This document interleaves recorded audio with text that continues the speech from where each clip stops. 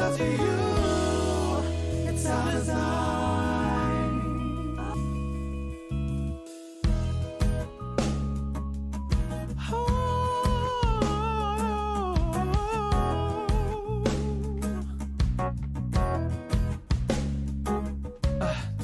I've been managing, I've been distancing. This search has been misleading, 'cause I felt I've been mistreated. But if I'm honest, I'll tell that it's all on me.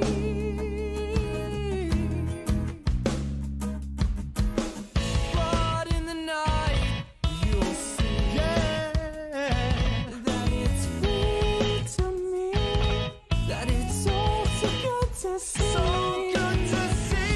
It's in the way that you feel. You can tell that it's real. Life shaped before our eyes, yeah. And I'm telling now, it's up to you if you want it.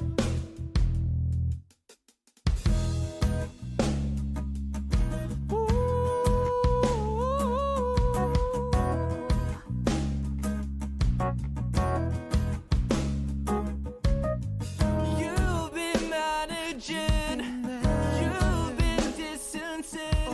This world is beautiful, but you feel you need control.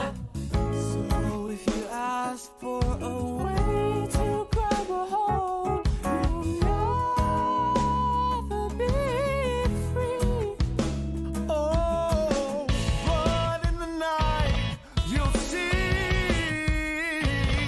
that it's free to me, and it's so good to see. So good to see. It's in the way that you feel. You can tell that it's real. Life shaped before our eyes. Before our eyes. Before our eyes. No, I'm telling now, it's up to you if you want it. Yeah. Life shaped by our eyes. It's up to you. It's our design. Life shaped by our eyes. It's up to you. It's our design. But in the night, you'll see, and it's free to me, and it's all so good to see. So good. It's in the way that you feel. You can tell that it's real. Life shaped before our eyes. Yeah. It's in the way that you feel. You can tell that it's real. Life shaped before our eyes. Yeah. It's in the way that you feel. You can tell that it's real. Life, it's shaped, yeah. It's in the way that you feel. You can tell that it's real. Oh, you can tell that it's real. That is real. Oh, that it's real. That it's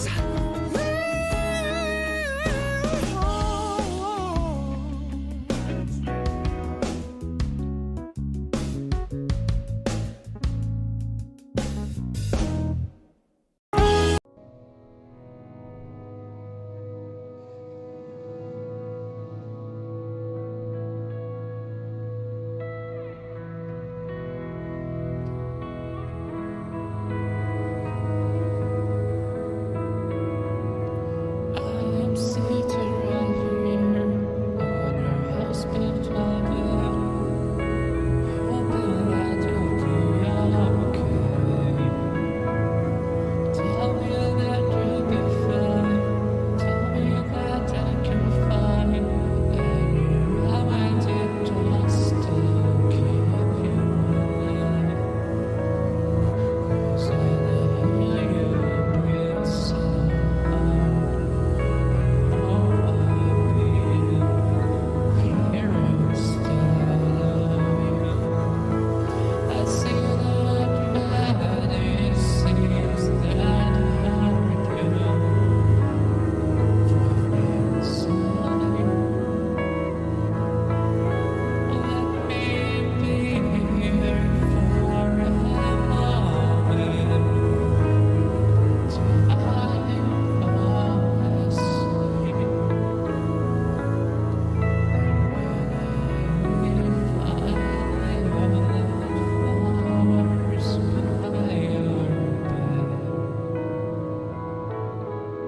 have the OST for the game almost done.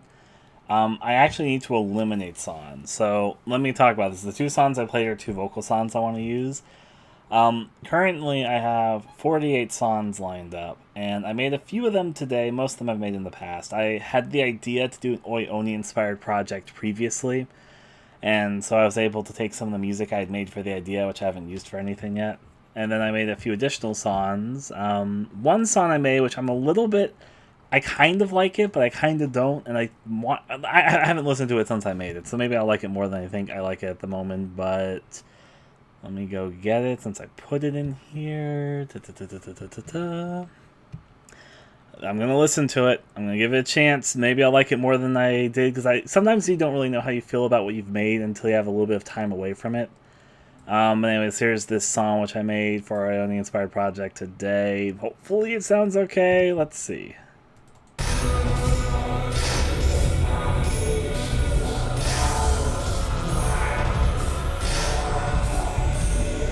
I called it the Bazaar.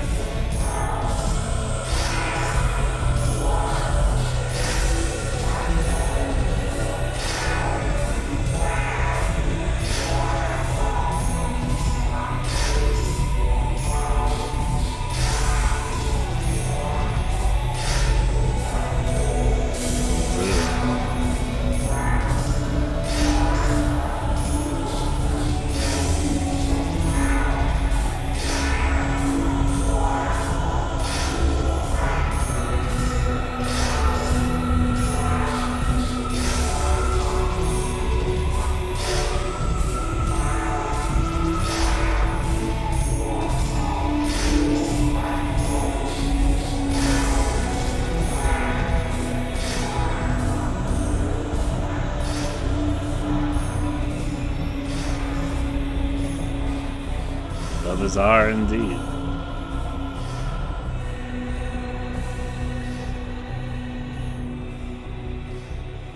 And we're going to get started pretty immediately. Hello, Lay. Hello, Holly. Hello, Connor. Hello, Grayson. Yeah, Holly, you're right for that cringe. Also, I'm happy you found Belgian waffles to make there. Alright, so I have made a small little playlist for us to of things for us to watch to start this off. We're not going to spend the whole time watching every single video. I knew Risk wouldn't mind if I used him in his videos. He did Let's Plays of Oyoni 2 and 3, so I put like the entire list here. We're not going to watch the entirety of Oyoni 2 and 3. And if you're wondering, okay, here's a solid question. Who here knows what Oyoni 2 and 3 are? I know most people here might have an idea of what Oyoni is, but did you know there was 2 sequels and you know the details around them? I think probably a sizable amount of the people here probably do. I wouldn't say the mainstream audience knows about them, though. You know about them, Holly. Yeah. We're going to be looking at a few fan games, a few odd ifs and ends, a few reviews and analyses. I thought I would start with a silly video. Oh, nope. Okay. Well, we'll talk about them when we get to them. There is an official Oyoni 2 and 3, which were mobile-only games. And they weren't made by the original creator, but nobody knows the exact situation officially of what's going down with that, but some suspect that Oyoni was bought out by some other IP holder, which explains some of the weird things that happen with the franchise. Do you know Oyoni has a Battle Royale game? Like an official one, not a fan-made one? It's true. We're going to take a look at some of its gameplay. Don't expect a whole lot. But part of the fun, part of the fun.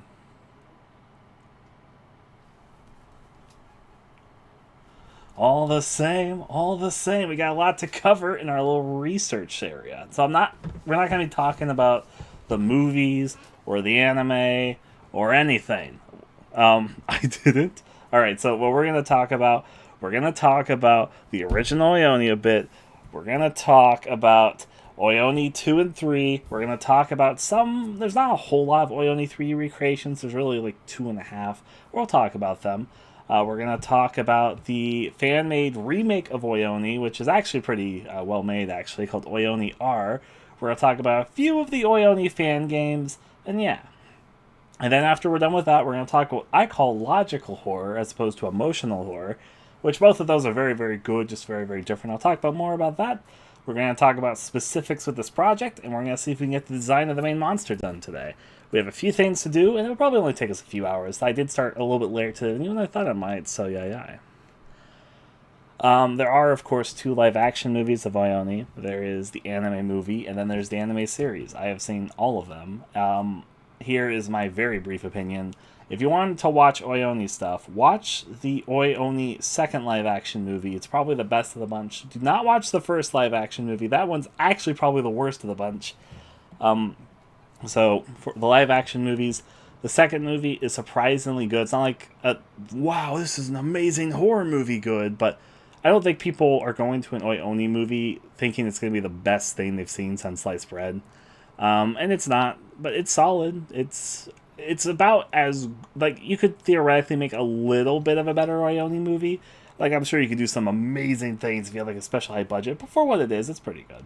The first Oyoni movie is actually terrible, and I would not recommend watching it. I bet you'll regret watching it. If you do watch it, there's, like, a couple good scenes, but it drags itself out a lot. There's hardly any Oyoni in it. It's got a stupid plot twist. A stupid, stupid plot twist. And, yeah. On top of that, though, the Oyoni anime series, the one with the chibi characters, the shorts, that one is surprisingly entertaining and can be surprisingly funny. For what it is, it's amusing. The anime movie, the animation looks terrible, and it's very slow in its first half, but I would actually say it's worth watching if you're okay with what it is. It's not great. However, it does have some surprisingly okay death scenes, as well as a surprising... Where the first Oyoni movie has a really stupid, dumb plot twist, there's actually a kind of interesting plot twist in the anime Oyoni movie. Of course, if you can't get past how horrible the movie looks, which it does not look good, then yeah. Anyways. It is weird. And yes, they do imply in the anime movie that the original creator of Oyoni is dead because it's based off of something called the Bellflower Monster, but we'll talk about that another time. The plot twist is insane. It is insane. It's like the thing is, the Oyoni live action movie, the first one, not the second one. The second one's actually pretty okay. The first one is like a really stupid, lame plot. It's like, oh, that's so lame. Why would you fucking do that? Meanwhile, the Oyoni anime film, it's a dumb, like, it's like kind of insane, but it's like a fun type of insane. Does that make sense? Anyways, we're going to start with a video which I made almost a fucking decade ago. It's like 9 years old almost.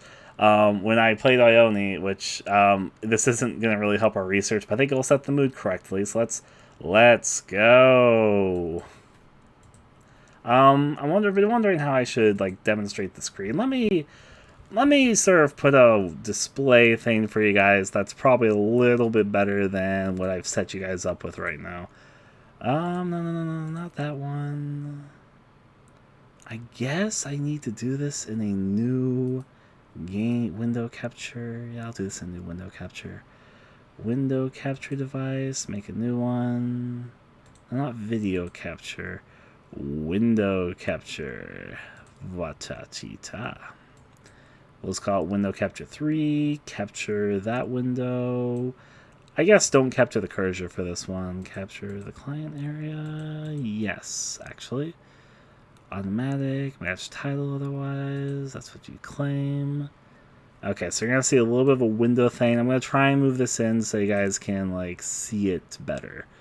I think this might be the best way I can tackle this right now. It doesn't need to be perfect. But yeah. That seemed okay. Let me look. I can probably move that up a little bit. I guess I could increase the size of it there. Yeah, it doesn't need to be a perfect window thing. Just good enough so you guys can get a good view of it. Let's do it to it. I watched it earlier today. Play Attack on the Enemy. Okay, we'll play Attack on the Enemy. Both those are on my channel. So first, the aesthetic playback, and then I'll do Attack on Ione, then I'll do the rest of this playlist. Well, that's normal.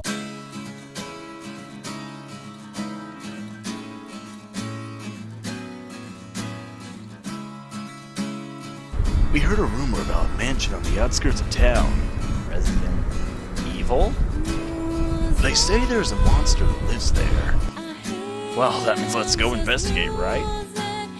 once you know that he's chasing you, it's a bit easier to just pass it off that he's chasing you. But now, we can go back here.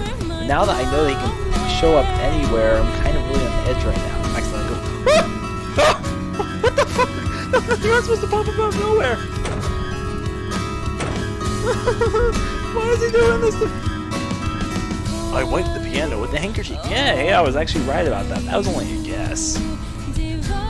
6, 7, 9. Okay. You're not supposed to do this. Come on. This is just cheap. Why does he keep doing this?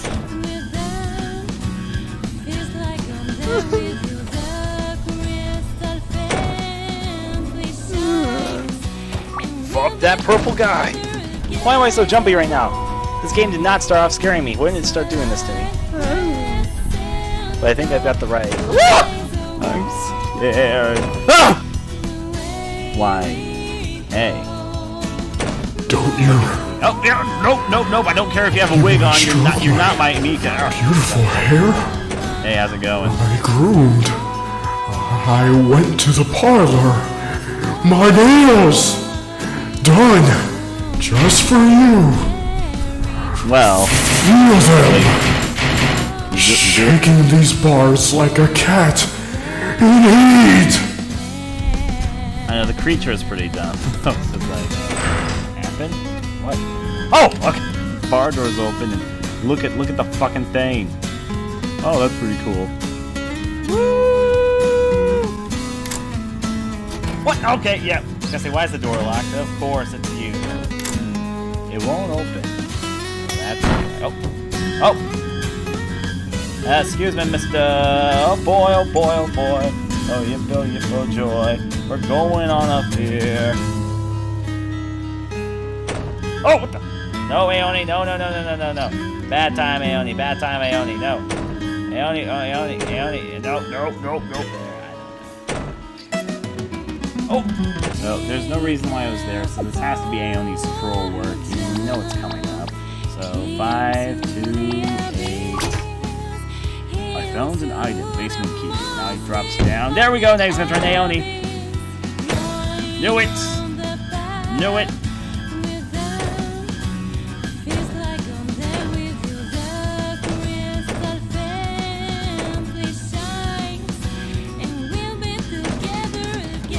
And then we suddenly meet both Aeonis. Oh no! Get me the fuck in that closet. He'll probably chase me right now. This one should take way too long. Ah!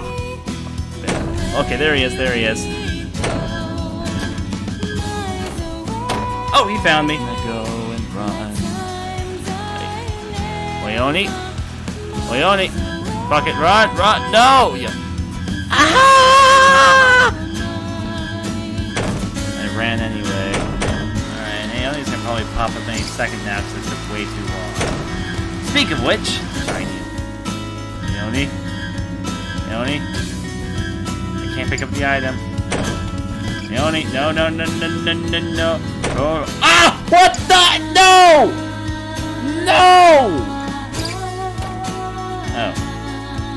Ah! Aeoni! Why? Yeah, I was not expecting that. There he is!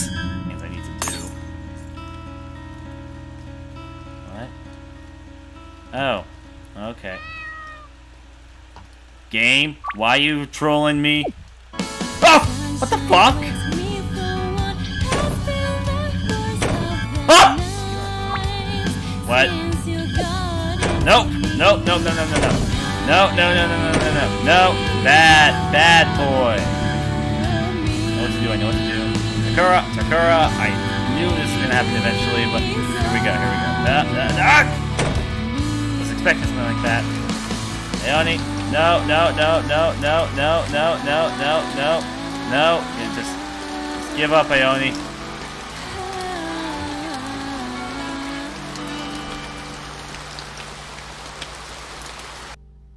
Huh? I ran and ran until I got back to town. The monster was no longer following me.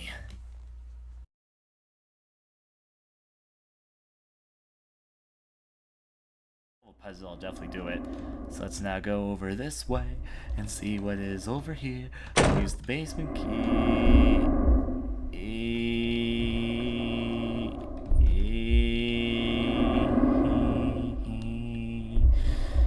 Ha, bye, Aoni. Part of the fun of it. Also, hello there forever. And I'm happy that you've matured and had a good last 3 years. For another 3 more, Holly.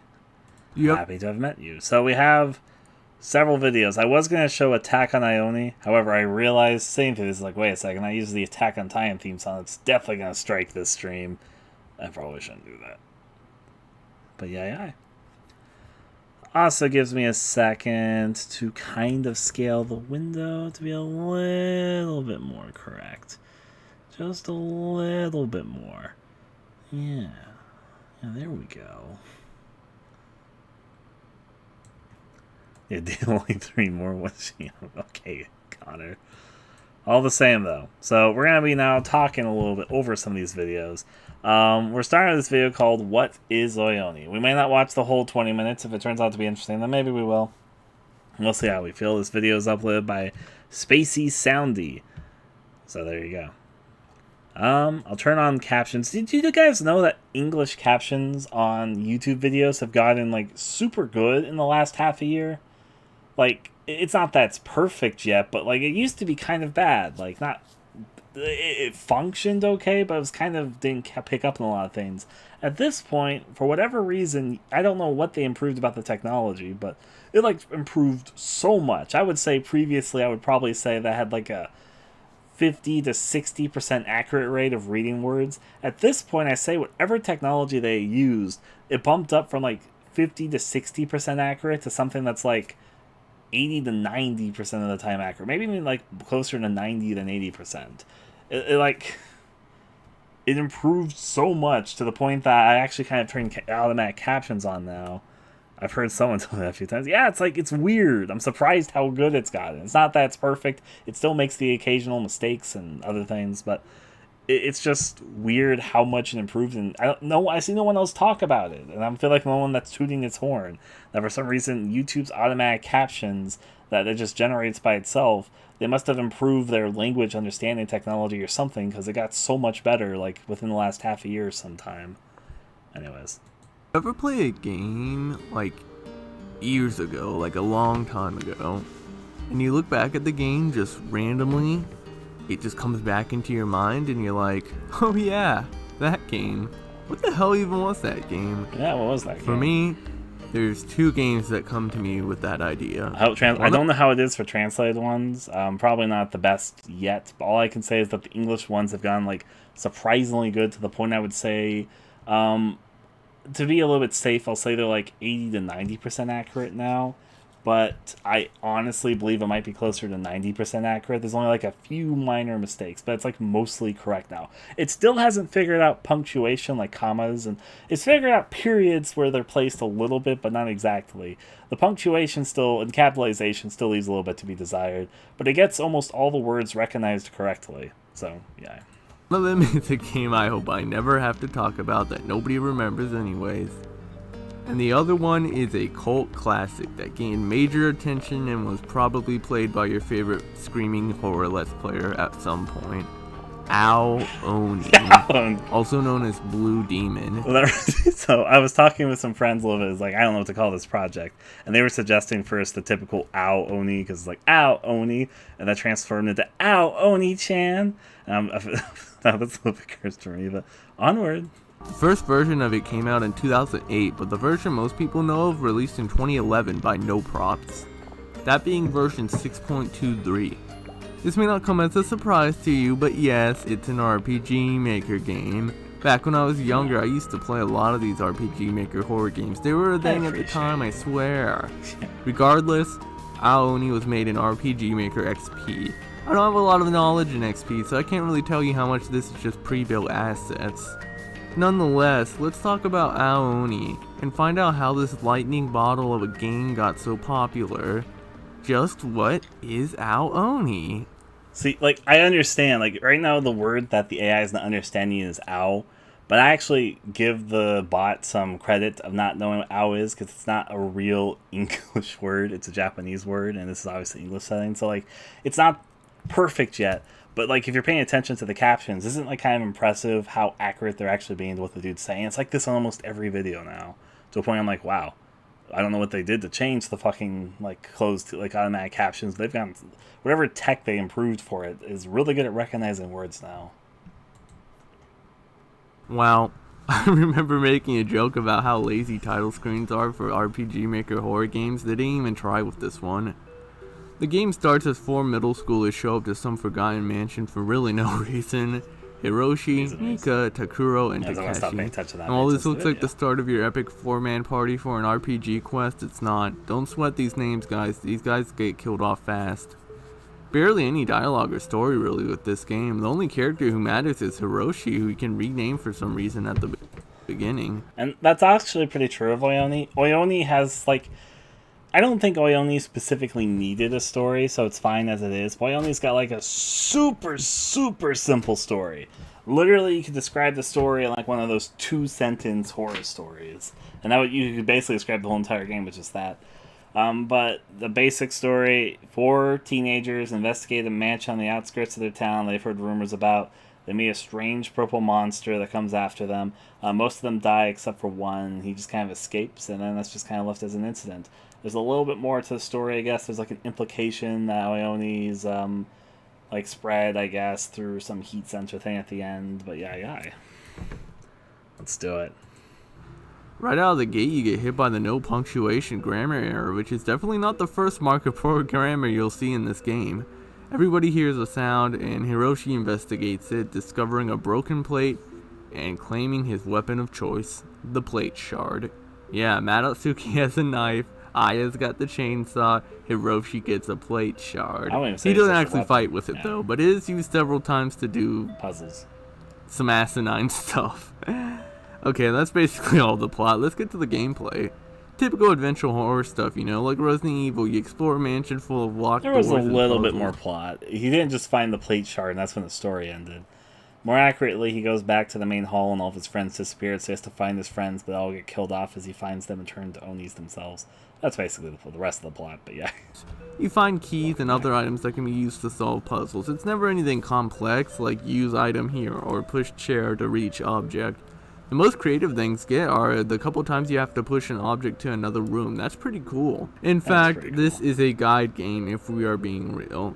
You'll find a lot of saves with 4-digit combinations, and I don't think I ever found a solution to these in game. Which I can also say about the other random puzzles. You'll find things you think are solutions to puzzles that never show up, and it's crazy.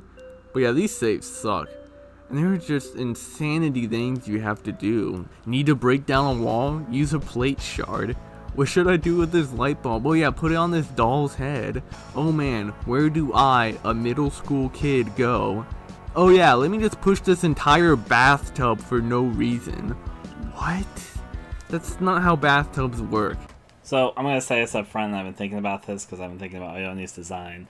One thing which I don't think I particularly want to recreate with Oyoni, Oyoni has puzzles, and I do want this game to have puzzles. I think puzzles can be appealing to people, but instead of going for like, Oyoni has a few decent puzzles in it, I would say, but a number of the puzzles just kind of come to what I call trickery puzzles, where they're just kind of there to, if I'm going to be completely honest, they're probably just kind of there to pad out the game length because the game's not incredibly long.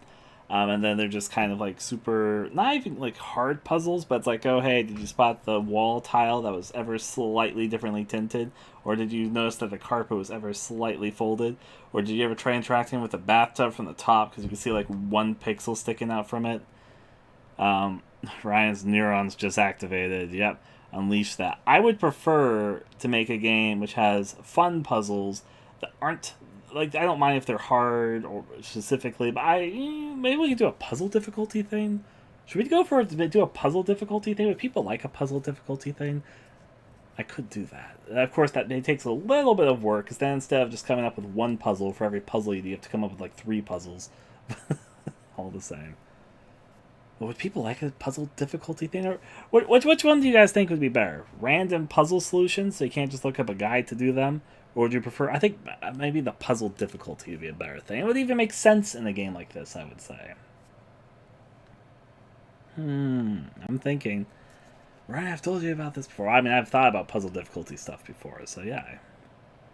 That said, it takes a little bit more work to do a puzzle difficulty thing. Well, that might be good, especially if we want this to be a puzzle game. Yeah, I'm gonna sit on the idea for now. Puzzle difficulty option. Happens when subtitles will understand Oyo, not Oni. See, I was talking about this.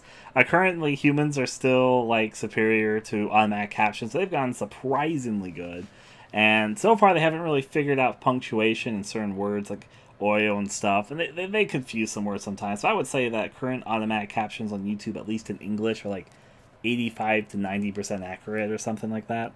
However, though, almost I don't want them to get more accurate, because then I start worrying. I was like, wait, if machines have gotten this good at writing, could we get to a point that machines could start doing really intimidating stuff if they fully figured out the human language so that they themselves could pass fully off as human? Oh no. Anyways, continuing though. Man, I know this is just transcribing the text they hear, but imagine this. Imagine in the future if we had robots that you could talk to via your voice, and they could accurately understand what you say and respond accurately in text. Isn't that kind of scary? And the thing is, that's the thing. What I just said isn't even that far off. It feels like we're very close to that being a reality. It's actually almost scary that we're almost at a point where theoretically you could be talking to a machine with your voice and it would be able to know exactly what you're saying and respond to you in a realistic way. We're almost at that point. We're not quite there yet, but we're getting a lot closer. It's within seizable reach within even maybe the next decade. We'll see. Continuing. am I missing an item? I have no idea where to... Oh, silly me. I can't believe I didn't notice this stick. Look at this. This is something you'd see in a highlights magazine. At the very least, the keys will sometimes tell you where to go. And I will say this puzzle that you think is a sliding puzzle, but the actual solution is to just use an item, that's pretty funny. Also like how Hiroshi exclaims that he found an item when he picks up an item, even if someone gives him it. I have thought about this as well. I think part of Oyone's design is to be trolly on purpose. I think part of the reason why the tricky puzzles work in the game is because the game has a light feeling that's being a little trolly with you. I don't mind going a little bit trolly. I think I might try and combine a little bit of, I guess you call it schlockiness with a little bit of trolliness, but I'm probably gonna lean back a little bit. Or maybe, no, I'll think about it. It's going well, Em.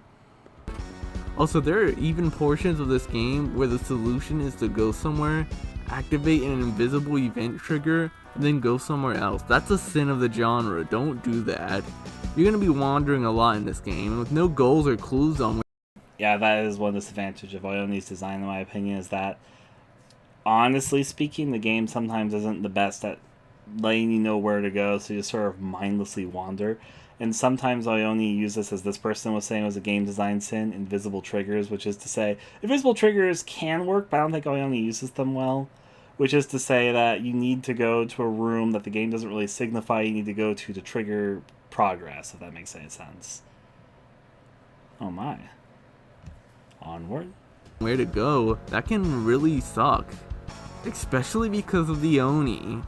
Oh yeah, let's talk about them. You find your friend Takeshi, who doesn't even say anything, he's just shivering spelled incorrectly. But you get the library key, and in the library key, you see something.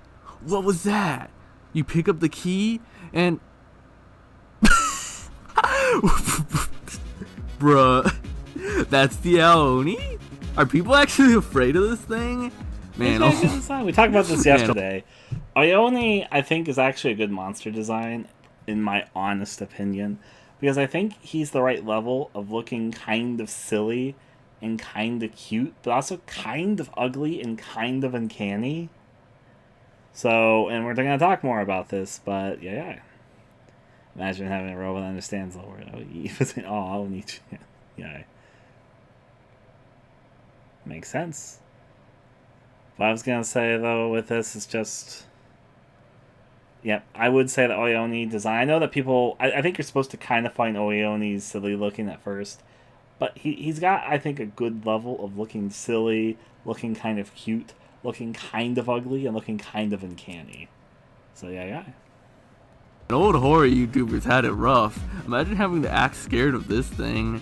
So yeah, here's the blue demon. My eyes have always had trouble telling blue and purple apart, because all I see is the color purple here. But maybe they're blue to you guys. When I think of the Oni, I do think of a purple monster. Maybe I need to get some new eyes installed. Regardless, the Oni will chase you several times throughout the game, sometimes scripted and some completely random. Reminds me a lot of the Scissor Man from Clock Tower 2. Not that one, this one. Getting chased by this guy is so annoying though. If you get caught, it's an instant game over. No autosaves either, you have to do it manually. Luckily, I'm used to playing classic FPS games, so I know all about the quick save strats. There are places you can hide throughout the mansion, but it's complete luck if you get found. It seems you can increase your chances if you hide before the Oni comes into the room, but you can still get caught anyways. That's annoying. You can also ditch the Oni just by running around a lot, entering specific rooms. I'm not sure if it's a time limit, but it didn't feel like it. And sometimes you get into a dead end and the Oni just sits there like, bruh. If you know about the quirks of making an NPC set to chase player on RPG Maker, you'll learn with good enough setup and timing it's pretty easy to just run past the Oni. Well, actually, this person's at an inaccuracy. I'm going to come in here with my RPG Maker knowledge. The Oni is not working off of a default RPG Maker chase event thing. It's actually working off a little bit more complex, probably coded in smart pathfinding system. And technically I had to go, but I was going to say that the Oni here isn't actually working off of RPG Maker's default pathing system. It's working off of a either custom or maybe borrowed, but borrowed legally, like pathfinding system. It's not, anyways, I'm a fucking RPG Maker dev, but I know this person probably isn't, but yeah. But yeah, this isn't scary. Like, yeah, I jumped a few times from the Oni appearing out of nowhere, but I wasn't scared, I was surprised. The most clever trick they pull is having this guy you thought was dead join your imp. I'm going to be honest with one other thing. When I played the game, it did kind of scare me. The premise of him popping up did scare me back then, I won't lie. I don't put on my reactions, and I was a little bit more upbeat than I used to be back then, but I wasn't faking being a little bit on edge. As I said, the game didn't start off scaring me, but I started getting a little bit like, because there's like some moments when you haven't seen the Oni for a while, and you're like, oh no, I know the Oni's gonna pop up any minute now. Where the fuck is he? Yeah. Party again. But when you're about to use an item, he shows up as an Oni in your inventory. That's creative. But still, look at this guy. This crap is funny. How are people scared of this? Throughout the game, the Oni will take on several forms based off your friends they kill. You'll even find other Oni. I like this dude, the block man. They're cute. They got a dash attack though, so be careful. You also find this jail cell with all these different Oni, and it's like, what the hell are these guys? You only ever see them in this room.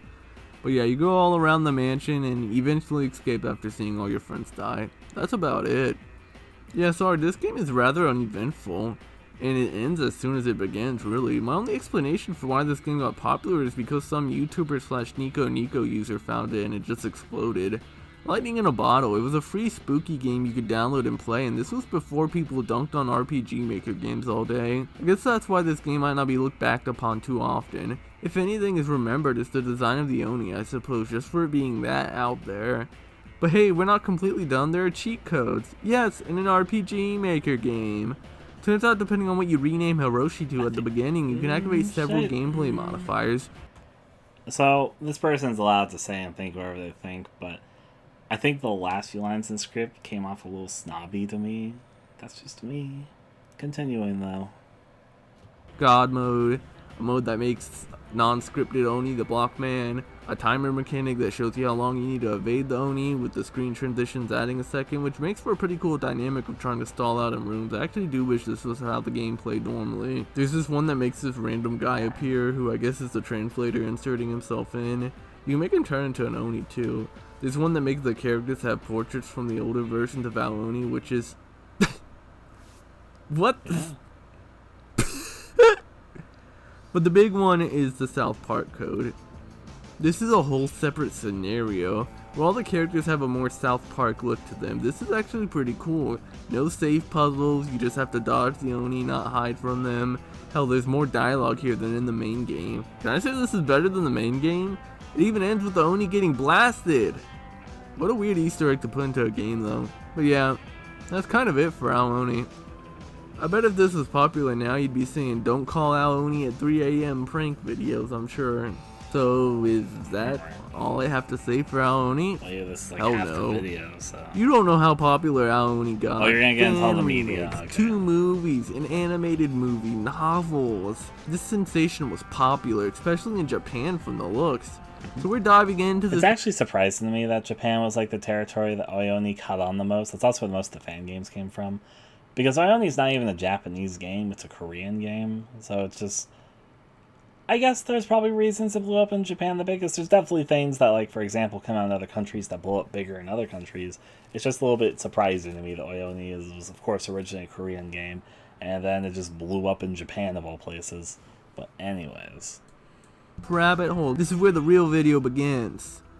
Aoni R is a remake of the original game. Graphical updates, new areas, We're gonna characters, talk about endings, Oyoni R and later. more of a story I'll to hear follow their this opinion time on it. around. This is probably an actual good game. This is cool, but I'm not here to talk about fan stuff. You know what remake is worth talking about though? The COG Disc remake, baby! It's still in the works, but I just wanted to give a shout out to the homies in the COG Discord. If you remember at the beginning of this video, I said that version 6.23 was the one that everyone played. But what about the other versions? You'd be surprised, these older versions aren't just demos of the build that I played. They're completely different games. Let's start at the beginning. Version 1.1. The very first version to be released back in 2008. Wow, an actual title screen, okay. Hey, a new opening cutscene with actual characters and explaining how they ended up at the mansion. Hiroshi looks a little different here, but him and his friend Kazuya are walking home from school nerding out about Pokemon Platinum when the local bullies, including Takuro, Megumi, aka Mika, and Takeshi show up, and they get forced to come along with them into the mansion. Once there, they tease Kazuya, and Hiroshi stands up to his friend and goes to check out what's happening. And it's this neat dynamic that these bullies end up being afraid and scared of the monster more than Hiroshi, who... I will say this, one thing which I do find interesting about Oyoni, so I'm going to listen to this person's explanation of it, but Oyoni went through various different versions over the years, and it's actually surprising how different each of the versions are. It's kind of interesting to see how the game evolved over its development and then its final version. I would argue that the final version, I think, is the most precise version of Oyoni, and I understand why the creator made it the final version. Basically, the Oyoni project was starting to get a little bit bloated in some of the later versions before the final version. The final version, to me, sort of felt like it was a skimming of features. I think that they realized that they might have been blowing the project a bit too much for what it is, and instead try and focused on the key things that made the project appealing. And I think this person's kind of given a little bit too little credit, I think, to Oyoni succeed, being like, oh, it's just like lightning in a bottle. I don't really agree. Kind of, but not exactly. I think there's a little bit more to the game than he's giving credit, and part of it is because it's a very precise game. By the final version, it knows what it is, it knows what it's trying to be, and it hones in on the elements that I think it knew it did well, because it was starting to blow it up during like development to these sort of more ambitious and a little bit less focused type of games. But then the final version, you saw sort of the creator kind of skimmed a lot of the fat and just focused on like, okay, this is what I want the Oyoni experience to be. These characters will fit for the purpose I need them to be. This is the Oyoni stuff that will function. There's a interesting enough pacing. It's not that Oyoni is a flawless game, but I think it did well in what it was trying to do. What it was trying to do was something very simple. And I think this guy is kind of making the common mistake thinking that because it's simple, it's bad. But I don't think that's true. I think sometimes being simple in its own way could be a form of genius. Just my opinion, though. Ends up being the hero to save them. Yeah, not dickhead. So stupid. There's no way monsters can exist. It's scientifically impossible, Hiroshi. This is already so much more than anything version 6 had to offer for the story. So much so that this is typically the plot followed by other media for this game. The layout of this version is completely different too. I don't even think there's a single identical room besides the starting one. You don't even get the plate shard. No stupid save puzzles to pad things out. New cutscenes and dialogue. Unfortunately, this is still definitely a guide game. Like, I can guess to use the shovel here, but to use it here, yeah, nah. You'll find what's common with all these different versions of Aoni, that there's always certain events that take place. Like the plate that breaks, a jail cell with this scene, and a scene where you see the Oni eating the ladder to escape. Everything else between these parts is different per version. In this case, you actually end up saving Mika and Kazuya, with Kazuya even having his own part where he's playable. Call me a hater, but I enjoyed this more than the latest version of Aoni. It's not perfect, there's a lot of whack glitches and copy-pasted areas. I'm curious what this person with their particular taste is going to think of. I think it was either version 4 point something or 5 point something. There was the version that probably is a little bit more fleshed out than the full game in some ways, but it has a deeper story, had multiple endings, different characters could live or die, they had a little bit more detailed portraits and some other things. It was like the version before the final version. I think it was with that version, they made that and they realized they kind of wanted to skim the project down some, so yeah. But in my eyes, this is leagues better than what most people played. I'm gonna skim over the other major versions because it was at this point I realized I don't like Aoni.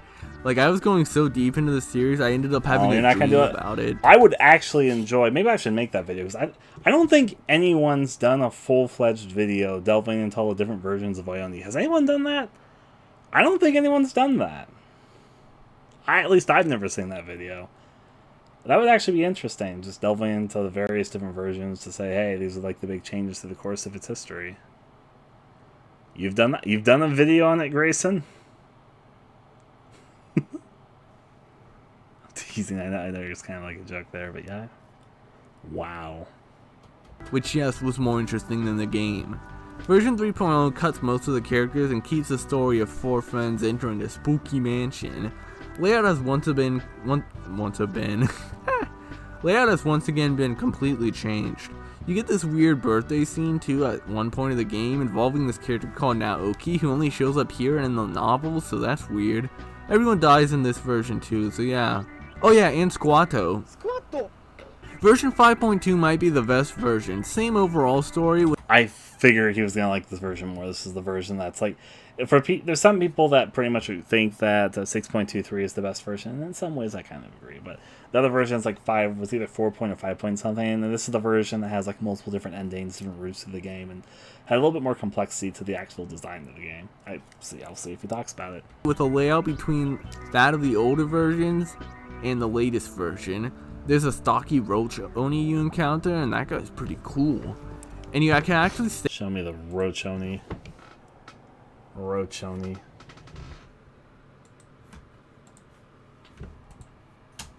Save everyone in this version. There are multiple endings. Doing so even gets you an epilogue. It's crazy how these older versions had so much more character and story than the version we got. Did the developers think that story and dialogue was a bad thing? I don't get it. It's weird. I can kind of explain it to them.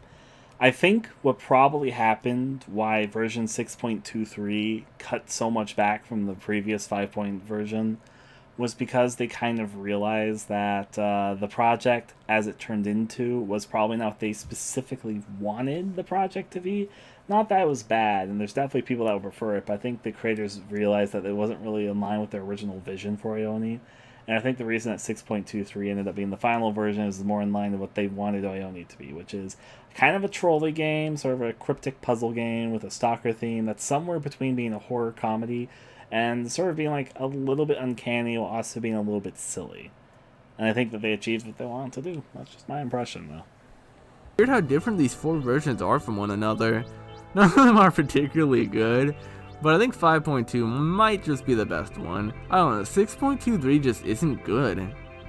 This may be the first video I made on a game I didn't like, man. It's not like I had fond memories of this game looking back anyways. There's probably a good reason I forgot most of it besides what the Oni looked like. So what other media do we have to work with? Well, as I mentioned before, we got novels, movies, all that. Listen, Spacey's not... I also will clarify, I do think Ione has a few issues. But it's not so much that I think the issues make the game bad. It's also, I realize, somewhat personal taste. A lot of people sometimes mistake personal taste for critique, which... however, though, going with this, I will say that for my personal taste, if I were to make Ione, which I wonder what we're up to right now, I would definitely do some things differently. I think there's ways I could do certain things better than the original Ione game did, but that's just for my personal taste, you know, part of the fun. Not getting paid for this, but I did watch the first movie.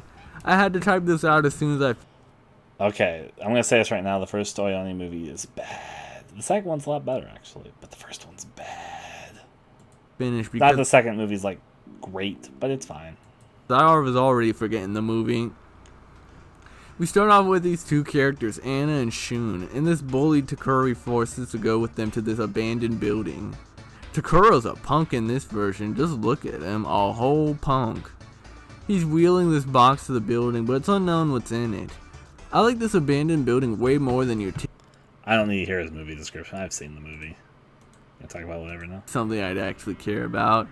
Man, was there anything that came out of Ao-Oni that was good? Wait, what's this? An Ao-Oni Doom mod? Yeah, guess what? This is a forgotten Doom mod episode now. I'm telling you, I always manage to connect these games to classic shooters. But Spacey, you said no fan stuff. I did, but this is a Doom mod, so due to the Doom clause, it's allowed. 2 years in the making by Yomi Ao and One Tristan 2, released in around 2015. Off the bat, we got multiple. Ione needs a better video than what was Ione. I'm sorry. Now, I appreciate this person's video. I'm going to keep the thumbs up, and I'll go forward with it. But, I mean, it's clear they don't like Ione, and that's fine. But, yeah. Classes to play as, each with their own weapons. I'm surprised I haven't seen most of these sprites anywhere. Hey look, Nadatsuki's here with a knife. Hiroshi's got a gun and some duffers this time. Kinda sad he doesn't have the plate shard. Regardless, this is indeed the mansion made in the Doom engine. The puzzles aren't exactly the same. I mean, there aren't any. Ione. It's just key hunting. There's a lot of different death traps that kill you instantly, so get your quick saves out. Losing the Oni is kind of difficult, and at one point I just had to bring out the MDK just to get a move on. This is a pretty faithful recreation, I mean, besides the silly edgy posters everywhere, but I love these. I never mentioned this in my Yumaniki video, but this dude is a certified cutie. Also, can anyone tell me what this post? Oh, we're replacing it. We're going to make our own monster. But that's actually part of what we're seeing if we can do tonight. It's the last thing we're going to be doing on this stream. We're going to see if we can design the monster tonight. If not tonight, we'll resume it tomorrow. So It's about. Furthermore, you can find these Sonic and Mario posters that warp you into a Sonic Mario level. These aren't really necessary, but I guess if you want to see Hiroshi fight some demons, here you go. So stupid, there's no way monsters can exist, it's scientifically impossible. But guess what? This mod was actually scary at some points, still in a kinda shock way, but Blockman kinda shook me, because you can never tell if the monster is camping you behind the door, because a lot of the doors are teleporters.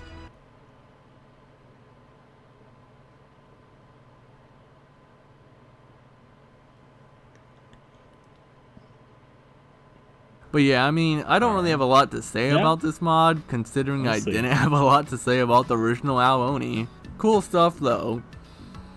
Okay. I guess that's what I got to say about Ao-Oni. I was reminded of a few things by the video, but I don't think that was the best of the Oni videos. Let's see what we got next that I put on this playlist. I said this earlier, I think Oni has a good design because it's somewhere between being silly and kind of cute, but also kind of ugly and kind of uncanny. So, RPG Maker Horror Files, the Oni franchise. I think this video, I saw a little bit of this one. I think it talks a little about the mobile games, which we'll be seeing a little more of later. Ahoy, everyone. I am your hostess, No automatic captions. Felicia Goodnight. Hello, And Felicia welcome Goodnight. back to the RPG Maker Horror Files. Last time, I talked about the game that started the horror RPG format.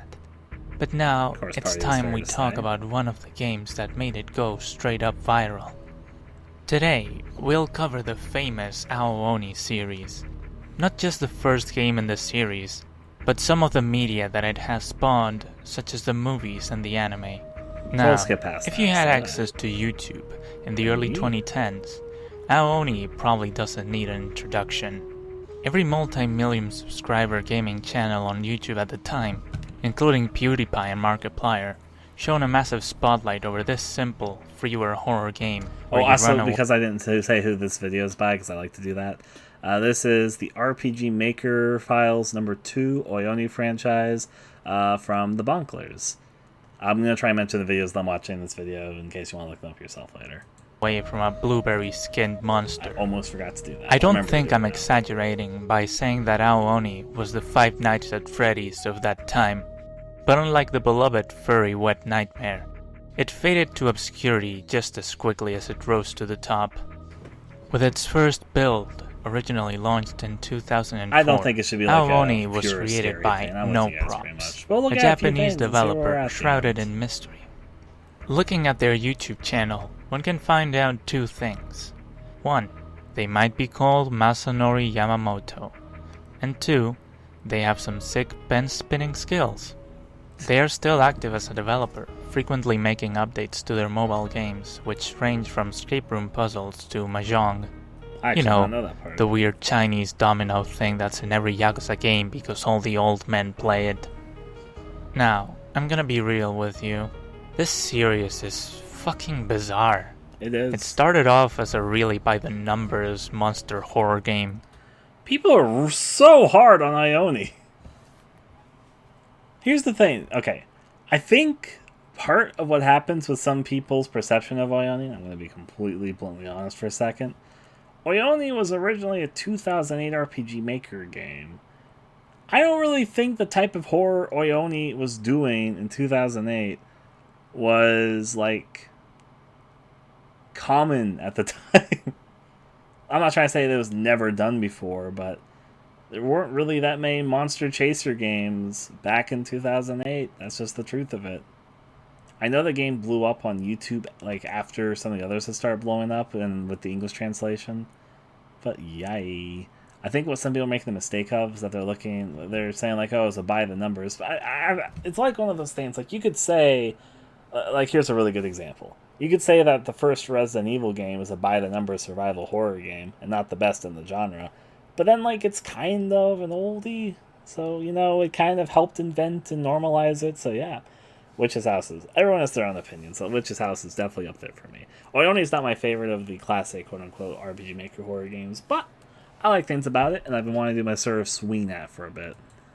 But its sequels and spin-offs get weirder and weirder, and it's really damn popular in Japan. Yeah, it is. And also, again, if you guys don't know much, I think this person's going to talk a little bit about Ione 2 and 3, so I'm going to talk a little bit about it right now. Ione as a franchise gets really bizarre. I think it was bought out by some Japanese company, even though the original creator is Korean. But I don't actually know that, just with everything that comes out of it. The mobile games are bizarre. Like, not even in a strictly bad way. Like, some of it's kind of in a bad way, but not all of it is, and it's very, very weird. We're definitely going to talk more about it. We'll be looking at some videos of them down the line. I think this person's going to, like, talk a little bit about them in this video. So, yeah. To the point where we've got 3 movies, a TV anime, many light novels, fucking MMOs, and a bunch of strange mobile sequels where the monsters get new species that each look more ridiculous. Right there is one of the... That's from As far Ione as I 3. can tell, The scene that No you just saw. Props' involvement with all the expanded material is very reduced, if not non-existent. I might be tinfoiling here, but I have a feeling that the moment they sold out in order to produce all the movies and shit, they got scammed out of the character rights. Just like how Nicholas stole Cave's story from Pixel. I think that's a little bit of a leap. I don't think they were scammed out of their IP. I feel like they might have just sold the IP to somebody. And then I feel like if they were scammed, maybe they wouldn't talk about it. Maybe they would. I don't have that much of a basis for this theory, given that information on No Props is pretty much non-existent. But there are 0 traces of anything Aoni related past the first game on any of their web pages. The Aoni mobile games have no credits to No Props or otherwise. All we know is they're made by UUUM Incorporated, a YouTube network similar to Polaris or Machinima. The only mention of No Props in those games is a very small copyright mention. All the lack of fanfare about the new games and spin-offs in No Props' pages solidifies my suspicions, but just to make sure, I try to contact No Props through Twitter. But unfortunately, No Props seemed to be a bit sick from the vaccine at the time, so I assume that's why he didn't reply. I will update Very you polite of you to think that was the reason they didn't reply. What I will say, though, is I have a feeling, I don't know, obviously I don't know the developer of Ione personally or the situation behind it, but I feel like my immediate thought isn't that they were scammed out of the IP. I more of the thought that probably the creator just sold the IP rights to a company, and I don't think they were scammed out of it. I bet they were paid fairly for it, and they agreed upon it, and then I think that they just sold all the rights to the IP to another company. I think that's what happened. That's what I predict, as opposed to like the company maliciously took the franchise from them and they're not allowed to use it anymore, which does sometimes happen, and that is what happened with Cave Story, and it kind of sucks for Cave Story, you know. But I don't think that's what happened with Oyoni. Maybe I'm wrong though. It just, to me, I've got this gut feeling that's more a story that, yeah. Onwards though. On this topic if new information surfaces though. But moving on from my conspiracy theories, let's talk a bit about the game's history. The latest build. I do appreciate that she's sharing her honest thoughts on these things though. Like, even if I don't agree with her conspiracy, I think that it's interesting, it's a discussion point, and indeed most people don't know what happened with Oyoni's creator. Although the creator's still working on games, just mostly Japanese mobile games. Build 6.23 was released in 2011, and it'll be the main focus of the review, given that it's the definitive version of the game. The first version that became public was 3.0 in 2009, but the game only reached a complete state where you could reach the ending in version 5.2 from that same year. In case you couldn't tell from my aggressively sarcastic pronunciation of definitive, there are major changes between versions 5 and 6 that I'm not a big fan of, but they involve spoilers for what little story this game has, so I'll cover them later in the video. Aomoni's plot is fairly simple. Version 6.23 Four has teenagers little visit story. a mansion Version that's 5. rumored to be haunted, has actually quite a bit of story. and because like more than teen you'd brains expect. are underdeveloped, the first thing they do is split up. That's fair. And in like Brains 2 are minutes, underdeveloped. they come across a giant blue demon, the Aoni. The group will have to make use of their wits in order to solve puzzles and outsmart the Oni if they want to survive. The characters are very easy to describe since they have very little dialogue, and it's not that... For anyone who's watching this that's a teen, let me give you a little bit of now a 30-year-old advice. I'm 30. Yep. But here's just something I got thinking about a little bit. It's a little too deep. The reason why adults often treat teens like children, I've learned the reason as I've gotten a little bit older. I'm not super old yet, but I'm definitely not young. However, though, to talk about that, though, the reason is because as you get older, you realize, wow, I was really dumb as a teen. You'll realize that some of the things that you really liked as a teen, you're like, wow, that was really stupid. And you'll become a little more confident in who you are. Here's what I honestly believe. I don't think any teen knows fully who they are. I think that's just natural. I think part of being a teen is the progress of self-discovery. I think that teens fall in cliques pretty easily and other things because they're trying to find their place in the world and trying to find their self-identity. I think that's just part of the process, and that's A-okay. I think that they're still figuring out a lot of things about themselves. I think that there comes a point when they're, becoming less dependent on their parents and becoming more their own people. It's like the transition period. And that's all fine. And is what it is. However, I know when I was a teen, I thought I had more figured out than I really did. And I can tell you now, being past my teen years, I know every adult tells you this, but it's true. When you get older, you'll look back at your teen years and realize, wow, I was pretty dumb. Anyways, continuing. well written in the first place. The main protagonist is supposed to be called Hiroshi, but when we played the game on the channel we called him Fuckstain2, so that's what I'll call him. His only personality trait is that he has scientific curiosity, and that's it. There's Mika, whose one trait is being a woman, Takeshi the coward, and Takuro the bully. Very riveting characters, I know. Tolstoy can suck a dick. No props is the real king of writing. Outside of the humans, we've got the Oni, which is easily the most memorable thing in the game. Big old Witch's House discussion. I personally like Witch's House stuff, but that said, Steven will feel how he does, and I know Steven isn't a big fan of the villain win storyline, and that's fine. I personally have no issue with it. As I've said before, I don't care if an ending's happy or sad. I've got no real preference. For me, all I want is an ending that feels satisfying to me. That feels like a good send-off or conclusion to whatever story is like, or it like strikes with me in some way. That's what I'm looking for. I will say that the Witch's House ending struck with me, so I personally liked it. That said, if somebody has an opinion or a viewpoint that they don't like villains winning, or that they don't like sad endings, then of course the Witch's House isn't going. In fact, that's kind of a spoiler for the Witch's House, but I think most people here know how the game ends, so I won't say too much. Still, they're all the same. But yeah. Sometimes you just gotta realize that people have their own subjective opinions that are to their own personal subjective taste, and neither are right or wrong. It's just all subjectivity because it's their own personal taste. Onward, though. The Oni seems like your standard slasher monster, but if you look at him, you'll see that he's really not that creepy. I mean, look at him. He looks like Grimace, Thanos, and the Andre Dev had a very steamy threesome. So, why were people scared of him? Why'd you say The that? answer lies Why'd in you two put that aspects: mental image in the head? timing and the uncanny valley. The first one is easy to explain. The game relies mainly on sudden appearances of Holly? the Oni when the player isn't expecting it, and he always brings his theme song with him. Now, I'm using the term One day I'll song make the really video loosely, game. as it's actually No, just I'll the make a same game that note breaks repeating out. ad infinitum.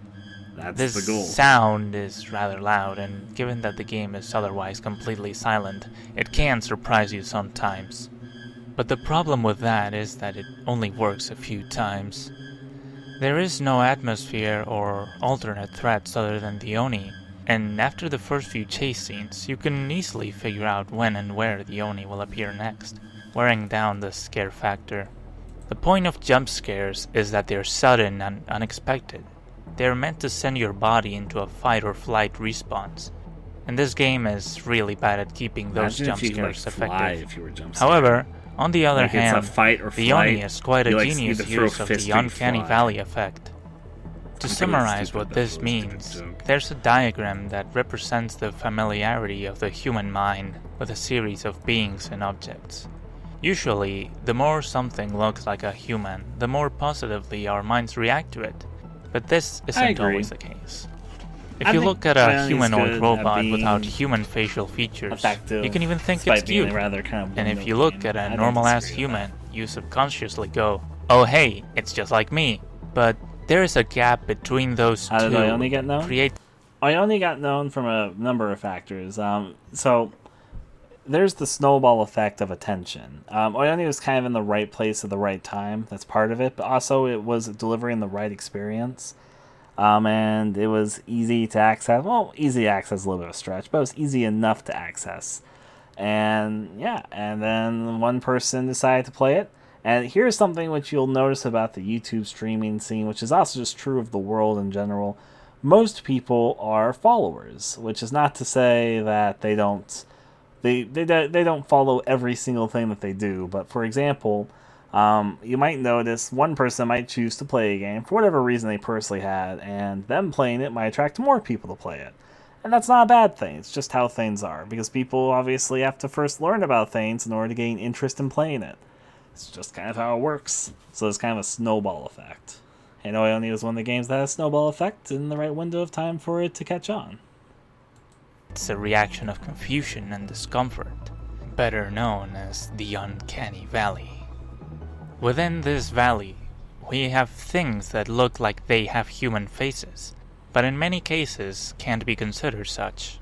Mannequins, zombies, corpses, and even AI-generated humans trigger this effect, because we can tell it's not exactly a living human, and our brain doesn't instantly recognize what it is. And the Oni is a perfect fit in the middle of this valley.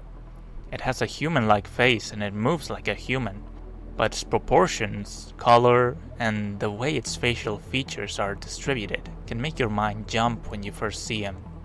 In that aspect, the Oni is an amazingly designed monster, even if he looks goofy as hell when you look at him in an analytical manner. Hell, you I can think say they the were same either way. about other famous monsters like Pennywise or Freddy Krueger. But the thing is, I don't think the game takes the monster seriously. It doesn't fully. I'm going to start discussing spoilers now, So if you want to play Oh, this only game blind, spoilers. please skip ahead to the Oh, timestamp no. on the screen. The reason why I Teasing, think the of game course. isn't as serious as it looks at first is that it gets goofier and goofier the longer you play it. You see the Oni doing the Eric Andre "Let me in" meme. You have him get salty and scribble.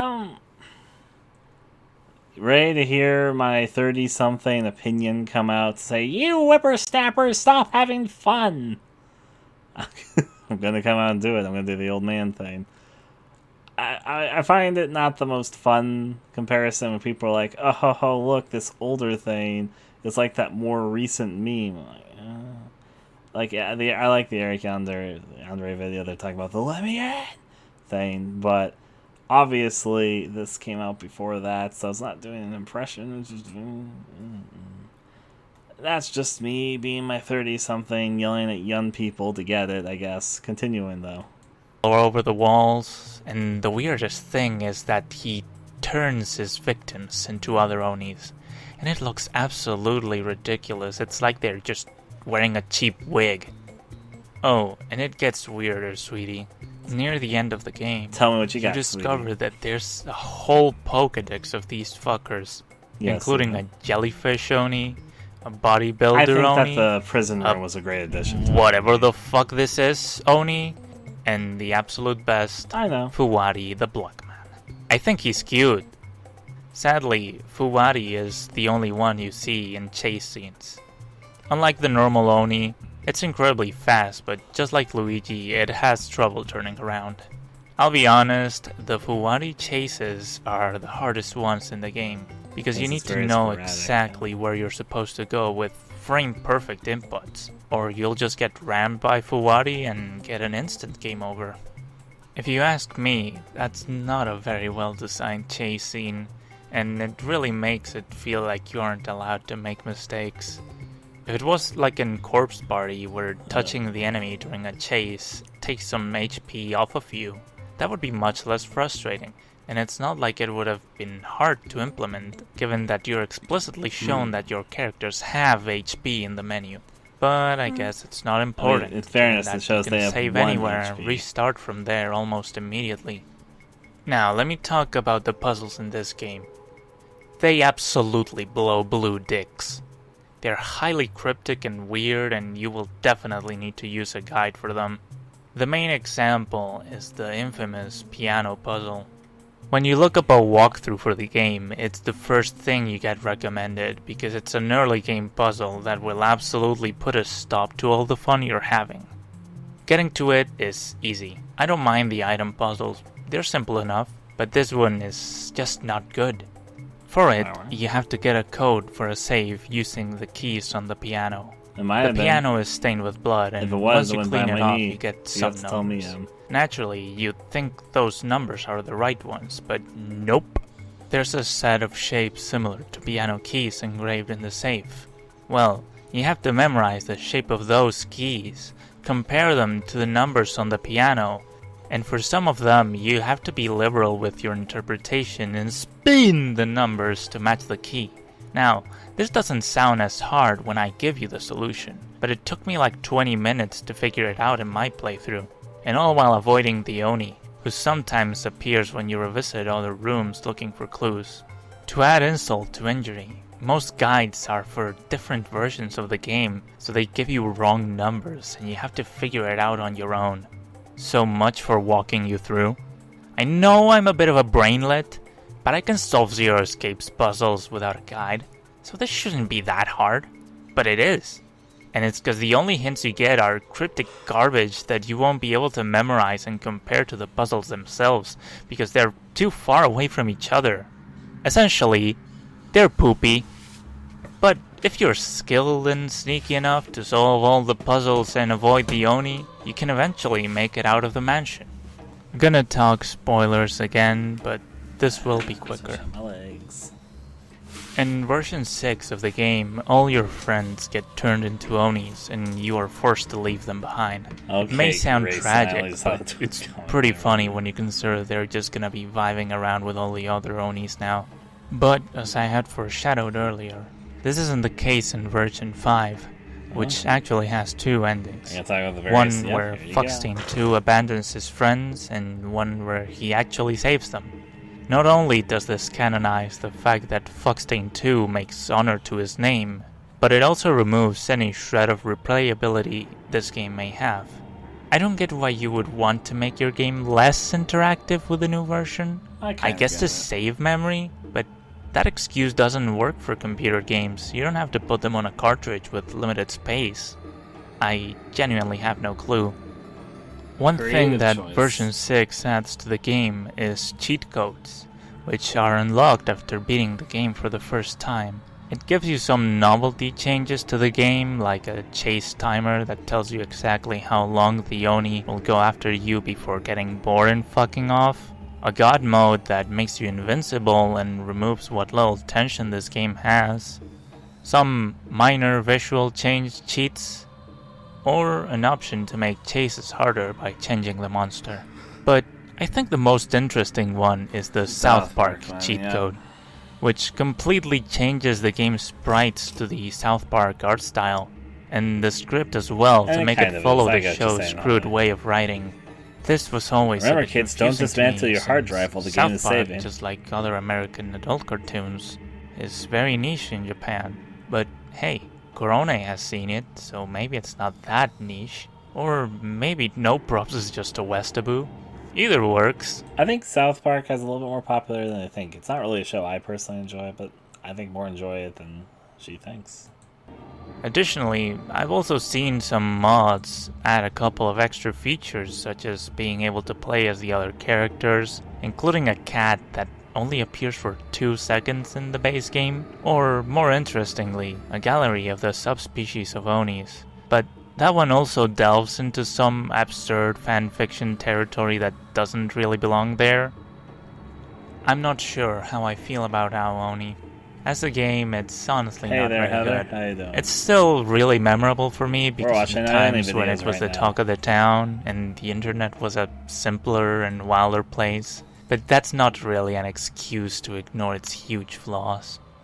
But what about its spin-offs?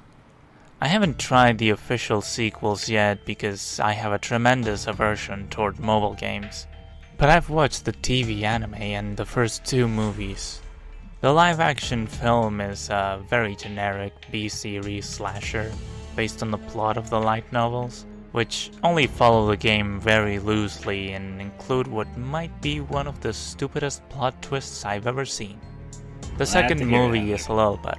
It's closer to the game's so bad it's good tone, but it still does some weird shit, such as making it so that the events of the movie are also part of a game version of Aoni made by a nerd who only used it as torture porn where his bullies die. I can't tell if the Oni looks better or worse than in the first movie, but he does look closer to the original design. The best part is that Fuwari is there. I like Fuwari. The animated movie is available on most anime sites, but the CGI looks so horrid that I don't want to get anywhere near it.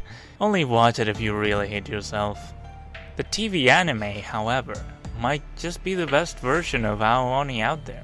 Instead of trying to be a grimdark slasher anime, it's a very dumb compilation of chibi shorts. And it gives so much personality to all these basic ass characters that I actually love it. It won't blow your mind or anything, but if you want good Aoni content, that series is where you have to look. I like Trust me. That's just about I don't need everything to agree with cover somebody's from opinion the first game and to its have it initial where I spin-offs. like It hasn't enjoy aged their as well content. as Part of the reason I like watching videos like these in the first place is I enjoy hearing different people's perspectives.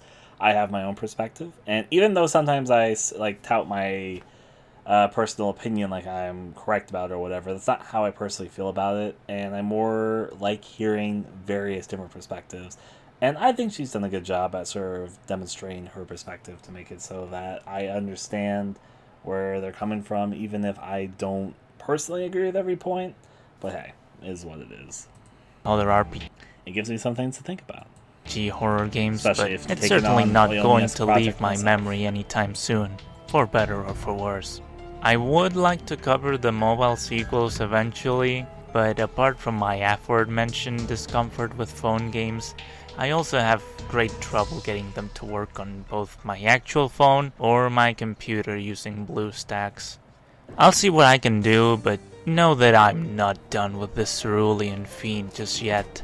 The game is available for free on PC and mobile, so you can just try it out and form your own opinions about it.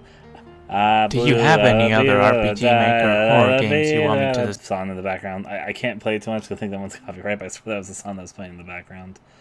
Alright, next up on our Ione playlist. This is an Ione review from this year. I gave it a thumbs up because I was just impressed with some Ione review this year, but I haven't actually watched the video yet. So let's see what they have to say about Ione. I'm curious what they might think. Hello, Fangoni. Aoni, or Blue Demon when translated, is an indie horror title created by a small number of Japanese developers in an engine called RPG Maker XP. This engine was used to create such titles like The Witch House and Ib, but I don't think any of them held as much infamy as this one, at least to my knowledge, though admittedly I'm not active in this scene to any degree. Aoni was released in November of 2008, so I guess it's about to reach its 10th anniversary. That's something I admittedly hadn't anticipated until I did a bit more research into this game. Happy anniversary, I guess. The game grew popular in 2011, when PewDiePie, or Felix, did a Let's Play series with iconic one-liners and a silly voice. The mysterious nature mixed with raw commentary made it a pretty entertaining package, and despite Felix's pretty bad microphone at the time, the short series still ain't that bad. I mean, if you can tolerate his loud noises at times. Nevertheless, after I watched Felix's videos, I became instantly hooked on the art design and story. Something I wouldn't experience again until Five Nights at Freddy's came out in 2014. During that year, an official film adaptation came around which I remember watching and being very disappointed with. A second iteration of the film came out which looks to be a tad better, but I haven't yet actually sat down to watch it. Have you seen it? Is it any good? I just really love works of infiniction, which you can probably tell with my love for games like Raises Hell, and I guess Serious Sam on some level, if you consider its older style. Anyways, when it comes to Aoni, there is a surprising amount of depth with its community. It seems to be practically dead in North America, but in Japan it still seems to be quite relevant, if not to a lesser degree now than many times before. The most popular release for the game seems to be version 6.23. There are other versions with some changes to the level design and art style, but from what I can tell these seem to be inferior clones of sorts. One of them has these highly conflicting thumbnails and art style for characters, which just makes the whole thing seem sloppy and unappealing. Just stick to 6.23 if you can, but honestly that's probably one you'd end up with anyways since it seems to be the most popular, and for a good reason. Over the years, a number of what I think are spin-offs have been made, with the integration of more characters and even some surprise appearances from characters only really referenced in 6.23. Some of these look a tad official, and it makes me wonder if there are other genuine releases that incorporate more story to the game. I'd love to know, but as far as I can tell, these stayed in Japan.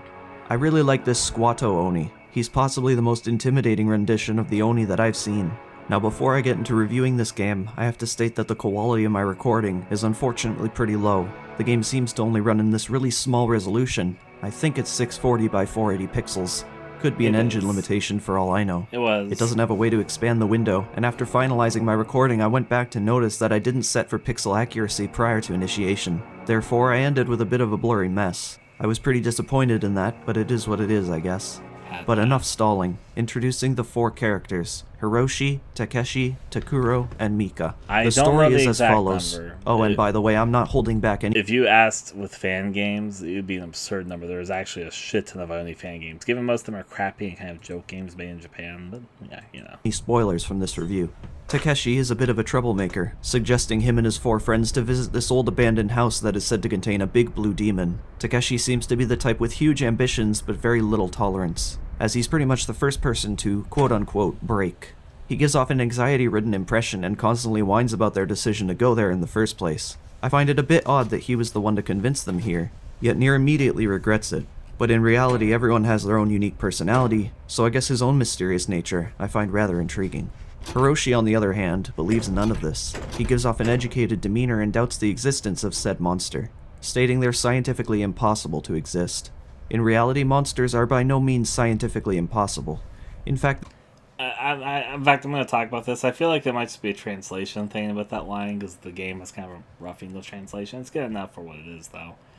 What I was going to say is that the scientifically impossible thing for monsters doesn't make sense to me because, like, firstly, how do you scientifically define a monster?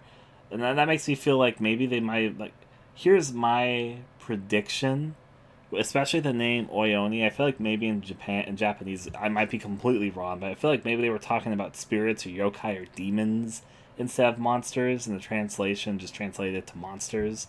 Because the monster line doesn't make much sense. I feel like it'd make more sense if he said demons can't scientifically exist, as opposed to monsters can't scientifically exist. But I feel like that's just my guess, though. We'll see. I have played Fatal Frame. They're very scientifically possible. We just haven't reached a more menacing level of biochemistry yet, at least to the public eye, but I'm not about to bring up some conspiracies. Takuro seems to just fit the generic role of plot device, though the devices in which are used to advance the plot with him are undoubtedly effective. I just wish he was more developed as a character. He was in earlier Japanese renditions of the game, alas that didn't translate to the English one. Mika is pretty much on the same level. In fact, I think she only exists to use a female scream sound effect, which is generally easier to execute effectively than a male scream sound effect. I think she's meant to give off the aura of innocence, which is why the player should feel more concerned about her well-being than the others. Though the character you play as, Hiroshi, doesn't treat her any differently from the others. Of course, Mika could just be a female to play a part in diversity as well, not even for a social impact. I think it's a little bit simpler than they're thinking. I think it might be just tapping into the big cliche, which is a big cliche if we can talk about it. You know it. You've seen it before. You definitely have. Oh, look, it's the crew. We got the coward, we got the bully, we got the nerd, and we got the girl.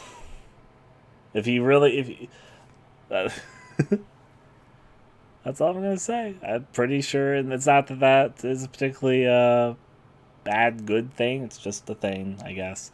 It's a little bit of a typified thing, yes. But I think literally it's as simple as, oh, hey, who are the characters in Oyoni? If you have to say what the archetypes are, they're the group that's bully, nerd, coward, girl. That's kind of it. Onward, though. But to just give it a more realistic scenario to emulate, there's one line Mika says towards the beginning of the game that always kind of got to me. Is it just me, or is it cold in here? See, in any other type of game, this could mean nothing. But games like this, which to get a bit ahead of ourselves here, is a puzzler based on obscure clues and hinting, usually indicates a larger impact, likely referring to a piece of lore that isn't directly addressed within the game. During the very last moments of the game, you get somewhat of a reference to what this cold current could be, and from my narrow recollection of the game's popularity, I don't think many people brought this up. In fact, I recall more people investigating in the characters than to actually determine what a lot of these contents within the game actually meant. Lines like these were rarely used without purpose in these types of games, but who am I kidding? I could just be looking into it further than it has any right to. Maybe. After a brief conversation, the four hear a glass shatter in the kitchen. Hiroshi goes to check it out and collects a piece of the plate, for some reason. He then goes back to see that all his friends had vanished. If this isn't a generic horror trope, I don't know what is. But secret lore to Oyoni, the good old Hiroshi was just grabbing a piece of the plate because he was about to become the plate slicer that was going to murder all of his friends in the mansion with a slice of a plate. Unfortunately, Oyoni started meddling and then he just had to escape. True facts. It's not true. But somehow it manages to work in Aoni's case. Perhaps it's due to the genuinely terrifying ambiance. During this segment of the game, you hear a constant stream of wind that is undoubtedly eerie, something I often find myself at a lack of words to explain. You'll just have to take my word for it, or try the game for yourself. It's free to play, after all. As Hiroshi explores, some strange occurrences proceed, like an ominous shadow passing a glass doorway. During this moment, the ambiance in the background is entirely eliminated, bringing the focus directly to the concern at hand. The door is locked, but if you repeatedly spam it, it will eventually open up, but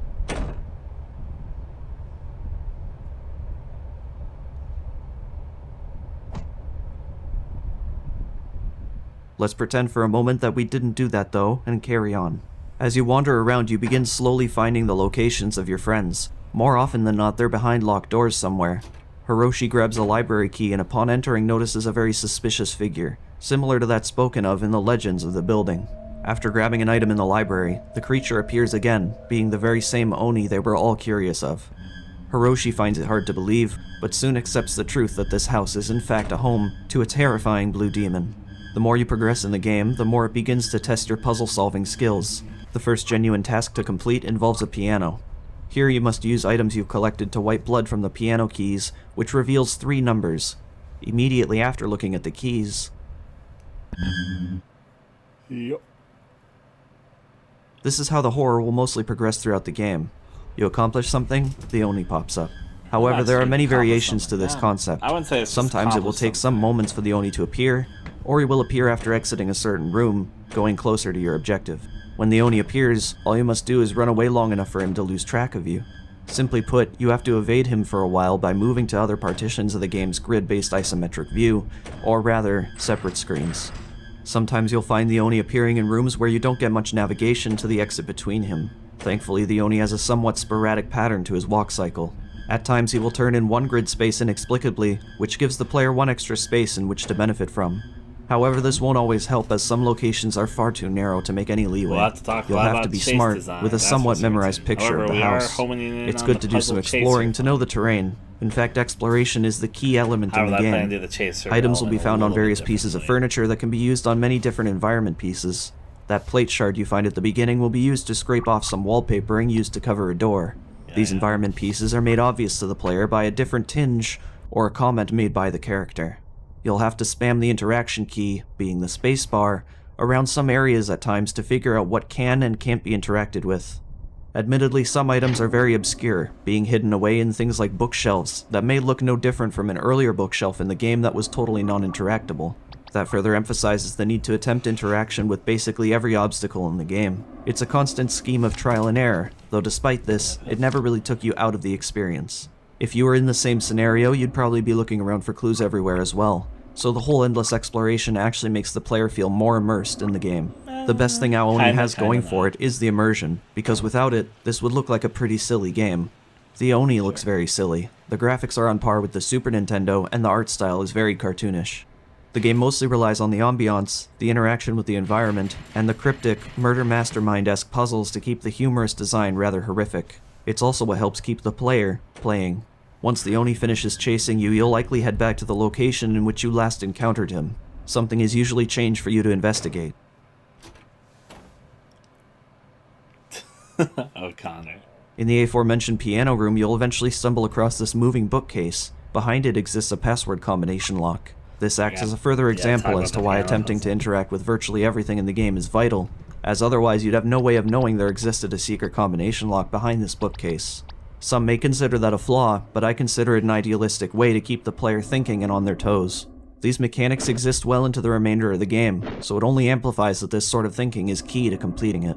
Now on this piano, you, as said previously, have revealed 3 numbers.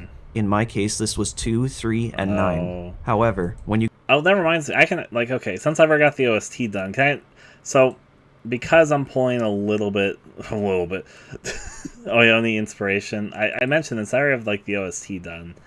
If we want to talk about music, you guys want to hear the monster themes I put together? I made them short loops like Oyoni. I could have done longer monster loops like I've done for some other games, but I wanted to lean a little bit into the short loops. Some people have listened to my OST test or other things, have heard them before, because I've made music for a project like this previously. They're going to be a little bit loud, so just have that as a heads up. I have here 5 short monster themes, and they're all very short loops, because that's what Oyoni uses. But I decided to make them a little more personality because of some ideas I have in my head. Here they come. I'll turn it down a little bit, so hopefully it doesn't like blast you guys here, but here we go.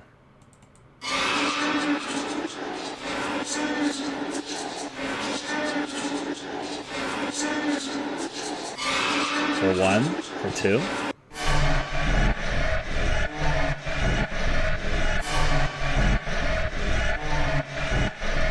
For 3.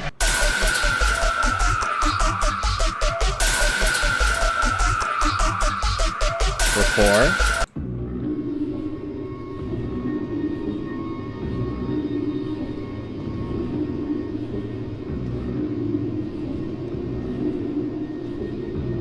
And for 5.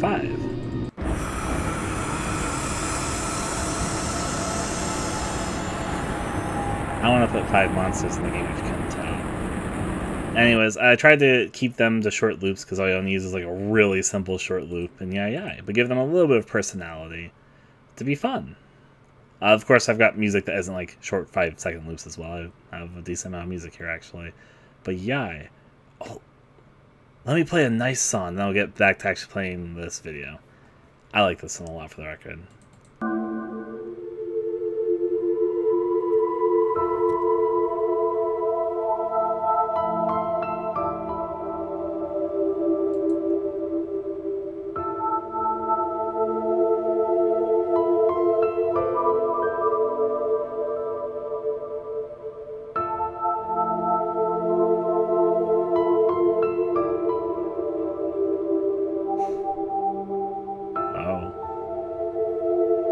I like you guys.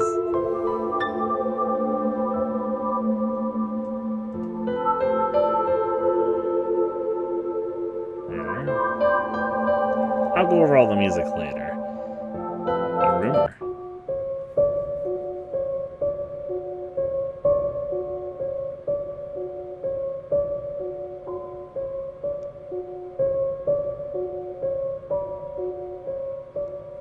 Anyways, music. Back to this. You go to the combination lock, you'll notice the combination includes 4 numbers. Just above this exists 4 individual shapes. These will be used to decode the number, but how, you may be asking? Well, these shapes are references to the piano keys. In the middle was the number 3, which is the same shape as this key here. That way we know the number is 3. 2 other shapes we don't see precisely on the piano, however you may soon notice that these shapes are actually flipped. What was once a 9 is now a 6.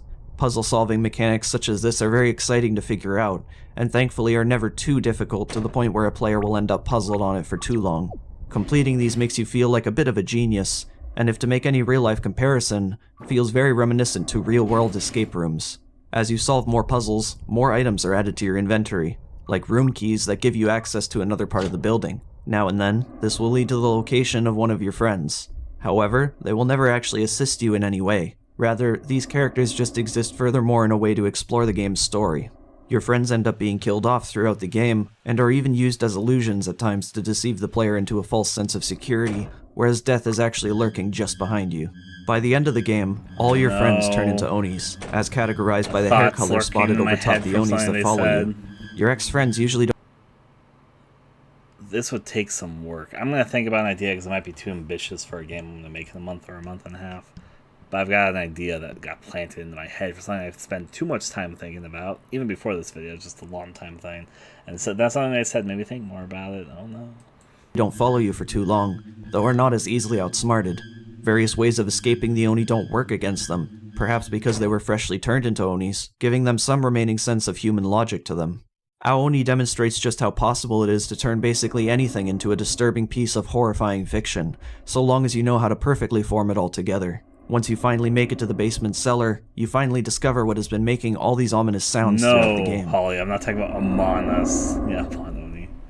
You could make an Ione Among Us thing. I guess you could. It would actually make sense with the imposter thing that happens with Ione, but hey, it's not what that was not what I was thinking though. Well, that was terrifying. Let's go back in, shall we? After completing all the game's puzzles, we find ourselves outside, running away from the Oni, who only chases us for a few mere moments. Unwilling to leave his house, perhaps intelligently, because he probably wouldn't survive against millions of humans outside his habitat. For that, he stays and remains in this location of haunted history. What was that blue thing? I kind of have always been under the impression that the Oni can't actually, leave the estate that it lives on. I don't think it's just a pure choice that Oni doesn't, walk out. I have a feeling like it literally can't leave the premise. That's just my impression, though. Roshi says, but Takuro and the others are still missing to this day. To that I say, no they're not. They've been turned into Onis. Haven't you been paying attention? Okay, so I'm going to talk about something else. It's just my opinion. I have a sneaking suspicion that people that... Okay. There's no way to prove this because there's not enough information within the game itself to confirm this. And I know there's Oyoni 2 and 3 which conflict this a bit. But I've got an opinion I could be wrong about. That I think that the Oyoni fucks with his brain a little bit by the end. Hiroshi.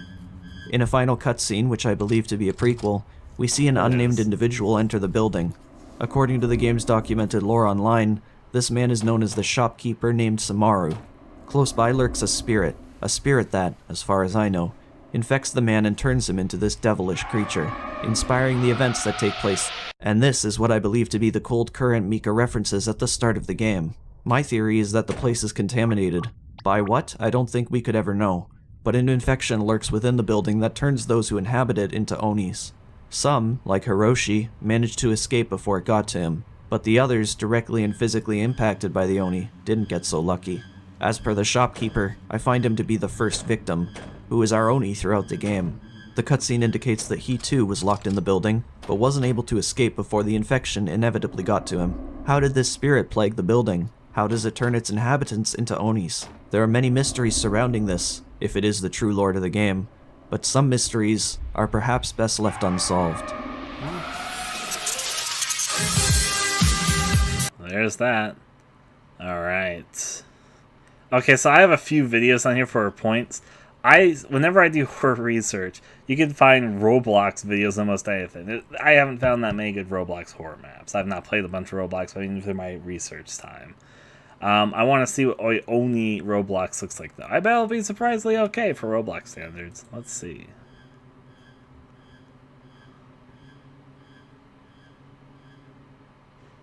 Enter the Roblox house. Trying to get out through the front entrance. Of course. It's like the Oni theme just playing on loop. The one note song.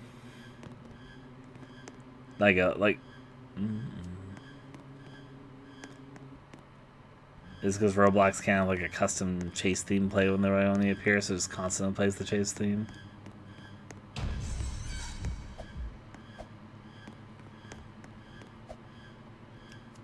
You gotta knock the plate over.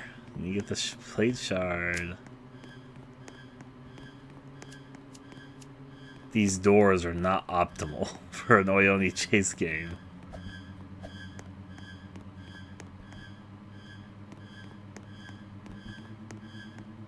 I want to see how this works. I'm a little bit curious. Show me how this works. How do the chase scenes work? We have to spend like 5 seconds opening a door.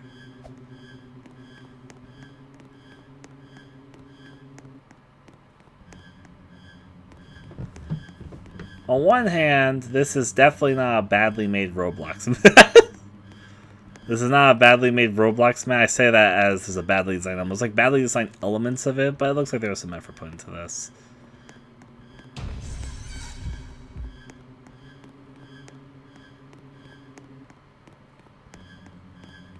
I think there's logic for people to make a lot of different things. So there's Oni right there. Hello? I'm assuming it's played by another player.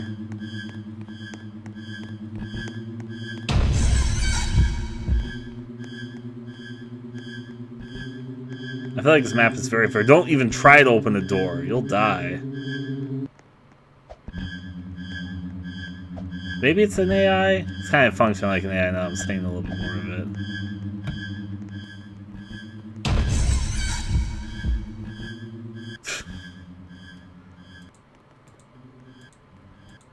Show me your Roblox Oni. Yeah, boy. Anyway. It's kind of fun seeing the Roblox recreations of various Oni things. Oh, they did like a little bit of recreation of the block Oni. Of course, it just functions like the Oni, and it's just the Oni model without a head, but you know. They tried.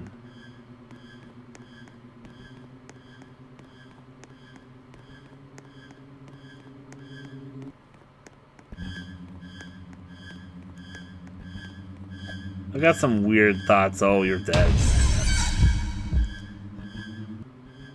I know. Most Roblox games are made by children. I've got like some... This one's interesting to me. Because on one hand, it's actually by Roblox standards, not... Like, it's got some impressive things in it. But also, it's kind of badly designed on a few fronts. Like, the doors are badly designed for the type of gameplay it is. The Oni AI is kind of badly designed for the type of thing it is. There's a few really cheap and kind of poorly done aspects, but at the same time, I'm a little bit impressed. That said, I bet it's like kind of frustrating to play.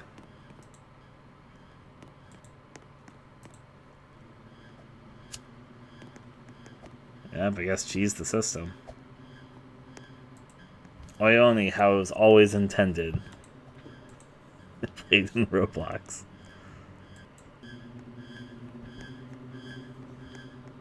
I want... Imagine if a game creator came out being like, well, it's been done, everyone. I had a fun time making games, but I have to admit, this is how I always envisioned Oyoni should be played. The Oyoni creator comes out. I'm just going to say it up front here for first, folks. Oyoni Roblox is the optimal way to play Oyoni. This is it. This is the definitive Oyoni experience. It's basically perfect. What I've always truly wanted to make. So if you want to play Oyoni in the future, I'd recommend playing the Oyoni Roblox version. Oh, it should not be this. No. Not that this is badly made. For a Roblox thing, I'm impressed in a few ways. So there is some badly like designed elements, but I understand it's like probably like a little children that made this, and I think they did a pretty good job. The puzzles seem to be mostly been removed, at least as far as... Oh, is there like a little bit of a puzzle? Is that a Mega Man reference?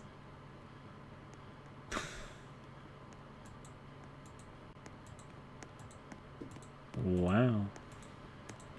Show me the exciting ending.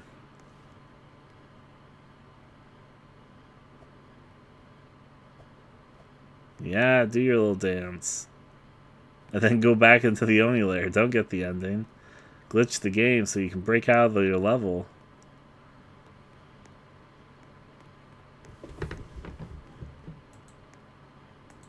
No ending for us, just whatever you're doing.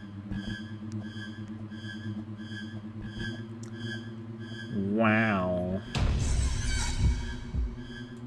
Okay.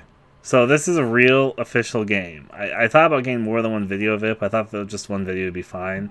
There are a few mobile Oyoni games, and I promise you this one is real. I'm going to quickly refill my water and such. I'll let this video play out for a little bit, but just here is the Oyoni Battle Royale experience. And this video is by Alex Jen. As you can see here, it's just called Oyoni Battle Royale. And I'm going to say this is not a fan game. This is, in fact, a real game, which you can play on mobile, which was officially made by the current company that makes Oyoni games. It is something. You will definitely see it is something. We're English, right? You'd say? Yeah, English. Oh, Oh, that's loud. yeah, that's loud. It legit, like, punched me. Yeah, I felt that in my bones.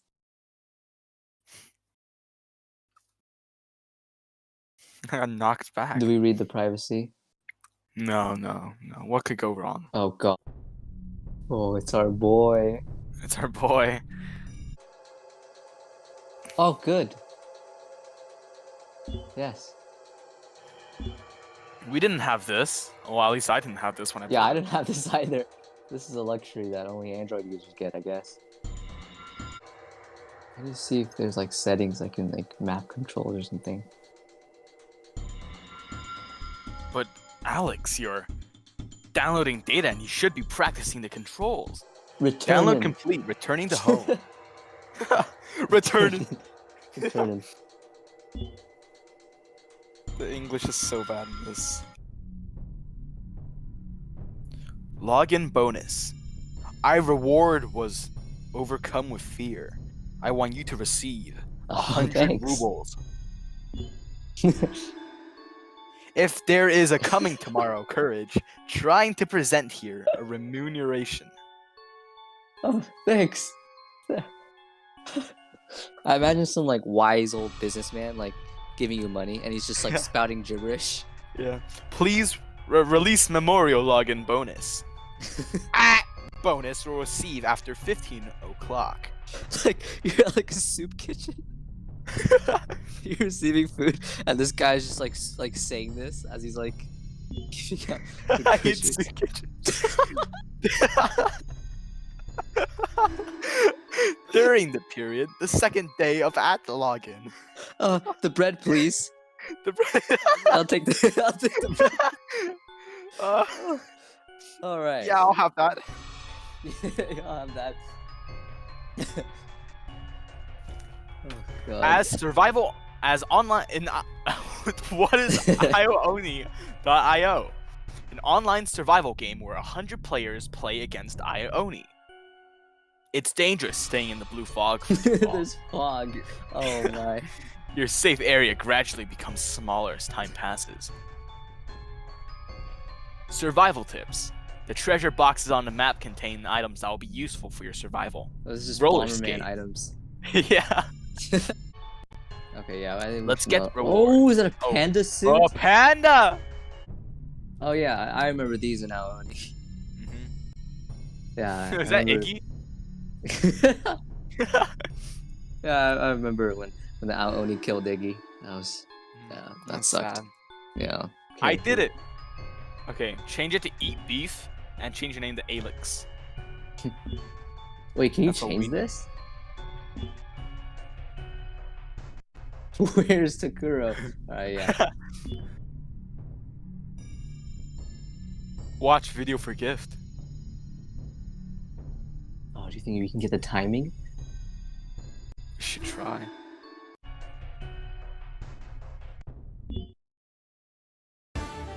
Ah! Oh! Ah! Oh! How do we stop this? Stop!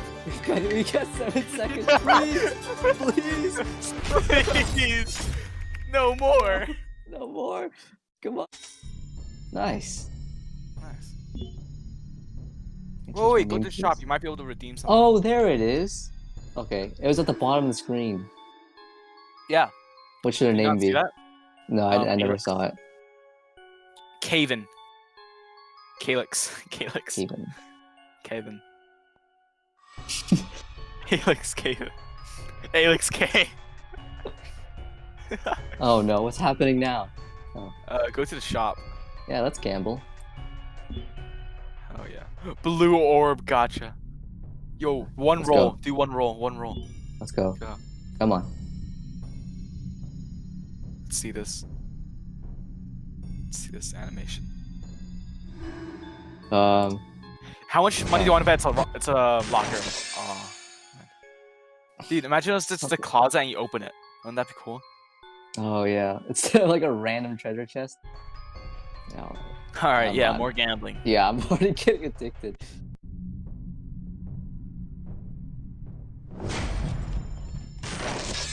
We got the same thing. What? Ah, it's rigged. Yeah. Okay.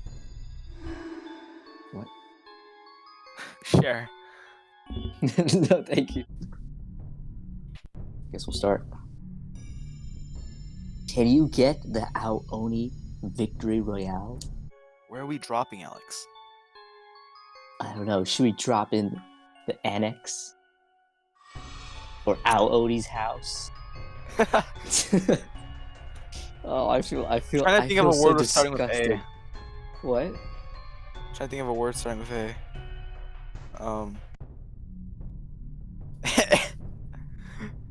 Is that guy who? What is Evelyn? What is that? Is he a sock? Yeah, no, that's a fish. Oh, like one of those Yeah, fish one of those like flags. flag things. Yeah. Oh crap! Here we go. All right, get ready. There's a chest right in front of you. Dude, we got lucky with the drops, dude. I would actually say it's bad game design that you gotta drop literally right in front of you. Like, right in front of you. Okay, so I'm now back. Okay, I got my water I and guess all I'm a that. bot because I can't. Oh, Let's see how No. this goes. And we're not gonna watch this whole entire Yes, thing, you but I could. want to see. Let's see what the Oyoni I'm Battle trying to use Royale the- game looks use like. the This is thing, official. not This is not a working. fan game. okay, because I have to use the cursor. Clarifying Oh, that you're using now. a cursor? Yeah. The No. Oyoni developer. No, go that If way. you enjoyed the real experience of Oyoni, which came from Roblox, Takuro? we also recommend you try Oyoni Battle Where's Royale. Takuro? Gotcha, Battle Royale Where is Oyoni. he? It is the Show's great on the way. compliment piece to the Oyoni What does that experience. even mean? Madeline's It dead. definitely is something though. Oh! Oh! Oh god! Oh god!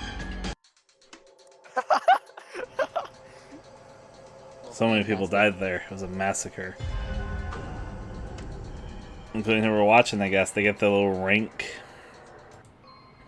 They get their Yeah, we will. cosmetics. Oh, we're chambers. Let's go.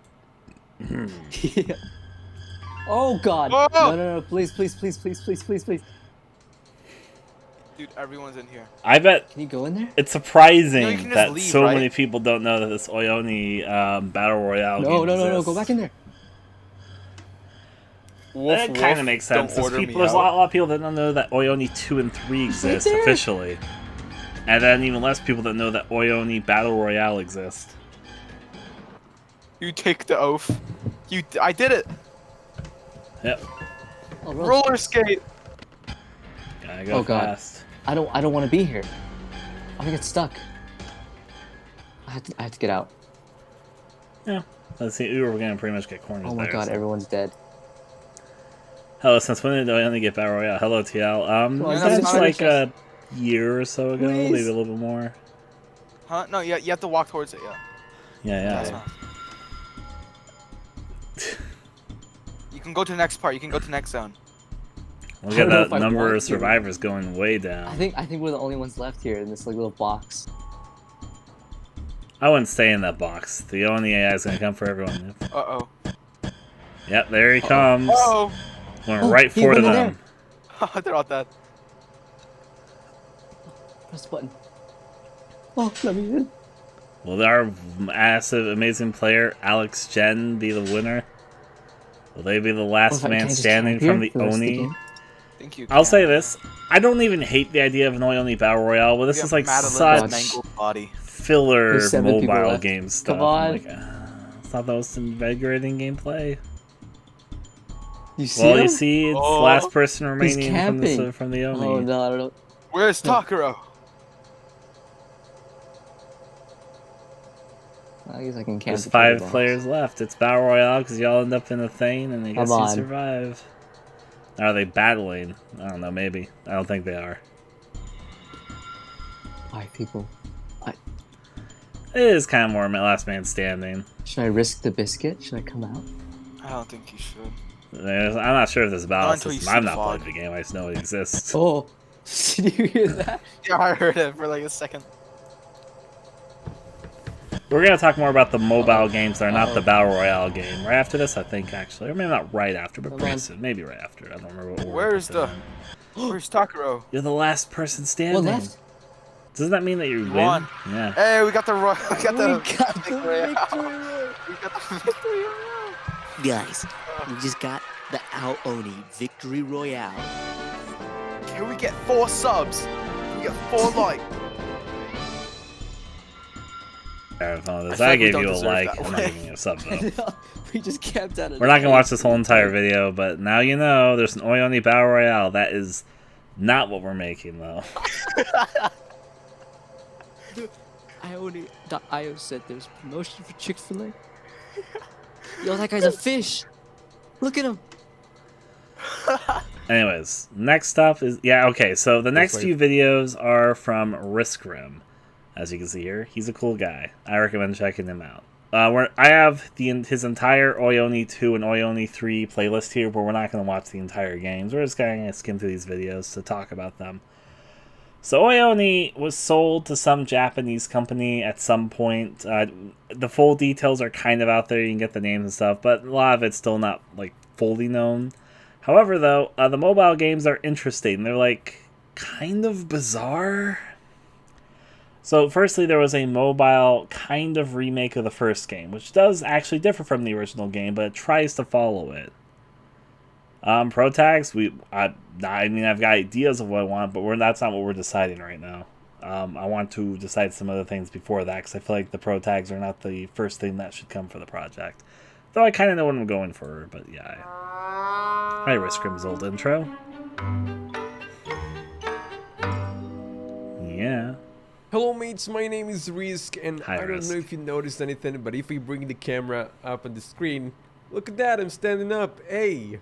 So, Yeah, I didn't actually buy Yeah. any like standing table. I or recommend anything. Risk. He's a cool guy. I actually just put a bunch of boxes here. Like you can't really see it. There is a bunch of boxes on my desk. I risen up all my monitors, the keyboard and the mouse. Only 2. Now, how I found this game? One thing which Actually, I'll I also didn't- give Risk I'll give Risk 2 very good compliments right now. If he watches this, Risk, I'm gonna feed your ego for a second. I'm gonna say 2 things about Risk which I appreciate him a lot for. The first thing is I think he's just a cool guy. He's got a good personality for it. The second thing is I appreciate that he doesn't specifically go for the biggest of big games. That might do him a little bit better in some ways, because I know he sometimes suffers a little bit from not being the most well-known Let's Player out there. But I appreciate him that he is willing to check out a lot of really out there and niche things that most other people would not check out, and do it pretty consistently. I would even go as far to say that he's got one of the most diverse selection. If you have an interest in horror games and like some more obscure horror games, for Let's Players that sort of go over everything, I would recommend them. That's me paying them some compliments. Continuing, though. Look for this game. I just saw a comment on one of my videos, and it just says, "Hey, Risker, did you know there is an Only 2?" And then I looked it up, and I saw a weird gameplay, and it seems like it's on phone. And then I looked it up in the BlueStacks, which is the program I'm currently recording on. You can play mobile games on your PC using BlueStacks. And I actually found this game. This is a real game. It has microtransactions like every mobile game, but it could be the very well sequel for Aoni. Yeah. And I'm really excited for that, because Aoni is one of my favorite RPG horror games. So, yeah, I guess we're just going to jump into it, guys. Leave a like if you would like to see more of this game. And if... Okay, so I'm going to say this. I don't think the Aoni mobile games are horrible, but they definitely are mobile games. We'll see what I mean by that when we go to this. And they're bizarre, not like bad bizarre. Some of it's a little bit bad bizarre, but some of it's kind of intriguing bizarre. I think the third game's a little bit more bizarre than the second one, but we're going to look at the second one first a little bit, so... It's like it's the crow guy from Warcraft. It's like the terrible stuff is gonna happen. It's that guy. Begin this scenario. Yeah. His name is not gonna be Hiroshi. His name is gonna be Hiro. Shit. Couldn't go through with it, could you? Sorry. Sorry. I can't. It doesn't let me write shit. Okay, so it's gonna be Hiro Sit. Hero Sit. There we go. Hell yeah, let's pop into it. Long ago, a certain school in the outskirts of town was suddenly closed. Wonder why. It's a mystery. Nowadays, no one knows the reason why it was suddenly closed. There was a certain rumor. We're not going to watch this whole Let's Play video, but I want to watch the opening. We'll sort of skim through it just to go over what Oioni 2 and Oioni 3, the official games, are. So. Oh, is that the teacher? They said that a blue monster appeared in that abandoned school building. That is what they said. Interesting, man. Now, knowing Aoni, if it's really from the same people developed Aoni, this game is gonna be awesome. Because Aoni had awesome puzzles. It had all those cool things. Anyway. Actually, am I controlling this in any way? Risk does have an appreciation for cryptic stuff. Thank goodness you've woken up. Alright, so hold on. First of all, let me add a little bit of controls to this log pressing E.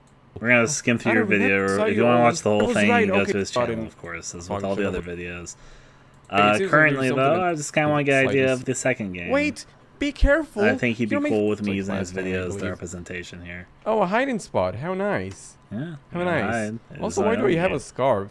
There are books. The scarf is because the scarf is at Hiroshi's design, starting with the manga. It's kind of a staple in all the later works. If you say so. Covered memo obtained. Huh? Seems like this is the sound from before. What was that? Hey. Oh, it seems like already gonna. It is a mobile game, so there are ads and stuff to play. And we have the underground. It's like dude, I'm saving. I'm saving. Thank you. Of course, for they made him appear in the school library. There we go. All right. Kind of cute, kind of stupid. Oh no! Can't believe this turned to a bird. Come on! Sorry, Oh, the controls are so bad! Oh, dude, the controls are so bad. Hiroshi caught by a blueberry-colored giant. Oh, man. People saying there is a problem with the controls. Alright, I'll have to be very careful.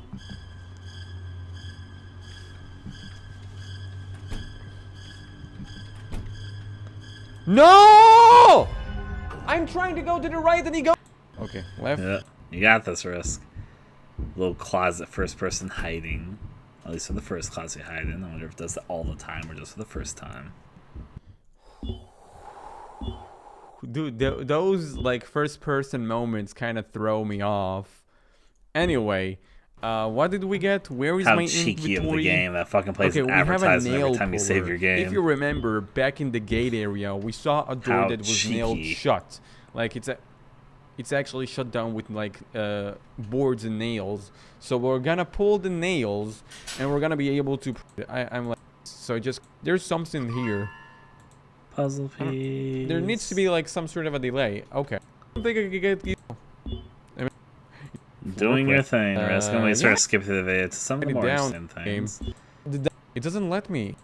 Can't input Okay, the so answer there. that's kind of irritating to play, but still, I'm very interested to see this game because I like Oni. Okay, just like it. I appreciate you. No!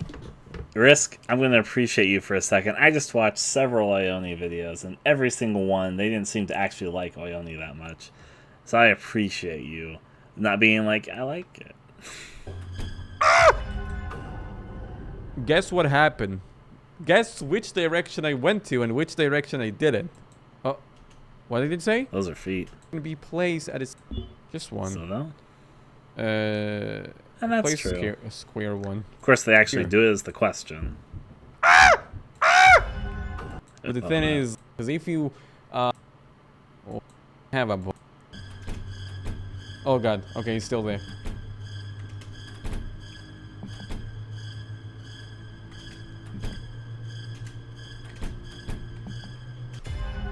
Rescue Robinson I if you tried doing that. Never problems, even if it. Alright. Here. As I said, these mobile games. Okay. I think the third one is a Boy, little more intriguing because it's just a weirder game. Like the games get progressively kind of weirder. I need like. You got Ione 2, which is kind of weird, and the mobile thing that even like exists. I guess then you get to Ione 3, which is kind of a weirder game, and then you get to Ione fucking the Battle Royale game, and yada. Let's sort of skim through this, get to whatever looks interesting in it. In masks. It's purple fluff ball. They just robbed me of my money. That is real money they took away from me. They earned real money for me watching those ads, and they literally gave me nothing. I'm mad. Anyway, let me roll again. Okay, can we have something that actually has any Is he playing the Ione Gacha? He's playing the Ione Anything? Gacha. Oh, you tamed the Fane Oni mask. Is that Bane? Bane? Why does he have a star? It's a gacha. Now, thing. 9723 is actually a password to a padlock we saw earlier. How about you go F? I think save my game that way. Like, you know, leave like oh. Walk here. Puzzles. It looks like Ione so far. Ooh, not there. Okay, oh, I'm God. sorry. That's Grandpa. Fucking Hey, Grandpa. headphones. I just maybe good. Yo, I used that. It's kind of weird because it's like the second game sticking a little there is like true to Ione, but it's obviously a new game. But it's like doing a lot of the same similar things, like similar puzzles even. The goddamn. Yeah. Beat him. Anyway, card. Another. Wow. Of course, set in the school as opposed to the house. So. Door. Oh, sorry. The thing. Boom, boom. What a stupid. Wow. Okay.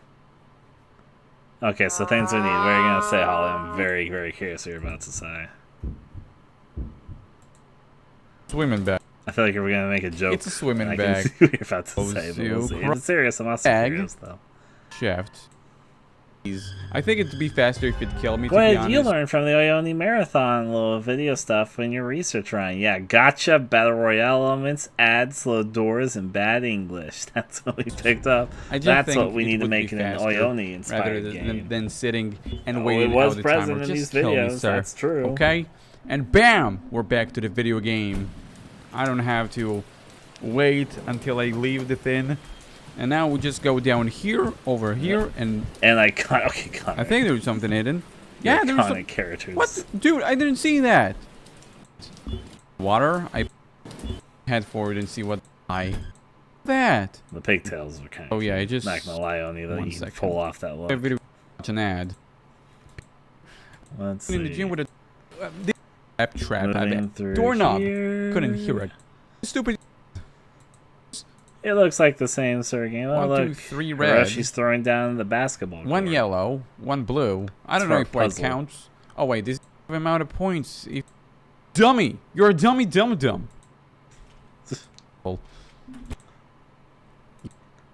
Okay. I can buy the 2 metal I fragments. want to get to the exciting Can't use it conclusions. there. That was very serious. I mean, it's They have kinda Ione statues self-explanatory, at the can't school. really- Sure. That's a little weird.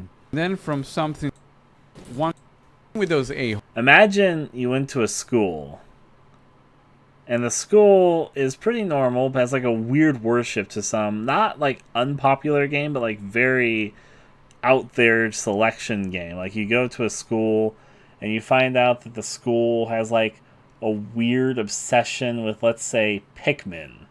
Not that Pikmin's maybe a little bit bigger than I'm thinking, but it's like there's giant Pikmin statues just around the school, and then just like the principal really likes Pikmin for some reason. Holes. Hey!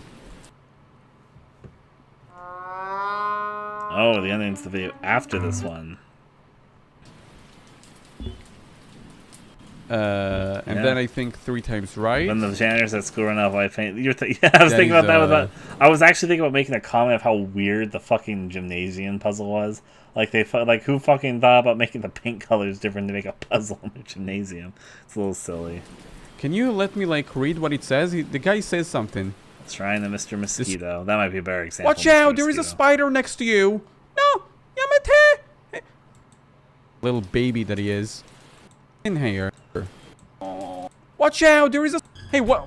Calm down.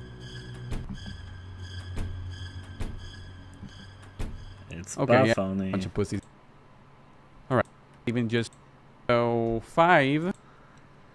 Actually, number 8 is written.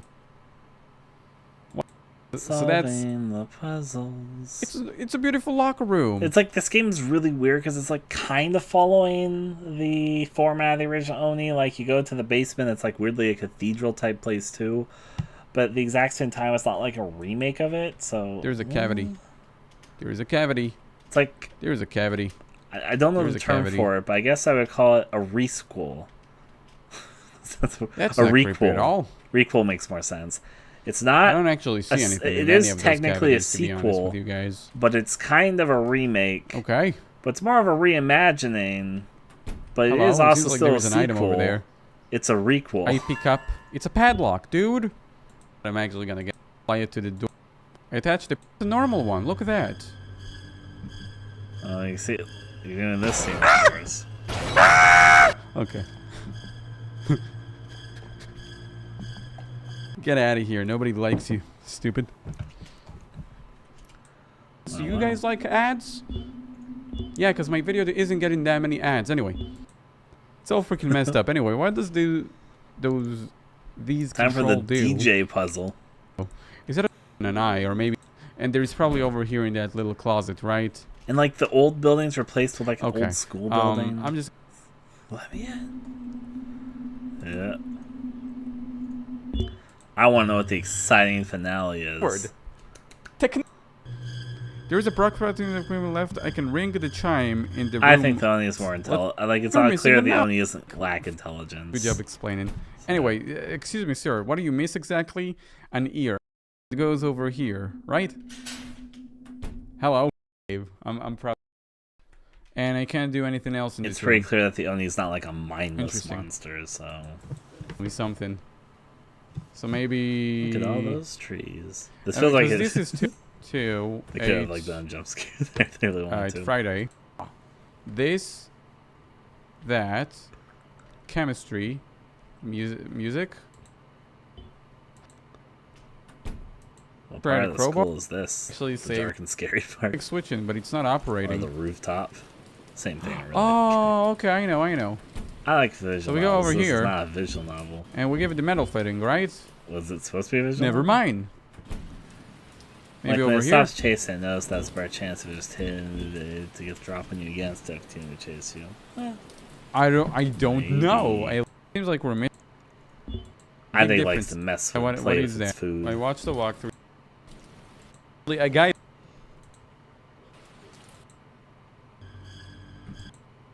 This is like towards the end of Ioni 2. I want to see the exciting conclusion. You have all these I'm gonna Onis go running over around. here. Should probably go over there. Yeah.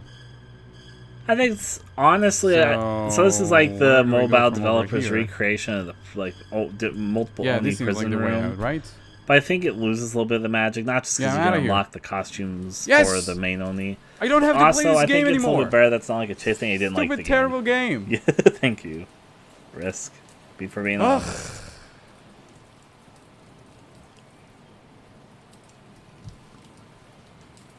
It's like a goddamn ripoff of the first game. Yeah, it is. Just with more terrible puzzles. The puzzles in the first game were more interesting. As I was running in the days, I finally reached town. The blue monster was no longer chasing me. I haven't told anyone what happened that day. To this date, the car and the others are still missing. Game clear.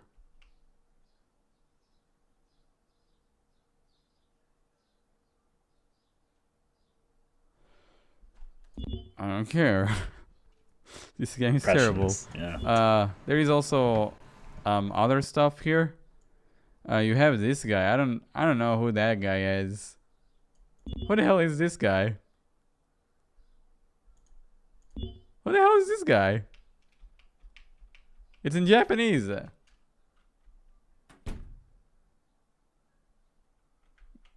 What? Oh, cool. Got a small key that look like a knife. Okay, this seems more interesting. Just because of all the purple stuff here. Come on. Okay, I don't know really what's going on, but okay. What are your impressions? I guess that's it for our Oni 2. I know you think what it's a terrible. game, Yes. man. I'm baffled how terrible this game is, and yeah. Yeah, I'm not looking forward to playing the next one in the series. In fact, I don't think the next one even have an English translation, so I'm not really rushing to play it or anything. It was then when you Anyway, first that was made our this, Oni yeah. 2. Terrible game. Thank you so much for watching, guys. 200 likes if you enjoyed. Subscribe if you're new to the channel, and I'll see you in the next time. Okay? Yeah. All right. Time for Ioni 3. Risk. Ioni 2 is terrible. Also, Risk. Let's play Ioni 3. Because if you look at the title, you'll see it's in Japanese. Now, it does say new game and continue, but I think that's all there is for this English.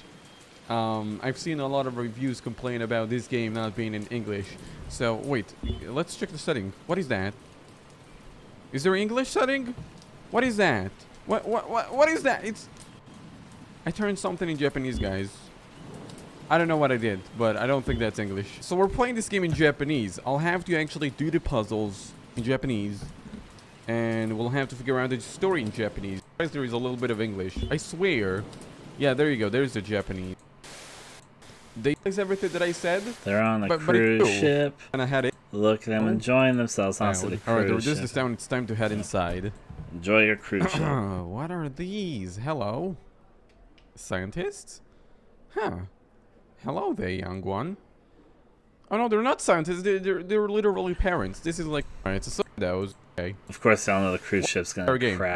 The game crashed. The whole entire game crashed, not just the cruise ship. That's kind of funny. To be honest with you, I'm actually having a lot of fun. We haven't reached any significant puzzle. Like such a nerd, bringing the napkin back, and now my friends don't want to hang out with me. Where are they? There they are. They're in the cool kids corner. Makes sense. Hey, Rishko, I saw you giving her Unfortunately, the back cruise her ship's not the napkin. main setting, Grayson. I will say this. This game is more bizarre than the second game, which, as we just saw, is kind of like a weird reimagining of the first game. But it's kind of a sequel. This That one's at makes- least bizarre, which I think makes it a little more interesting. Yeah, so So the cruise ship crashes. You go to some Okay. cavern. You don't like the game doesn't entirely take place on a cruise ship. Kind of only the opening does. Are you So it chances to a crash there, and then he wakes up in a cave and starts Watch exploring. an ad here to get a mask for my thingy. So I'm just gonna say, I'm not an item. I need to there.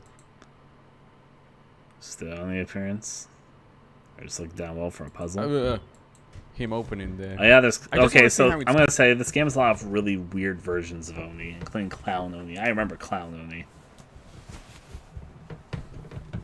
Yeah. It looks like Hiroshi's Bizarre Adventure.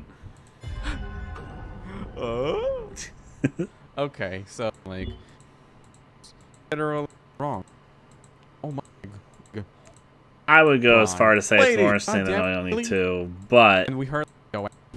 not saying it's the Water best is blue. Oni game out there. I didn't. Yes. Maybe. No. Impression to be playing. You move. Huh. Going Camera. through the facility, doing some basic things. Looking up puzzles, getting chased by the enemy. This game also has boss battles. I don't know if he's going to show in the boss battles in the first video, but it does. Doing a computer puzzle. That must be German fun likes in if you enjoy. Japanese. Quickly! Yeah.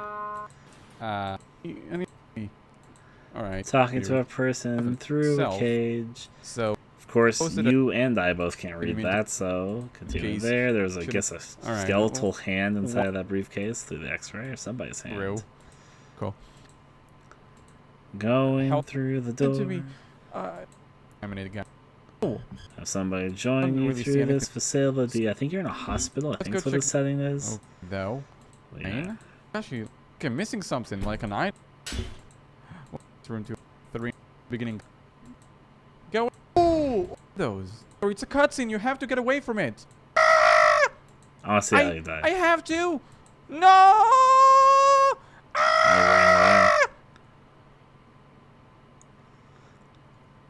Takashi! They only just completely ignored him. And that door locked too. Ah, Takashi, why did you feel the urge to check it out? No! Here's the first boss fight. There's a red The button morgue, over here. the Pressing corpse it doesn't really zombies. do much. Oh. No!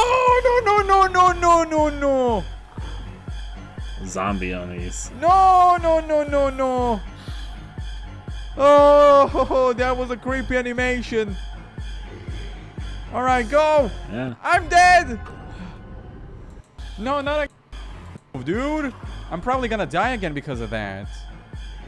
Yeah, I'm gonna. No, I didn't die. Okay, so we're supposed to interact with the button for a certain amount of time. So the only way to be able to do that is actually drive them away from the button. And then once we're in the maximum distance, I'm just gonna start dashing towards the button and pressing it as. You get the Thank controls you to for work going you. backwards when I need you to not waste time. What are you doing? What are you doing? I think we're far away from the button now. So Yeah. there we go. Hold it. Hold it. Wait, I think I'm supposed to do it a couple of times then. Yeah, it's sage Yeah. or stuff. Okay, You that's have to gonna take a all while, save. but I will do it. Filling it up. Hold it! Hold it! Hold it!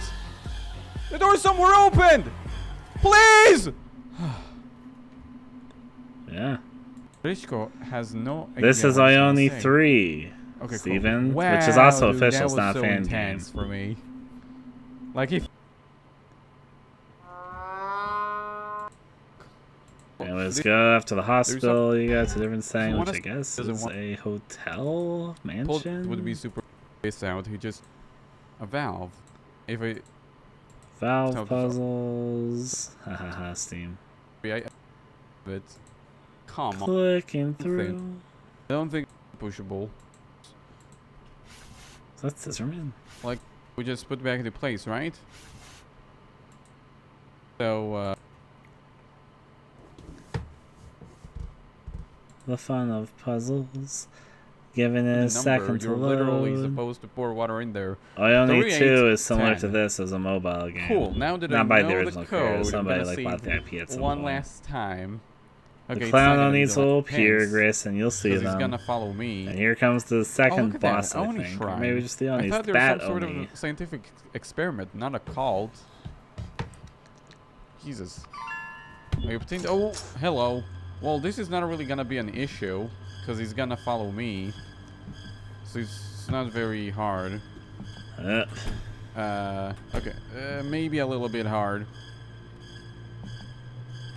No, what are you doing? Okay, this time I have more of distance. There you go. Instantly hide. Not a chance. No way he's gonna find out that the only hiding spot is actually occupied by me. Okay, maybe it will, because he did knock on my door. But I'm actually not polite enough to open it. I was gonna And say, even if could I wanted Bat to Oni open it, I actually can't, open 'cause that? Does the game Bat doesn't Oni let have me hands to be even? polite. Thinking I've always right. Alright, doing some puzzles. You're Got in the it? cement building, I guess, which is fine. Alright, I've seen this is a there few some times. coming you Skipping code? through. Oh, got it. I have this More one Bat in the Oni. bag. What a dummy. Oh. Well, yeah, Yeah. I'm sure if Bat Oni could original, open closets, third game. even if it wanted to. There is a card in another. Next up. Mika? I think this is the last guess of the her name is mobile Oni Mika. games. I think we see So, Clown Oni before this video is coin. up. So No, that's Grayson, we literally don't what see it the end of the says. game, which Turn by the up- way, the final boss is like a God Oni thing. It's like a Pope Oni. Coin. Or maybe that's But we'll see Clown white, Oni yellow, for this. purple. This story is long. It isn't. To get the one, Yeah. won't be jump scared guy. I can. The bad controls. Okay, 'cause I can assume- Yeah, controls don't Or really help it. Okay. That did. Oh yeah, we gotta see Puppet Oni. This is the Puppet boss of this Master? area. Who is that? Okay, so now we have to do that over again. I'm getting the hell out of here. Oh god. Okay, I'm just gonna move. Okay, I'm just not gonna stay in a straight line with him. I clicked the button. Ooh. Barely avoided that one. Okay. Ooh. I clicked the button. That didn't do. Oh, okay. I'm supposed to press all the buttons. I just figured it out. I'm such a genius. Okay, let's go press button number 2 now. Button number 2 would be the top. What? I kind of like this. Button number 2. Ooh! Okay. Button number 3. Button number 4. Oh, he's landing right on me. Alright. If you are in a straight line with him, he's gonna kill you. Yeah, Button number 5. I did it. Now I'm to out of here. escape. See you later, nerd. Dude, what was that? That was like he's on his going to. They enter 'Cause if into you the think about it, circus. a room to explore Wow, I them. wonder what we Come might in, meet hold at on. a circus. Through close. Usually, if I get it over. Yeah, God, I know. Holding it forever. Well, hey, listen. Yeah, actually, it's about. My. I don't know. I'm getting out Honestly, of here. this isn't Clown Oh, Oni, by God. the way. It's like a frozen So Oni. he came out from my hiding spot, didn't he?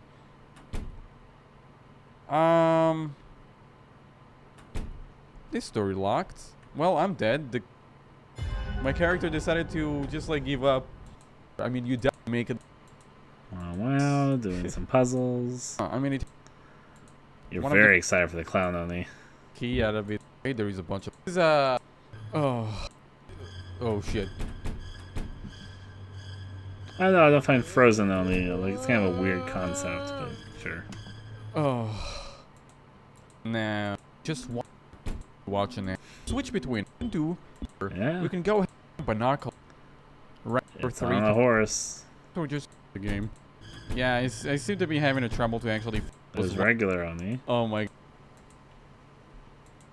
It's almost time for the clown on these. Maybe there is a way to go through this. What was it? Down? So, blue. So in this puzzle. White. To reset it. Oh man. One. Green by. There was a card in. Oh, did he cut before the... I'll show you the clown on these. Oi, Oni 3 clown. All bosses, that'll work. There they are.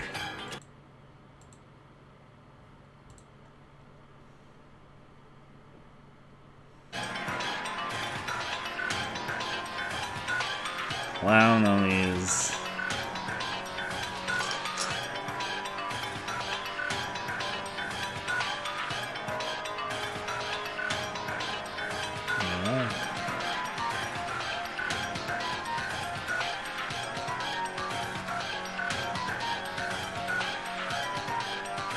Before you ask what they do, it's really weird.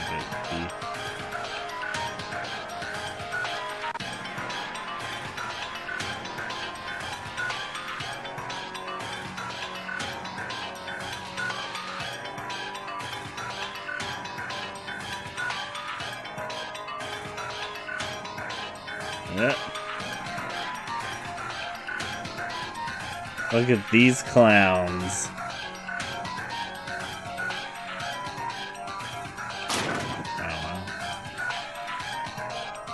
Anyway, just get an idea what the other bosses are like.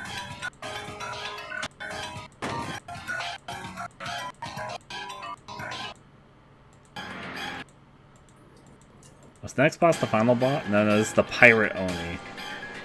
Which I think is just silly. Clown Onis, maybe. I can accept bad Oni. I can accept zombie Oni. I can accept frozen Oni. I can accept clown Oni, but why would there be a pirate Oni?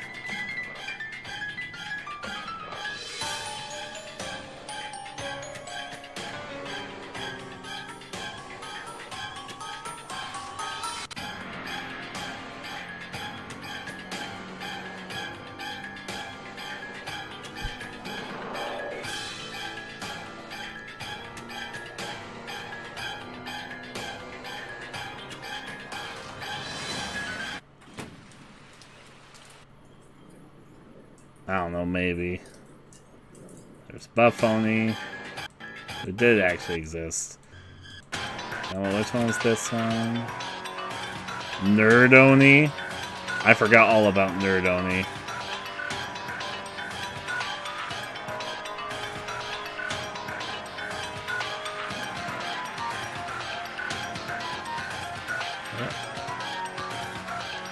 Look at this Nerd Oni.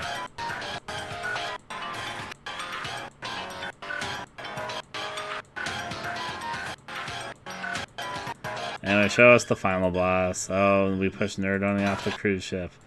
Only to face God Oni.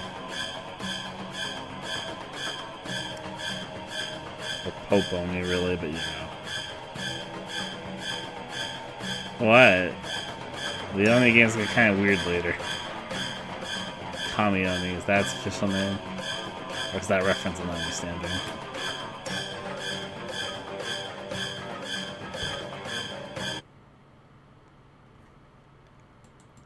Don't worry. Kind of means going. Okay, that makes sense.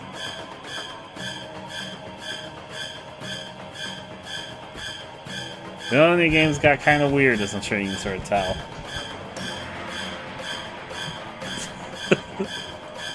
Oh, there's the L.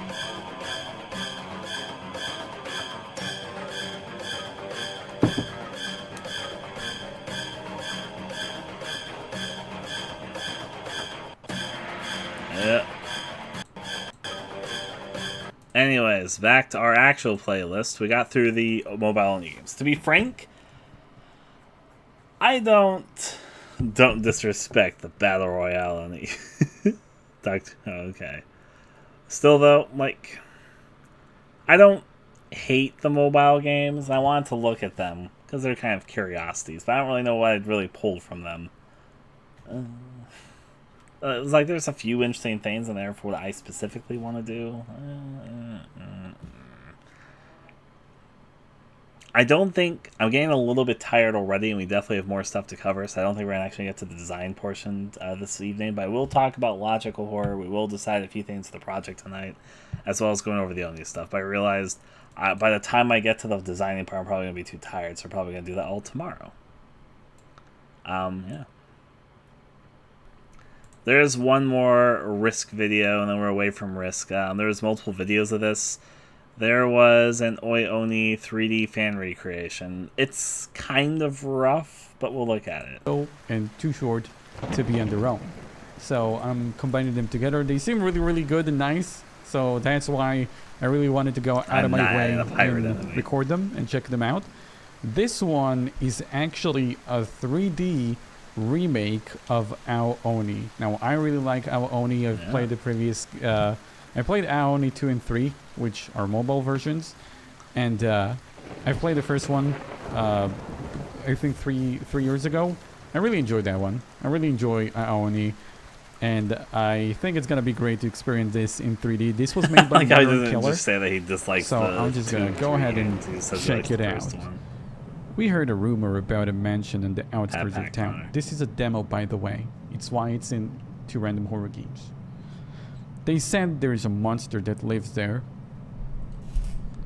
So it's actually one of 2 remakes of Oi Oni we're going to be looking at. This is like the It's 3D a lot prettier on the inside. So here's my opinion. I don't know what engine they used to make this, but you can make different ceilings in most 3D engines. Let's get out of here. I think it's What's a wrong little bit, not the worst thing in the world, but a little bit weird that they did the floor tile is the ceiling tile thing. Maybe it's an engine limitation, but I feel like it's kind of weird.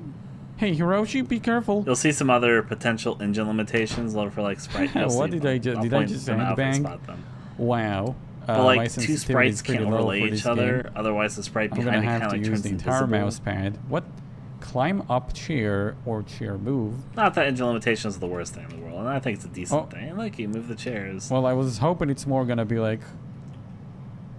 Anyway, I'm gonna examine this. A plate is shattered on the ground. What gives? Adam added plate shard. Cabinet interact. Oh. Should I turn risk down? I can turn risk down. Oh. I don't know why. This minimalistic look really screams RPG to me. I really, really like it. I get it. Alright. Drain the sink. These fun interactions. Oh no, imagine I'm gonna have to run away from Big Blue Baby here when he figures out what's going on. What's up with this? I'll turn him down just a little bit. It's kind of weird looking, but okay. Huh? Okay, Connor. How do I times? I said it's not a bad recreation. Trying to recreate Oni in 3D. Anyway, jump out. So big. Let's get to the Oni though. Where should I hide though? Okay, I'm gonna pick up bedroom key. It's so big. Alright. Still after me, this blue big baby. Hide.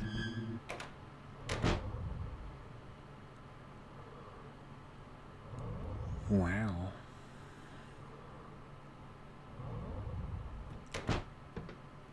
So you like? I don't hear breathing. He's totally out. It's one of the 2 main 3D Oni things. There's like other ones like Roblox and Minecraft and stuff, but this is like. Wait, I totally forgot. But this one is unfinished. I don't doubt it'll ever be finished. If it is, then great. Supposed to move this, right? There we go. Move the bed to go down to the piano room. Bed off. What does that mean? Bed on off. It's a switch, probably. I can't really go to sleep. Ooh. Okay, I gotta be careful here. I know I'm supposed to get attacked in this room. Oh, get it. I'm stuck here. Oh, there we go. You got out. It's not fun to get little glitches like that. I get it.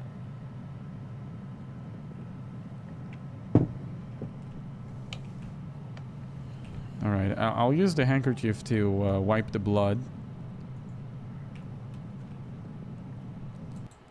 Wow. Wouldn't be head, so I thought I thought it's just the head of the screwdriver. By the way, that's not gonna help me clean. There gotta be some soap around here, boy. No soap? Boy. No dice. Maybe here it is. Wallpaper. I will There say you go. this. The false wall is so much more He's like, no, obvious. I in the really, 3D really version think than there's it is in the something 2D. weird about it. I really, really think you should check it out. Alright, I'm gonna There's use a my little bit of I'm plate. scared aesthetic there. I see This is it. back. I I'll see door it. is missing the knob though. God damn it. Pop out the closet to your right. I Nubster. want to see it. Alright, I can't place it back. Oh, I can. Oh, I fucking knew it. I remembered. Yeah. Let me go upstairs though. Oh no, he saw me! He definitely did see you.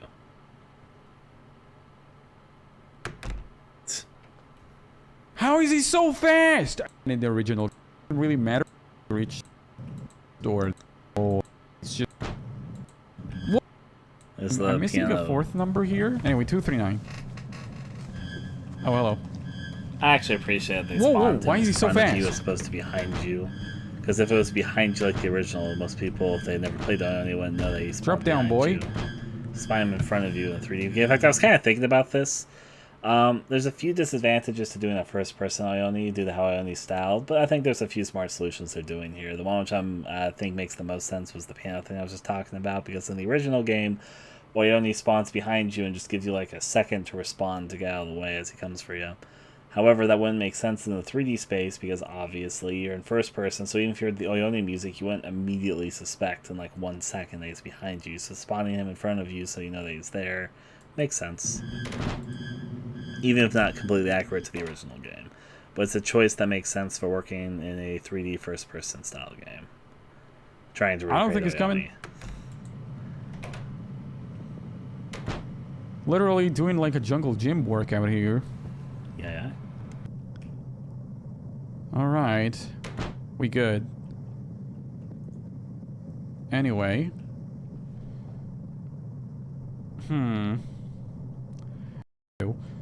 So, how do I do it?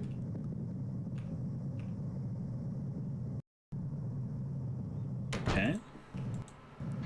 The boy or pigtail? I think we mostly have the idea of this. I want to see the If you cage close scene, I it, guess. something comes in here. That door. I need a slide. Yep. Okay. Sure. Okay. I was pretty sure I needed a lock. Okay, that's how they transition to it. I like that. God damn it! There's no sound effects. I would have loved to hear that. Trying to open the door so bad. A plus for how Where'd you they go? zoomed in on the Oni to do the animation. That was a nice touch. We're good. A He's con, salty, there was though. no He's sounds to salty. go with that. I better save after this. Alright, the basement would be here though. Oh, that scared me. It's time for the scene. I'm gonna have to check on Mika.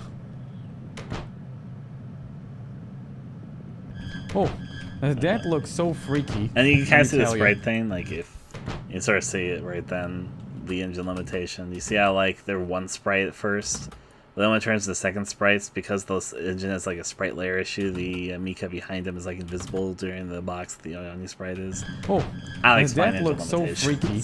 Let me tell But you. hey, I kind of appreciate developer thing. Just Alright, kind you of know rolls the with the punches, whatever drill limitations they have to monkey. deal with. Oh, I'm stuck. I said I would talk about if I spotted it, and I spotted it. So He lost me. Big monkey. I have to check on Mika though. Oh, yeah, she's this is about the gone. end of the demo. Yep. The previous in the actual game, she actually her body lays there. I'm pretty sure. Oh, end of demo. I was like, did I run into one of them by accident? All right. Yep. Welcome And that's to the probably as second far game. as they'll get, and we have finished that video. All right. I'm actually, before I move on to the next few games, which there's a few more things to show, when I was doing Ione research, I stumbled on a trailer I found very inspiring. I might take a little bit of inspiration for it for our own project, but I think it looks great, so I'm going to give a little small RPG Maker game that apparently has its demo coming out in like 4 days from now. I found it accidentally when I was trying to find videos for the Ione playlist, and I really like the look of this one. So I'm gonna give a little game a shout out. You guys want a little RPG Maker horror game shout out? So much I think looks fucking fantastic. If I can be completely honest with you, I hope it goes beyond the demo curse, because one of the things that happens a lot in the RPG Maker scene is there'll be a very impressive game that'll release a demo, maybe a second demo, but it never actually comes out. Does that make sense? That happens a lot, unfortunately. But I know I sound like doing this more, but I actually think this game looks fucking fantastic. Wow, I'm like legitimately impressed with it. Here we go. It's called Marionette. It has an itch.io page. You can see the Marionette demo announcement trailer, the synopsis. There's the itch.io page from Team Crown. Anyways, I found this trailer inspiring, and I think it looks fantastic. I'll show it though. It doesn't have much attention yet, but I predict this is going to catch on with some Let's Players. You might see on some people that are willing to do RPG Maker horror games. Honestly, this looks fantastic.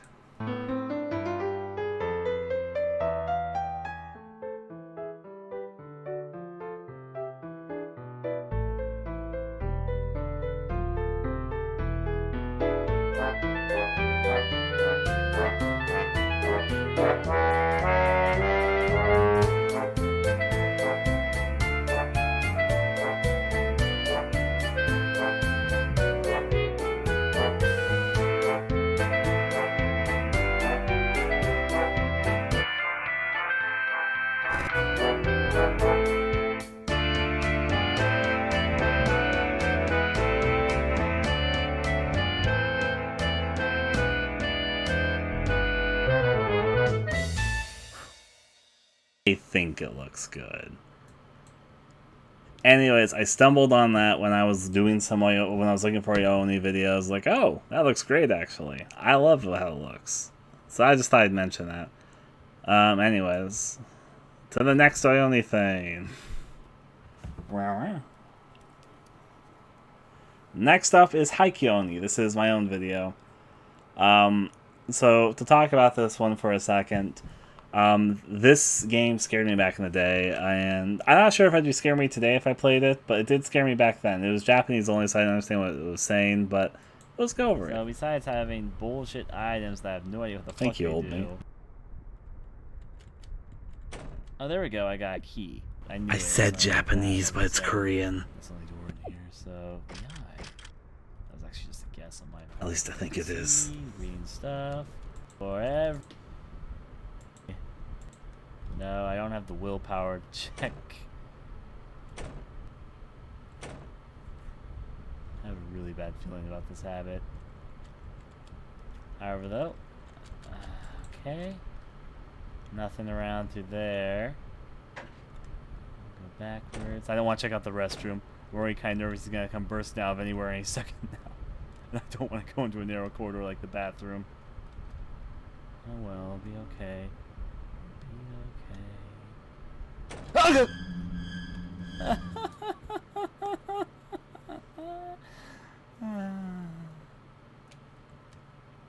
okay. I'm not gonna. I'm gonna go, but have a good time watching all this stuff. Thank you. We're actually almost done with going and watching stuff, but we are. At least we're getting closer to the end, so that's good. That's the door. Oh, there we go. Can't make any mistakes. Can't make any mistakes, or anyways, I'm dead.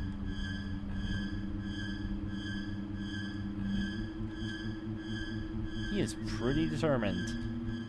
Ah, hell. Not to make. I shouldn't have gone in here. I should not have gone in. Oh, I did. Yep, I'm trying to get so many rooms in between him and I that he eventually just gives up because it's based on rooms. I'm a little bit faster than him, a little bit. Why'd I go in here? This room was a stupid idea.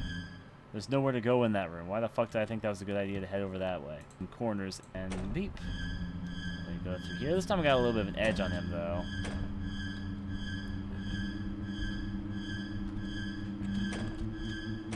Right through here. This time I'm gonna go to the left.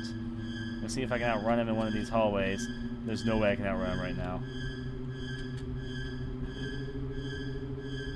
He is literally just on my tail right now. Oh, he gave up. That was... Or a pop-up screen. Okay, that one. Wow. Oh, It's I just even one heard of him. many, many Ioni fan games. So I found this one somewhat scary, so. Oh, I was about to explore that way, and then he popped up. Only like the distance between him and I. Alright. Anyways, this is the older Ioni 3D thing. It's not, if I'm going to be completely honest with you, I don't think this 3D version of Ioni is very good. It's not even like really Ioni 3D. You'll see what I mean. Like, it's loosely that, I guess, but it's definitely not trying to like be a 3D recreation of the original Ioni. It's just basically an Ioni fan game that happens to be 3D, which isn't bad. But, you know. It's like an actual 3D model, you'll see. There it is.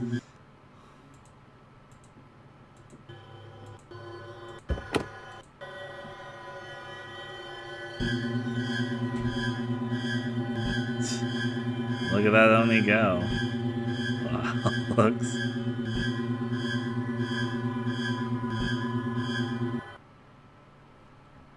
It's kind of just a quarter thing.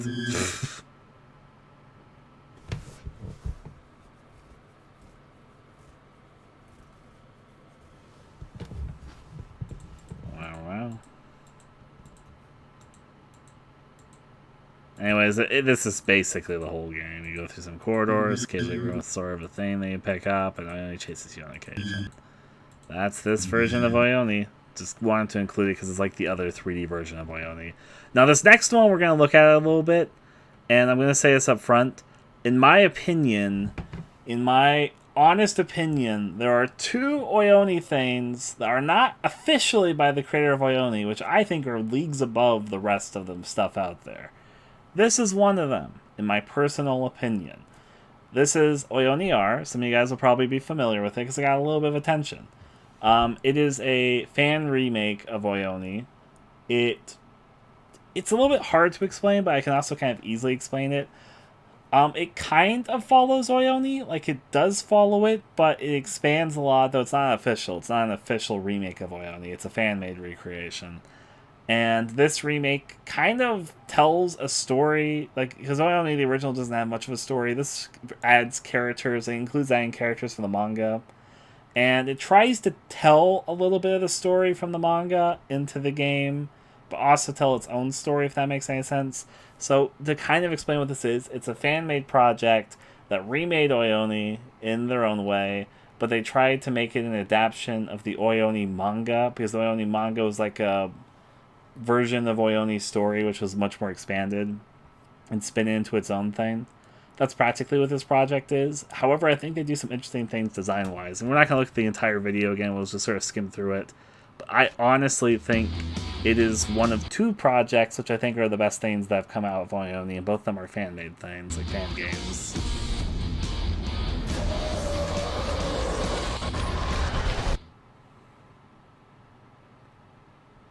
Ioni R.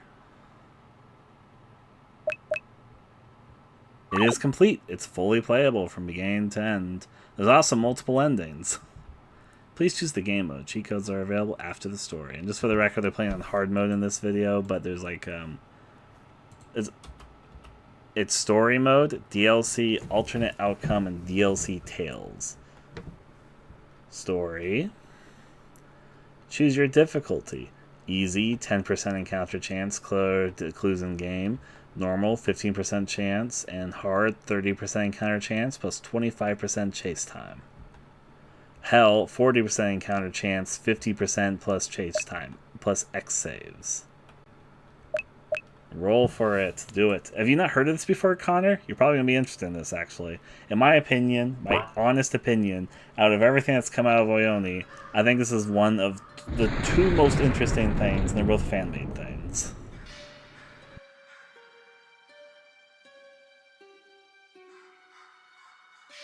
The other most interesting thing is going to be like the last thing we look at, which is not a direct Ioni fan game, but definitely inspired. You'll see when we get to it. But yeah, this is just a fan-made remake of Ioni that reimagines the game in this creator's way. I think they do a good job.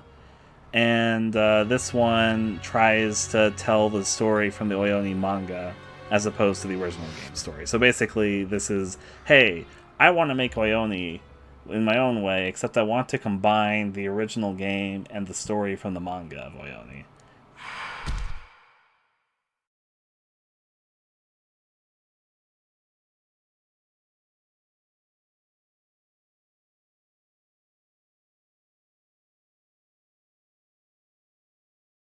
If you don't recognize the blue-haired boy and the purple-haired girl, they're both characters from the manga, and all the characters have their character designs they had from the manga. If you're curious why they look different, and why there's 2 characters that aren't actually from the game, because they're from the manga. So yeah.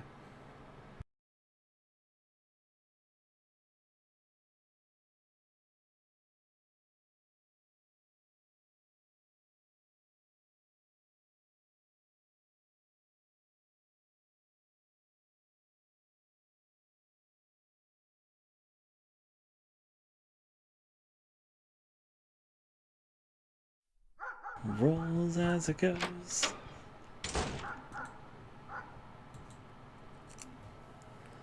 A plate shard on the ground. I found the iron plate shard, which is pretty accurate to the original Ione. As you can see, there's additional room there as well, but yeah. You think you might know the other good one? Yeah, Connor. Quite possibly. There's more than one good fan game of Ione, but I would say 2 of the best things that are like Ione related at all are both fan games, in my opinion. And this will be one of the 2 things I would say were the best things that come out of the quote-unquote Oni franchise. Even though obviously neither of these are official to the Oni franchise, but like, you know, they're literally Oni fan works, so yeah.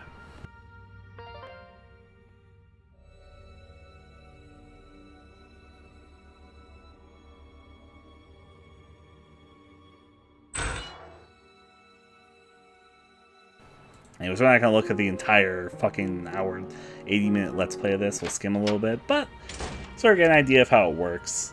I know this is a little bit of a weird compliment, but I doubt the music here is original, but I will say that it gives me classic survival horror vibes, the sound design they did. A game doesn't need a classic survival horror soundtrack, but that's what they decided to go with. I think they did a good job.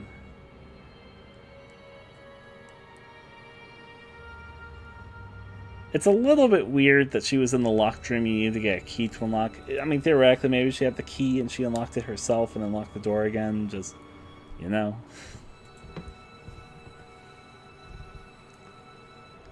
But she's definitely like a human character, so.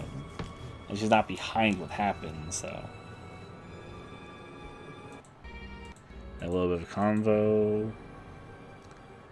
Move on your merry way.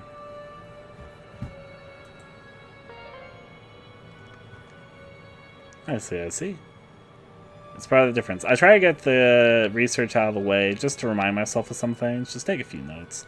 And then move forward from that. Not in the middle of it. Because then I just go forward. There's Ione. Run!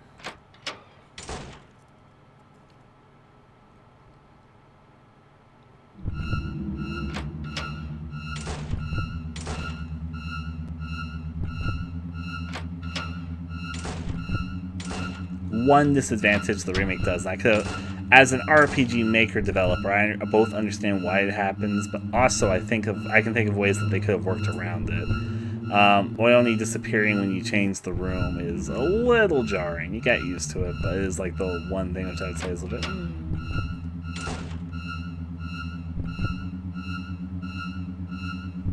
Anyways, we'll skip ahead. This is a Let's Play of somebody going for the best ending on Hell difficulty. So they play pretty optimally. But there is multiple endings in this version of this fan make of the game.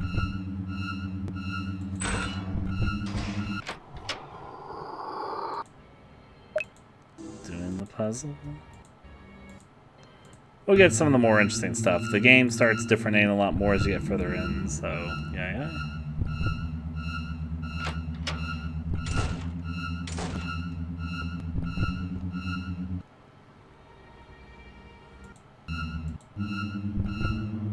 I like the way that they reimagined this room in particular. I think it's neat. Well, there's so much you can round around the tables.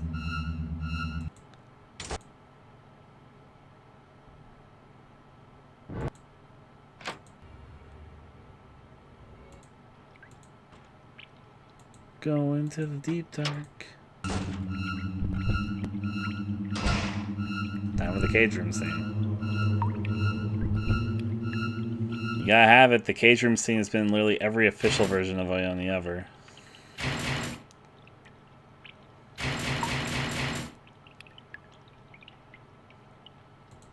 There you go.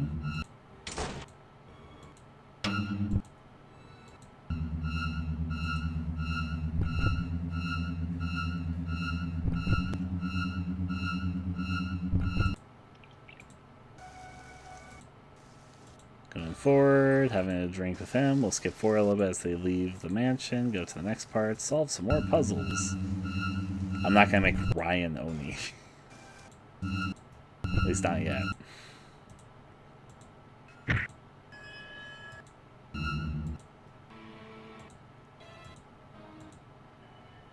Different experiments. The plot starts picking up a bit here as they go more where the manga story goes as opposed to where the original game. As you can sort of see, the first area, like the first house, is kind of close to the original game, so that makes sense. There are areas, of course, that are from the original game too, but they started basing a little bit more off the manga story and going its own places after the first main location. And yeah, I think it's interestingly made scenarios and stuff. There's a character from the manga, yada yada. Talkie.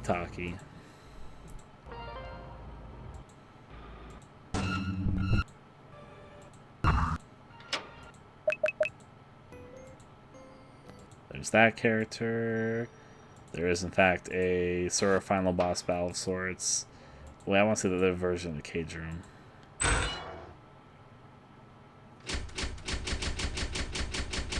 I think that might be it, but I'm stupid with names. You know I'm stupid with names. I can scroll. Yep, near Oni, you're completely correct, Connor. That is the one that I have otherwise. Wow.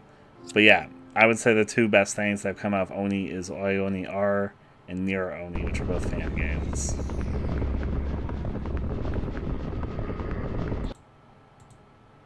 What the hell? They're going for their best ending route. They have a little more story things go on. Government conspiracy. Babe, no, you can't be serious about this. They controlled you last time. Yep. Characters can have their own fun time, and yeah.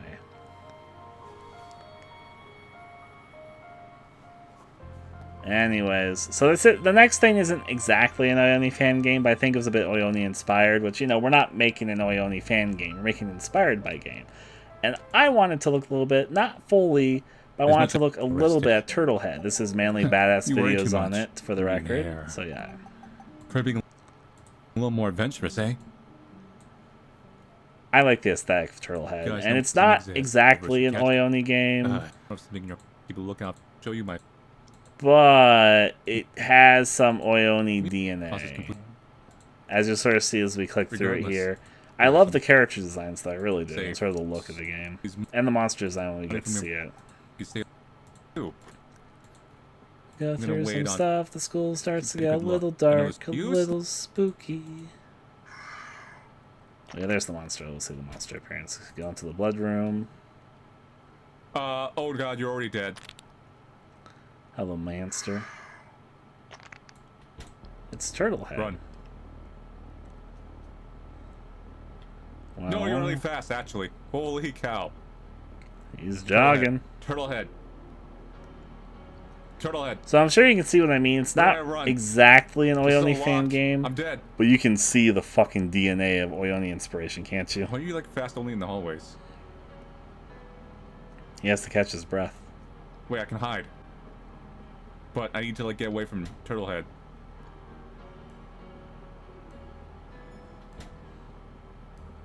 Wow, look at him go.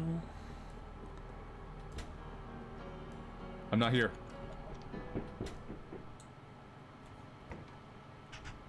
Yep. We'll go. There's also a letter in the first of the. Got to hide. Some art scene stuff. To the doctors. So we're not going to watch the whole entire Let's Play of this. I actually want to do my own video series of this. I know a little bit of it, but I don't really want to spoil it all for myself. I did have a few things. I like to look at a random part of the third video. I don't know if it like... I know there's like multiple characters they play. That part I do know. I don't want to see too much though. However, I want to take a little bit look at it and do a little bit of a reminder of myself about this because we're not making an Oyoni fan game. We're just taking some inspiration from Oyoni. I would say that Turtlehead looks like a pretty interesting game that isn't an Oyoni fan game, but seems to be a little bit inspired by Oyoni. Expertise isn't trackers. You're not be messing with me. No problem.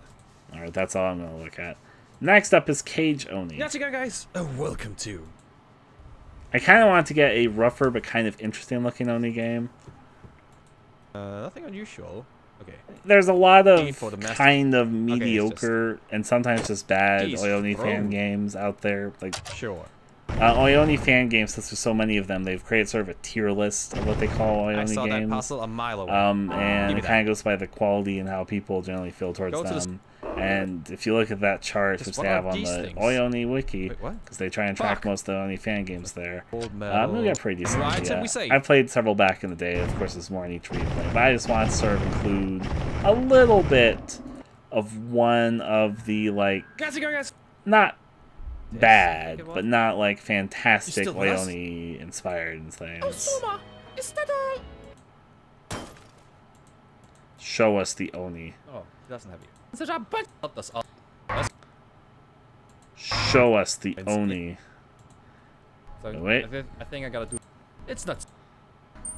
Show me the Oni. Oh, there it is. That thing. That's gonna even. That's gonna. Oh, come on. It's kind of got a cool design. That worked.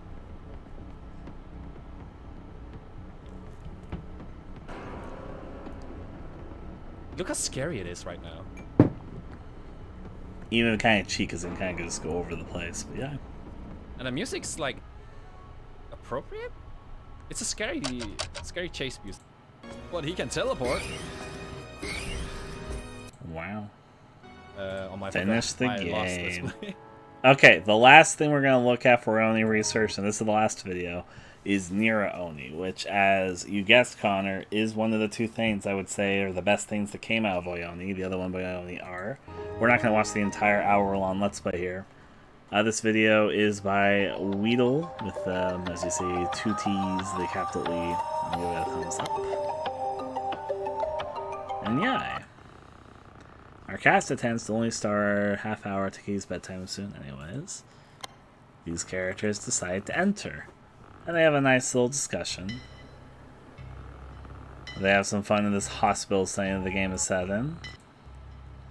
This game has a few interesting things to it, which I will not say. We'll take a little bit of a glance at skimming through it, though. It does have multiple endings, and a few things to do with it, so yeah. We can't see part of the screen? Wait, what part can you not see?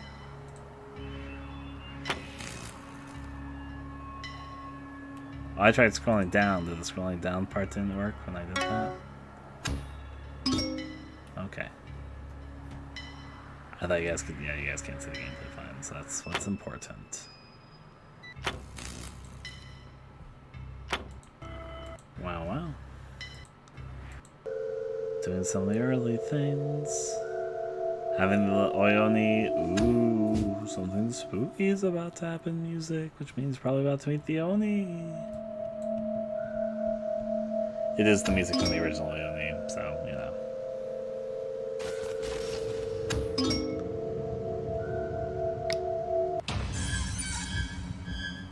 Hello, Oni.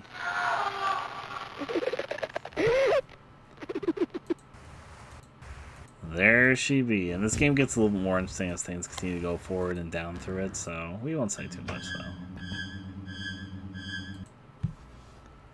though. Alright. Again, we're just going to kind of skim over the video. I think most of you kind of know how Oyoni gameplay works at this point. We've looked at a lot of Oyoni things. So yeah. Casey, please. There's some interesting things it does later, which we'll try and get to show a little bit of.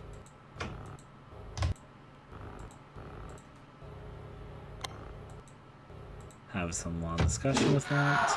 Hello, Oni. Look at these flashes of gameplay. Okay, I see what they're throwing. Having a little bit of a memory scene that transitions back to their place. They're reading a note. Some important story stuff going down, but we're not doing a full story summary here. Wait. And the whole hospital's starting to collapse. Which this probably should just watch a little bit of. It's locked. Wow.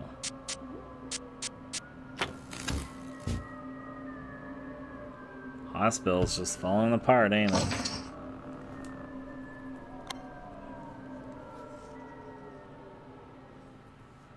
Edges are fine to be cut off.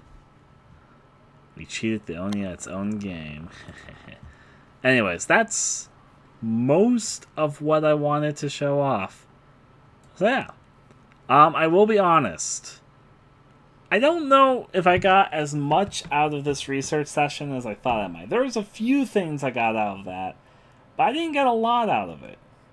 I got a little bit, so it wasn't a useless period of time. And it was a good refresher on Oni and some of the Oni-related things. This might sound a little bit cocky, but I feel like I can bring something to the table with an Oni game. And with the help of the people who are willing to help me, which I'll be very appreciative of. I feel like we'll make something that can stand strong with the other Oni and Oni-inspired and Oni fan games out there. I honestly believe that. Now, with that said, there's a few things I want to talk about. So, one thing I want to throw on the table I was thinking about today is logical horror. And let me give briefly what I think logical horror is. Okay? So, I believe there's a bunch of subgenres and types of horror out there. And there's also, like, genres that can, like, be combined in multiple different ways. Emotional horror, which I'm going to try and express for a second. If I had to express what logical and emotional horror, I want to talk about logical horror, but to explain logical horror, I think I should express what I think emotional horror is. I think emotional horror is illogical. It's sort of a horror that gives a specific feeling. It's a horror that lacks the rationale and explores a feeling of various dark feelings of horror. It's something that is more like following dream logic. It's something that follows a mood. Emotional horror is something that resonates in an emotional way. And it doesn't... No, we'll talk about this. It's not so much that it's emotional. It's that it is something that sort of strikes at the heart of something. It's something like that you see that's scary, but it doesn't make logical sense. It's something that strikes at the sort of heart of fear, but doesn't, like, it almost is sometimes scarier because it doesn't make logical sense. Something that's more raises an emotion, something that's irrational. Making sense with what I mean by emotional horror? And I think that horror can be very interesting to explore. But with this project, I want to do what I call logical horror. And let me explain what logical horror is. I think logical horror is kind of the opposite. I think logical horror is when you put the characters into a scenario with very well-defined logical roots, so you can imagine yourself in the scenario and imagine how you might tackle it, where we follow characters that deal with problems in the scenario logically. And what I mean by logical horror, and I can give some examples here, a zombie apocalypse scenario is often a logical horror scenario. I think you can understand how zombies are a threat. You can understand if characters lock themselves in a facility and how they deal with the problems of the scenario. It feels logical, and there can be some endearment to the characters and various things because you understand the characters are in a logical situation, which is, of course, fantastical and not realistic, but it's logical. And you can follow the logic of the scenario they're in, and it's a scenario that makes enough sense that even if there's stuff that obviously is not real, it makes enough logical sense you can understand what sort of precautions they're in. A few other examples outside of the zombie scenario. Another good example which I'm going to use is The Thing. The Thing is a logical horror scenario. We establish why the characters cannot leave the Arctic base that they're in. We understand the threat that they're dealing with, which works through logical rules, of course, impossible rules, but they make sense in the context of the film. And we deal with characters who are trying to deal with the horror that they're in a logical way, and dealing with the problems that creep up from the scenario that they're given. That would be another example. Another example which I'm going to try and give some very different examples to kind of give the breadth of this. Alien would be another good example. In Alien, we follow multiple characters who are on a space mission. We establish why they're in the space mission situation and the scenario that they get themselves in when they discover the face hugger, and etc., etc. There's an escalation of the situation they're in, and the characters are made a little bit more endearing because they're in a logical scenario, and they have to face the problem after problem in the situation. They have to use their ingenuity to get through it. I think logical horror is you place characters in a logical scenario. It's not a real scenario. It's obviously fantastical most of the time, but it's a scenario that you can get a gauge of, hey, this is a situation. I can understand why they're here, why they're in a problematic situation. It would be easy enough to imagine myself in this situation. I understand the problems that might arise in the situation. You have characters who try to strategize through logic of the situation that they're caught in. And then, of course, they encounter problems that they might solve one problem, but there's more problems that sort of branch out of other things. Other examples, and I want to give some like very, very, very different examples.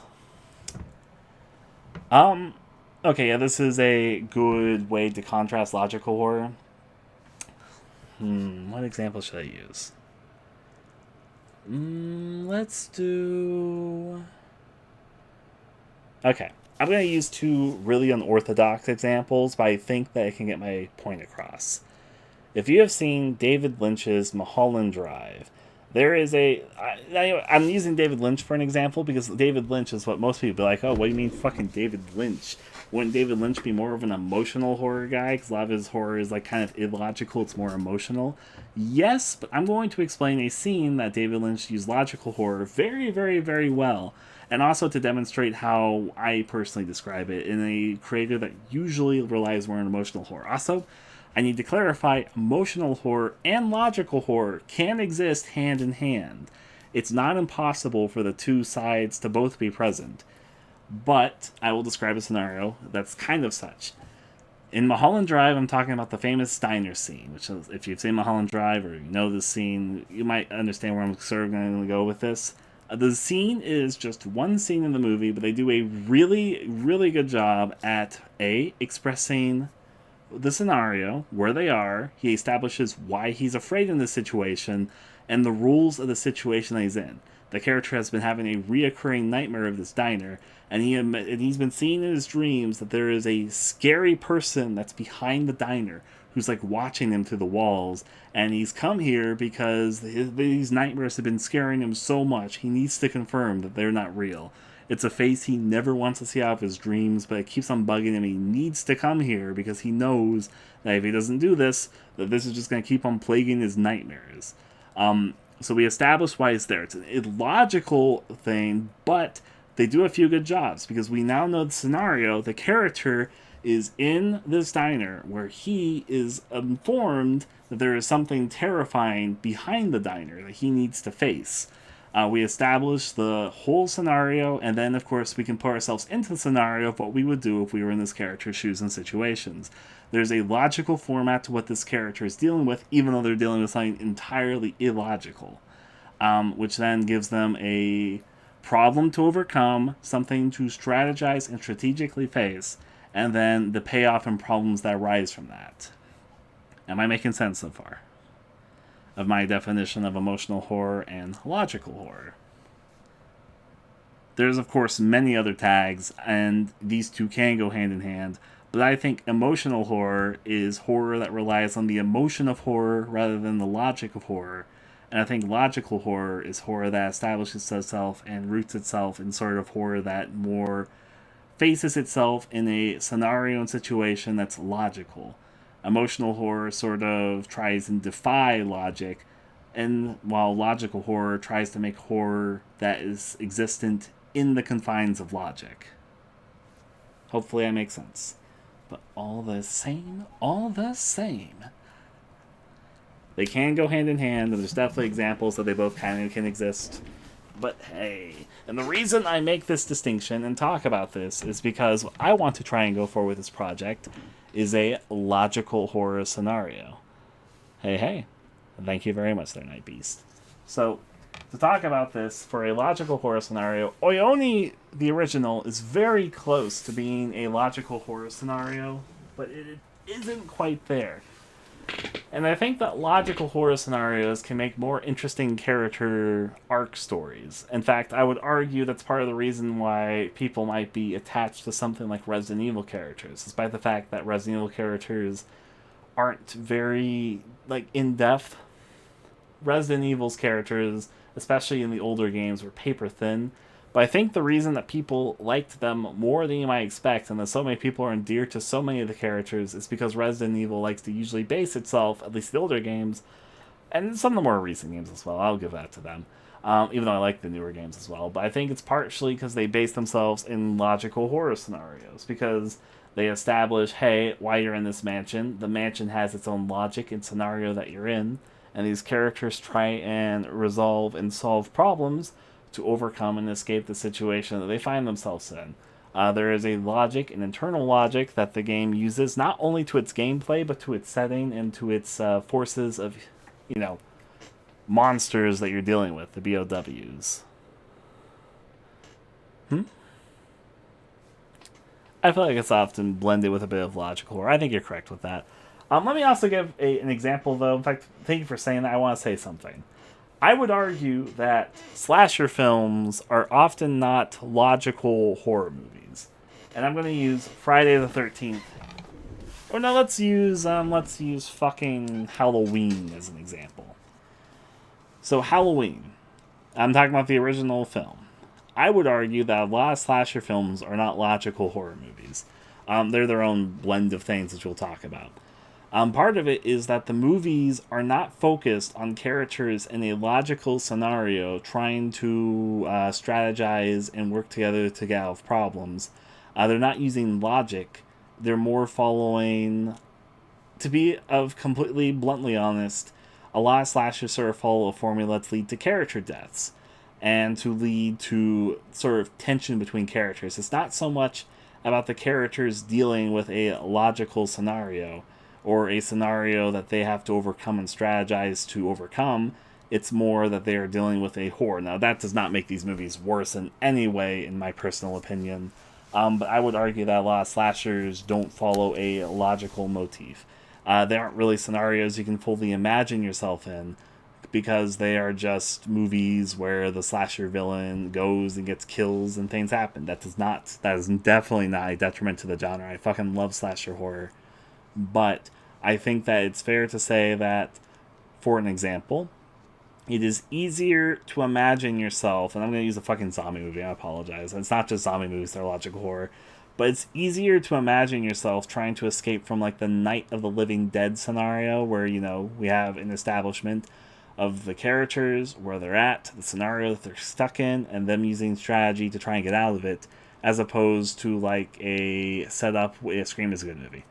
As opposed to like a slasher movie where the slasher is killing victim after victim after victim, and it's not so much about the characters trying to get out of their scenario and using strategy and logically trying to work through things, as a slasher could be. And I would argue there are some slashers that are logic horror, but these more so follow a kill count and following more so characters being slaughtered as we learn more about the backstory of the killer, or maybe trying to find out the identity, or trying to defeat the evil, but not like a strategic way, if that makes any sense.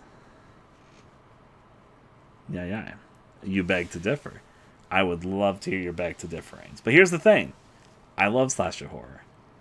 And I'm not trying to say all slasher horror is this or that, but I would make an argument that a lot of slasher horror doesn't focus on overcoming a logical scenario. I don't think that the confines of where they are, I don't think it's so much about characters problem solving to overcome a situation, if that makes any sense. I don't think most slasher movies are about a crew of characters using strategies and trying to overcome a scenario to, survive. And that could be a logical horror. I'm not trying to say there's no slasher movies like this, but I would argue that a lot of them are not that. And that's okay. In fact, that's great even. I fucking love slasher horror, so, I've got broad taste. I would say most horror movies tap into various subgenres. There's very few movies that are like a pure singular thing. But all the same. That's just my opinion, though. And I express this because I think what I want to do for our own Oi Oni inspired game is to make a logical horror scenario. I think even before the monster is introduced, of course, the monster is part of the marketing and all that, but I think what I want to try and attempt is to make a game which has characters that find themselves in a logical horror scenario even before the monster shows up. I would say that Tucker and Dale versus Evil is actually logical horror because we follow the two characters, Tucker and Dale, as they end up in a situation they have to strategize and try and logically get out of. I think that there is a logical base in the horror. You can follow the characters' actions and what they're doing to try and get out of the scenario that they get in. In fact, that's an interesting example that you used there, Steven. But yes, I would say that Tucker and Dale versus Evil, even though it's got like slasher roots, is a logical horror movie. It's also a horror comedy, obviously, but Tucker and Dale do find themselves in a predicament. They're like, oh fuck, and you can understand the predicament. You can insert yourself into the scenario and try and imagine what you would do in that scenario that they find themselves in, even though it's kind of like a reverse horror situation. If you haven't seen Tucker and Dale versus Evil, basically there's a bunch of kids that come into the woods and they think that Tucker and Dale are like the evil slasher hillbillies, and basically there's first an accident where one of the kids accidentally dies on their property in a very gruesome way that makes it look like they killed them.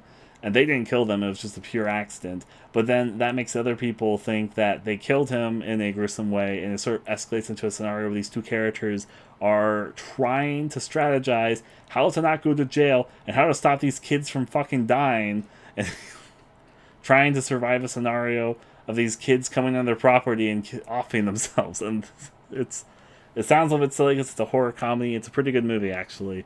But yes, I would actually consider that a logical horror scenario, even though it's definitely a horror comedy, because the movie does a good job at establishing what predicament they're in, the confines and the conflict in their predicament, and the characters try and solve the predicament they're in a logical way, as well as dealing with the problems that arise from the situation that they're in, which is horrific.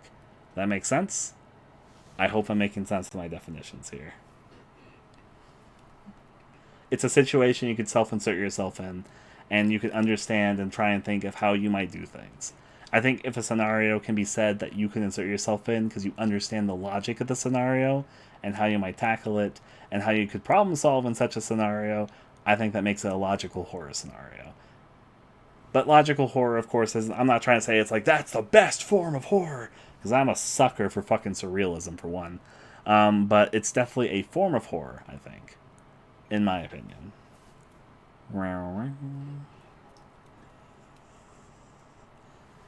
Anyways, I want to try and make a logical horror scenario even before the monster shows up. I want to make a situation that by itself is interesting, and I think logical horror has the benefit it can make if you're following a group of characters who can die, it makes them more interesting. In fact, here's another good movie which I think is a good logical horror movie.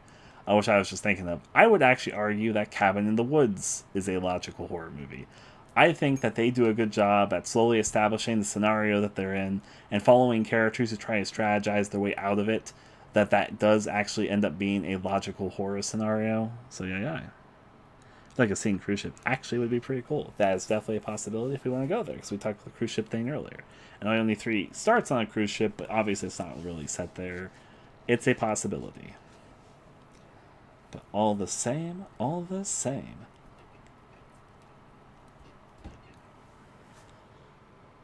But what I was going to say, what I do want to do here, and what I want to define right now, and hopefully I did a decent job defining what I consider logical horror to be, and I want to see if we can make a logical horror scenario. Even before the monster shows up, I want there to be an interesting scenario, and I think logical horror has the benefit that it can make you more attached to the characters, because you can relate, not fully relate, but you can understand the stakes in the situations that the characters are in, and the character deaths feel a little bit less random or playing by horror rules, really, and it more feels like they're in a scenario where they're trying to survive. Obviously, it's still a fictional scenario, but I think you get what I'm trying to say with this, is that it can be a little bit more, if it's well done logical horror, I feel like even if there's characters they might like, oh, I want to do that, you can understand and see how the characters are strategizing and trying to, in some ways, come together or work on their own to get out of the scenario that they find themselves in. It's part of the fun. And I think making an interesting scenario before the monster even shows up might do a lot. And then the other side of this coin is making the monster interesting so that when the monster shows up, it doesn't feel like it's worse than the scenario that it's in. Does that make sense? Because I feel like that's the one pitfall to avoid if we do it well, is to make sure, A, we make an interesting scenario that exists and is interesting by itself before the monster even shows up, and the monster throws another curveball into the scenario that they're in. And of course probably relate to whatever. We'll get to that when we get to that. The second thing is to make sure that the monster aspect isn't less interesting than the aspect of the scenario that they're in. Because sometimes, have you ever seen a movie where there's like an aspect, or even a game where some aspect of it is like far more interesting than everything else, but yeah, it keeps on like trying to go to the less interesting thing. I want to avoid that mistake, because that mistake definitely exists, and I've definitely played and seen examples of that, where it's like it does this really interesting thing, but then it keeps on focusing on the less interesting thing.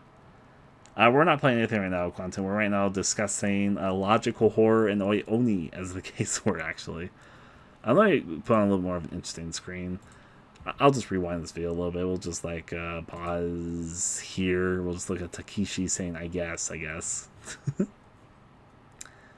Anyway, sinking cruise ship is not a bad one.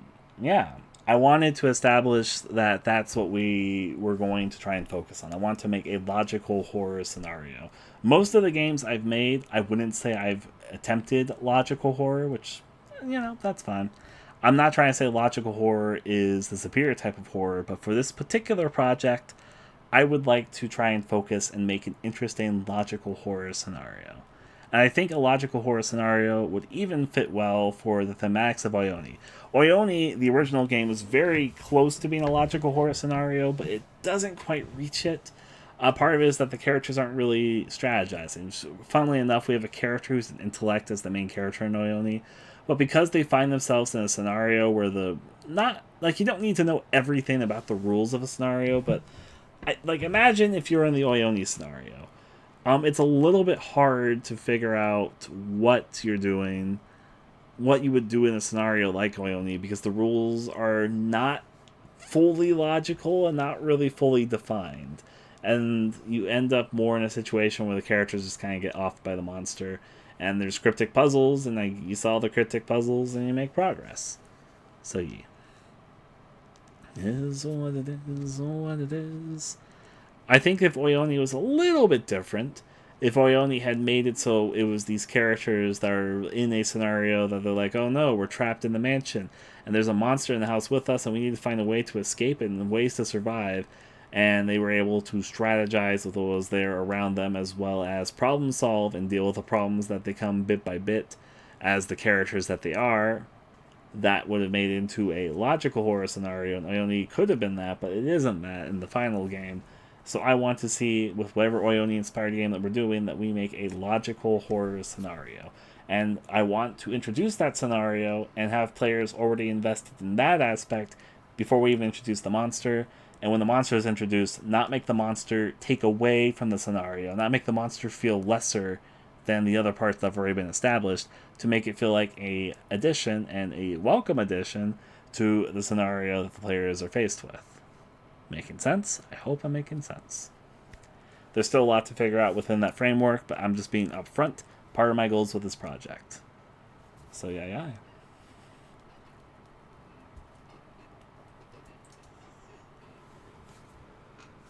Okay, we're not going to have a very large cast of characters. Partially, I do want them to be voice acted, and I know the people I want to bug to see if they'd be willing to voice act them, and that'll be fun. But at most, it'll be a 5-character cast. We'll see. Or, yeah, that's pretty much accurate. That doesn't include the monster, and most likely the monster won't be voiced by monsters, as the case will probably be, so yeah. I'm a little bit tired. I will not deny that. So I'm debating if I should push things and save things for tomorrow, or move forward with a little bit more. I wanted to get the monster design done tonight, but I wanted to decide some specifics. So maybe it's better to save that for tomorrow.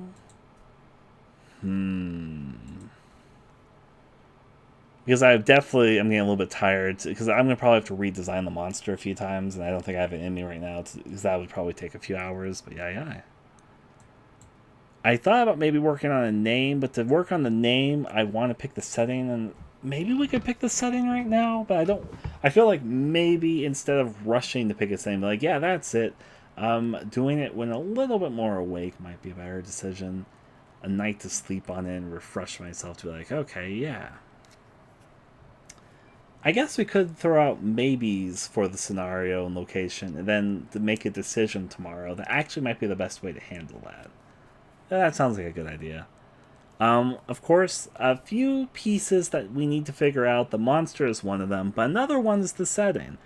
I would say that, and so theoretically, wherever you set a movie or a game or whatever makes a big difference. And in some genres, I think it makes a bigger difference than others. I think horror is one of the genres where the setting is actually a big selling point for a lot of people. I feel like that's not true of a lot of different genres. Sometimes it is. Sometimes it definitely is. I'm not trying to say it's not, but I feel like it's a little bit more important than it is for a lot of other genres. I feel like a lot of people like mood in horror, and I feel like the setting sets a lot of the mood, if that makes sense. And people like interesting settings in their horror stuff, or certain settings that personally appeal to them, or just interesting locations in general to explore in the case of a horror game. Because horror games often, low-key, are about exploring the environment you're in. Now, Connor suggested a good one, which I'm going to write here on my text document that you guys are not seeing. Maybe, in fact, let me switch the screen here. Voila, you guys see this again. Look at all this. I made some notes, but right now, we're going to put this here, and we're going to write down some settings. I'm going to start us off with the one that Connor suggested, a sinking cruise ship, which is not a terrible setting, not at all. Why aren't I using the Google Doc specifically made for this project? Well, I'll have to look at it later. I might, thank you for reminding me about it. We'll open up and go over it next time. I don't remember what's on the Google Doc right now. Should I look at it right now? I don't want to go. I have a lot of complete isolation documents. I don't want to show people. Did you guys know I have a fucking almost 500-page document dedicated entirely to complete isolation? That's my dream game. Link it to me. Okay, boy. Say it like that. Put the image up. That's. I kind of don't want to write it in that document. I want to do it in a text document before I put it in like a permanent form. Because I prefer this right now. I'll look at it tomorrow. At the moment, link it to me, but I'm not sure if that's why I want to like write it in right now. I will just kind of look at it right now, because I'm not fully committed to anything yet. Right now, we're sort of discussing things.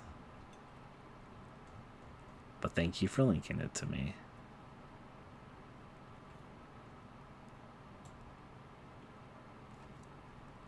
I did not read the notes last time. Should I read them right there? Okay. Should I read out the notes? Because I had a brainstorming session, and there's notes from myself and M and Grayson and Holly and Connor. Should I just like read the notes out loud? Would you? I don't. Holly, are you still here? I don't think Holly's still here. Connor and Grayson, would you guys mind me reading your guys' notes? I'll read my notes. I don't remember what I wrote. Should I read my notes?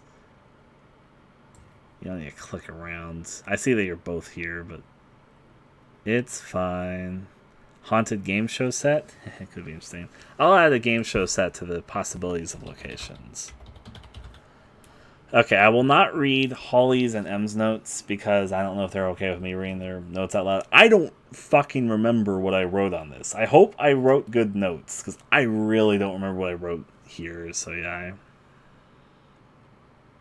yeah, this was a while ago. In fact, part of the reason I don't think why, like, I understand Grayson, like, oh, we had a Google Doc about this, but the exact same time, this Google Doc is so old.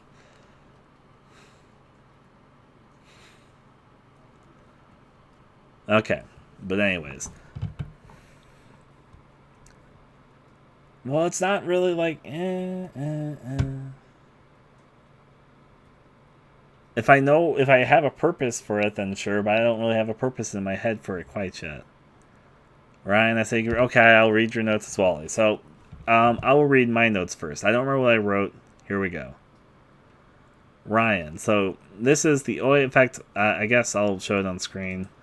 Oh wait, maybe I shouldn't do that because it does have the URL right there. Whatever.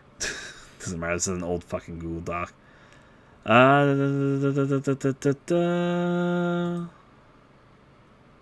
Maybe best start a new one. I agree with that. It's fresh ideas here. But yay. I'll read the notes. It's whatever. This is like a really old Google Doc. But anyways, I want to see what we wrote though.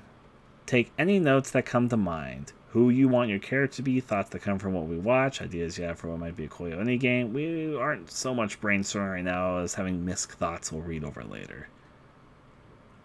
Alright, I'm going to read over the ideas. I don't remember what I or anyone else wrote, but I will write down anything that sticks out to me as well. Ryan, and these are notes that I wrote, I think this was like 2 years ago. I think this was 2 years ago. Here we go. These are my notes first. Ryan, while I'm not against the idea of boss battle-like sequences, I do think avoiding the sort of Oyoni 3 does may be a decent idea to do something more interesting, horrific, and less comical and kind of typical video gamey fare. I do agree that we shouldn't do something directly fighting the monster, though. I sort of mean more set-piece type moments, maybe more than boss battles. Some examples I can give would be sort of like the shark boss in the original Resident Evil, or the haunting ground-esque boss styles where you get chased by like a fiery corpse or the like. So that was my first note. I guess, yeah, I'm sure that's fine. I'll write that down as a little mental note for myself. Actually, I think I can keep mental note on that just by myself. It's not a super important thought. Here's another thought. Though Kagome Oni does it kinda wrong in my opinion. A black scene with flashes of static or some light to see I am not against and could be for an interesting idea. Okay, I see what I was saying there. I was trying to say that I think Kagome Oni had a kind of interesting idea, but they executed it wrong. And I was saying that the basis of that idea is interesting, but the execution I felt was kind of messed up in Kagome Oni. Yee. One thing I've noticed about the original Ioni game and many of the more successful clones is that they use empty space well, big kind of barren rooms with a few notable details. While we can add a few more details to the room than the original game, it's still good to use negative space, and in my case, darkness, and build up the silence well. These are still my notes. Oyoni had a number of secrets involving what you named your character. Maybe not that specifically, but we could have an input pad do input stuff into for a puzzle probably. Sort of like what I did for Please Love My Computer Game, but have certain phrases inputted also lead to a secret. I see why I wrote that to remind myself there, but I wouldn't. For the new Oyoni type monster we do, maybe make it so that I both save its event location on the room you just came from, but also track what room it comes from, and once it appears, turns its position off like a variable to determine what room just came from, so each room has a variable number from which it can appear from and transport the event for whatever appears. I do think being able to save characters or not will be a good system to have in both story moments and playing as them. I think it'll be interesting with a character. There should be an option to switch to playing them. Maybe when you die in the game you get a death scene and the character is lost. Might be worth it to make a system of difficulties. The higher you are, auto-saving also may also apply, or limited saving. Do discuss this idea though, as it might take a decent amount of spriting to get it to work and would drastically raise the amount of work needed even with a good base. Hiding spots, I think, should be a bit dynamic. A character crouches to hide behind something, hide in the closet or under a bed, see what we sprite, and what is best to not sprite. I think part of the appeal of Ioni's story is there's a sort of simplicity to it. There's ambiguity to it, but it doesn't delve too deep into explaining the Oni rather than driplets, and focusing more on the absurd horror situation they're in than explaining it. One idea in horror is, could I survive this horrific scenario? Wow. I was having this idea apparently even back then. So I think making a game with weighted death and leaving ambiguity and some mystery may add to that. A fine balance to be had for sure. Maybe some weird thing outside the Oni that does play a role, but an ambiguous one. There was a weird shadow cloud thing in the Oni art video we were watching, or I watched. It seemed to serve no purpose, but it was kind of slowly following, or not, but it looked like it was. Maybe these things or oddities do something and play into a bigger idea, but are left more ambiguous to figure out and aren't super obvious. Focus a lot on ambient sounds rather than music. Use music sparingly. I do like music. This is a bit weird, but maybe there should be some sort of unseen sanity system where weird random sanity effects would happen or transfer or trigger events in the environment if one's sanity is going lower, but keep this mechanic hidden from the player. I want a rainy balcony forest walkway area. I kind of love that aesthetic. Like Resident Evil's forest balcony or the ordinary outside area one after you're there. Goopy and physical signs of the monsters present in the environment and their handiwork make it seem more as if these monsters have been living here and then they've been having effects on their home. All locations stay explorable, big open areas that interconnects and more passageways and locked in stuff as you progress. Maybe a key item used for a puzzle also can open the main door to get an early secret end. Inspired by something that Colin said. I said it's Colin there, but they're Holly. And it wasn't that I was wrong. An item to be a decoy or stop or a chase or make up for. Yeah, you can. Thank you for fixing. This was a 2-year-old document, so. Okay. Do you mind if I read your ideas here, Em? Because I have gone through my ideas from what we did like 2 years ago.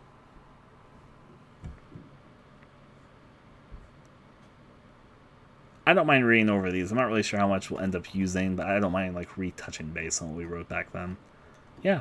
Would you rather I skip over your section, or would you be fine if I read it?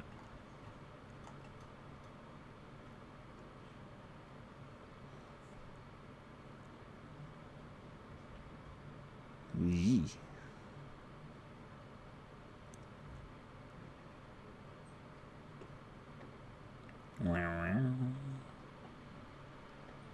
As you're making that decision... Oh, but the others have such long sections. Alright, I'll still read over it though. So M's notes. I know this has nothing to do with the game now, but maybe there can be a bonus thing where there's a survival mode with one of the characters and they need to run away from the monsters to see how long they can last. Going off Holly's idea with the game over screen, we could do something where the color of the text for the game over screen changes depending on how the character dies, like in Breath of the Wild. I think a puzzle based off of music would be really nice. Don't have the rooms too dark. When the characters is split up, have some sort of moment where the player is able to see what each character is doing. Maybe a traitor among the group? All the fun. You didn't say the woo. I'm just going to start with an ooh. Shh. I'm just reading the parts. I'm not also reading I'll read the last note because now you're picking me out for not reading that. But it does say, I forget I still have access to this doc. Yee. Anyways. Next up is Grayson's notes. So yeah, I will read the H. Ooh. Anyways, all the same. Whenever you enter a room, the name of the room flashes appears for a way to better remember areas or to make a map in the head of the player. Or if an item description mentions a room, it will be easier to find and to use the item. Maybe if you can play as different characters, they can call each room different things based on their personality. Holly suggested that maybe only a single kind of ambiguous room for characters all call and interpret differently. Yeah. A location where there are narrow hallways, of course, because why not? Perhaps a thunderstorm that only occurs after you visited the balcony, so it gives players a chance to see it, but attempting to enter the balcony after the storm forces the players to stay inside because the rain is so heavy.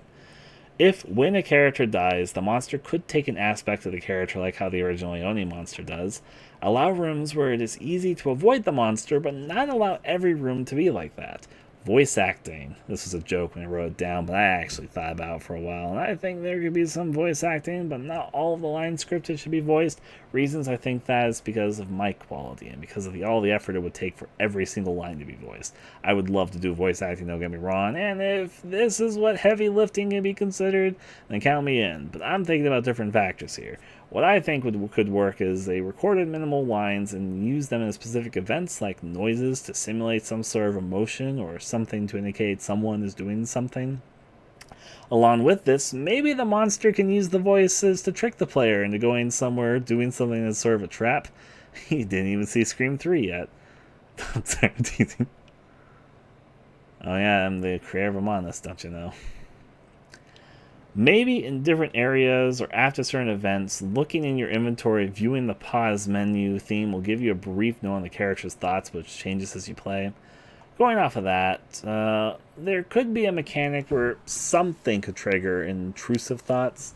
Like, you go into the menu and there you'd usually read the thoughts in white text. It could be red text. They've already left. They left you to rot alone. You should give up. Nobody wants pathetic trash like you. What's the point? Your friends are already dead anyways. What kind of person, if you feel that their friends die, you couldn't save them character's name? You really are entirely useless, aren't you? Those are just simple things. So perhaps each character's intrusive thoughts could be reflective of their personality, focusing the player into a room in which they have to complete a puzzle to proceed, but having the room sort of embody their fears, or perhaps a room with an uncomfortable factor. For example, sort of like the doll room in Eve when you play as Gary, but I also get the idea from when you have to do the damn doll puzzle in Ione with the hanging body in the room. I think it would be interesting to the settings change depending on what character you play as, sort of like you look into their mind or something, if you go over their dream idea. The way I see it, the idea that the monster only exists because we believe in it can be easily shut down due to a few factors. Grayson's character idea. I don't even know if we're still doing this idea, but the character I'd like to make is not too far from my original notes. I think the idea that each character in the game have a different moral alignment could be interesting when you play as each individual character, like something like that Holly said. When you play as different characters, they could refuse to interact with certain things, or interacting with things they are uncomfortable with could cause a decrease in sanity. Not sure how the player is supposed to know what each character's dislikes is afraid of, but it is an idea to throw out there. For my character, I think I'd want to go with something along the lines of a chaotic neutral or chaotic good, kind of heart, free spirit, that kind of thing. Along with that, I also think he knows how to defend himself well and to put his foot down when it is needed. Maybe a little fetishy in some area. You deleted that as I was reading it, Grayson. Sorry, what? Skip! Alright. Flaws about this guy. He's probably super flabbergasted by the situation, confused even, though he tries to make the best of what he has. He's low. Grayson, do you not want me to read this? M's idea with a traitor I'm on this group, Grayson wants me to read the document. Also, Grayson, the only person who's deleting things as I'm reading them. So, M's idea with the traitor I'm on the group is interesting. I quite like the idea. This was before Among Us. Well, Among Us was out, but it wasn't popular yet. Alongside the thought, I don't see my character as the type to be treacherous, but I do think I have some ideas for how the traitor thing could be implemented. While my character has a fair amount of instability, I don't think he'd go against his own morals to do something horrible to the group unless he is basically pushed over the edge. It also leads me to question the relations between each character, as I think it'll be a factor if he does indeed do something treacherous. So basically, to put it simply, there's a little possibility for... I'm not going to read all the character stuff at the moment. Do you mind if I don't read all that right now, Grayson? You wrote a lot for the character stuff. And you're deleting some of it as I'm reading it. So, I'm going to move on to Connor's notes. Are you okay with that? Yes, I know. Just skip. All the same. Not that the character stuff is bad, and I'm happy you got into it.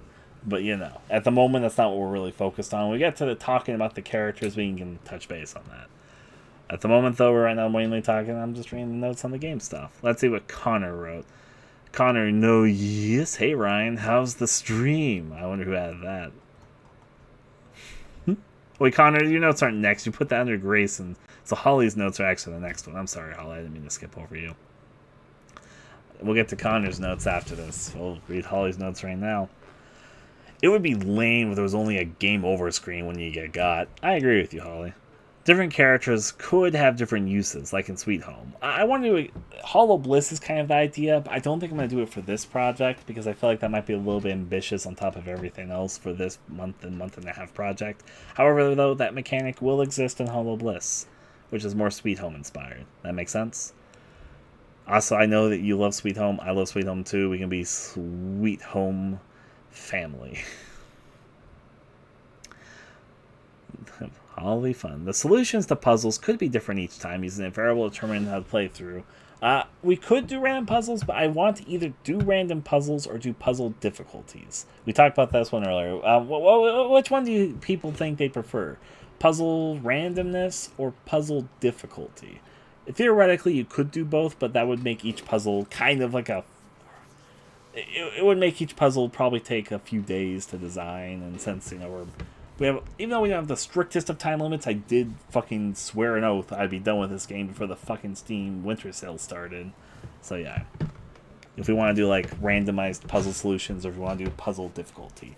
Doing both would mean that each puzzle would probably take some time to do, because we'd A, have to think of puzzles that fit each of the difficulties, and then we would B, have to randomize a solution to those puzzles, which also sometimes means changing the puzzle clues. And when you add those two things together, you start having that for every puzzle in the game. You have to have like a dozen or so versions of the puzzle and code them all in, and also think of the puzzles so they're each about as clever as each other. So, you know.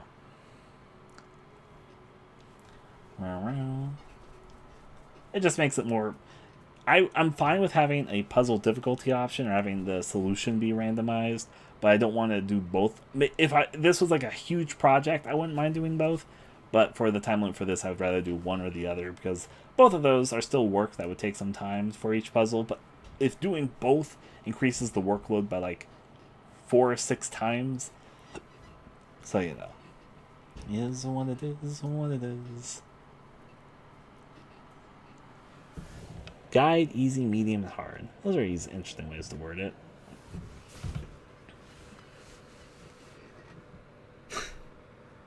I guess we could try that. I'm not sure if it would work, Holly, but we can try that. The one thing that might...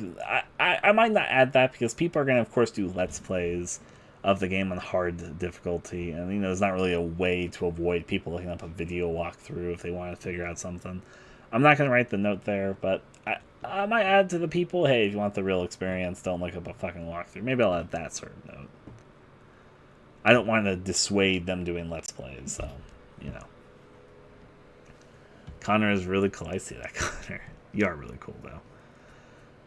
Okay. Directly fighting the monster should be off limits. Indirectly fighting them. Ellipses. Players could have the ability to alter the environment, such as boarding up a door to block it from both sides, but only being able to unblock it from that side. It's not impossible to do a mechanic like that, but I will mention that, of course, these are just brainstorming ideas, but we do want to be careful not to bloat up the ambition of the project too much. You gotta pick your battles and what mechanics make sense and add something to the game, which ones might be neat on paper but might not work well with the game, or might just be too much work. That's always something to take into account, especially when you know what you're working with. Holly, I'll give you access. You probably lost the link there.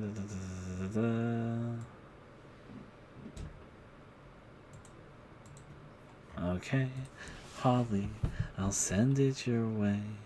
Actually, I'll send it to the Pink Bitch Club. Oh, wait. Is what it is, what it is.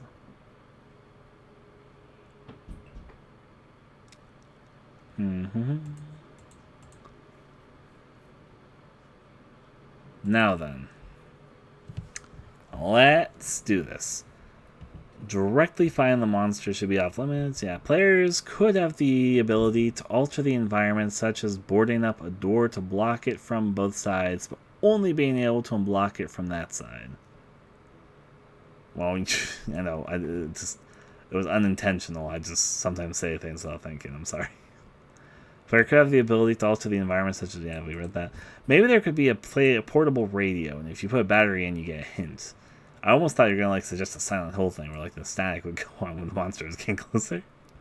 Batteries might have multiple uses, but there is a finite amount of batteries, and they're all almost drained.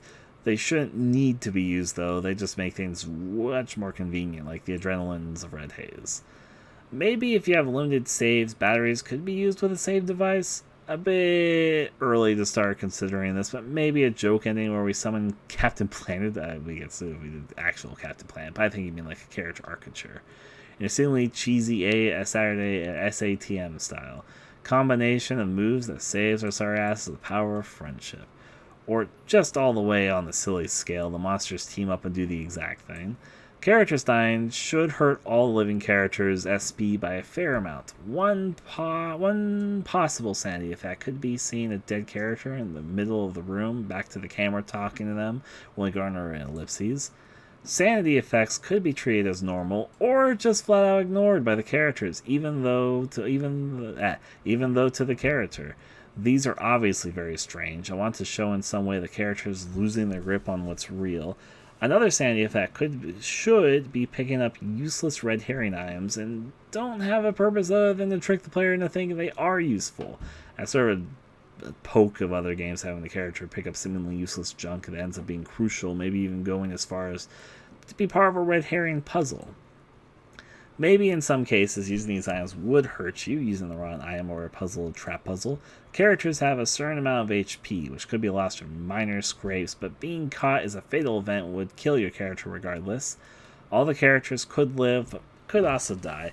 Maybe on hard mode, losing all the characters will make you save unless you warrant a reset. Each character could have their own exploration ambience, or a variant of the standard one. Maybe a fake SP bar that represents how scared your characters are, or how sane they think they are, not their actual SP.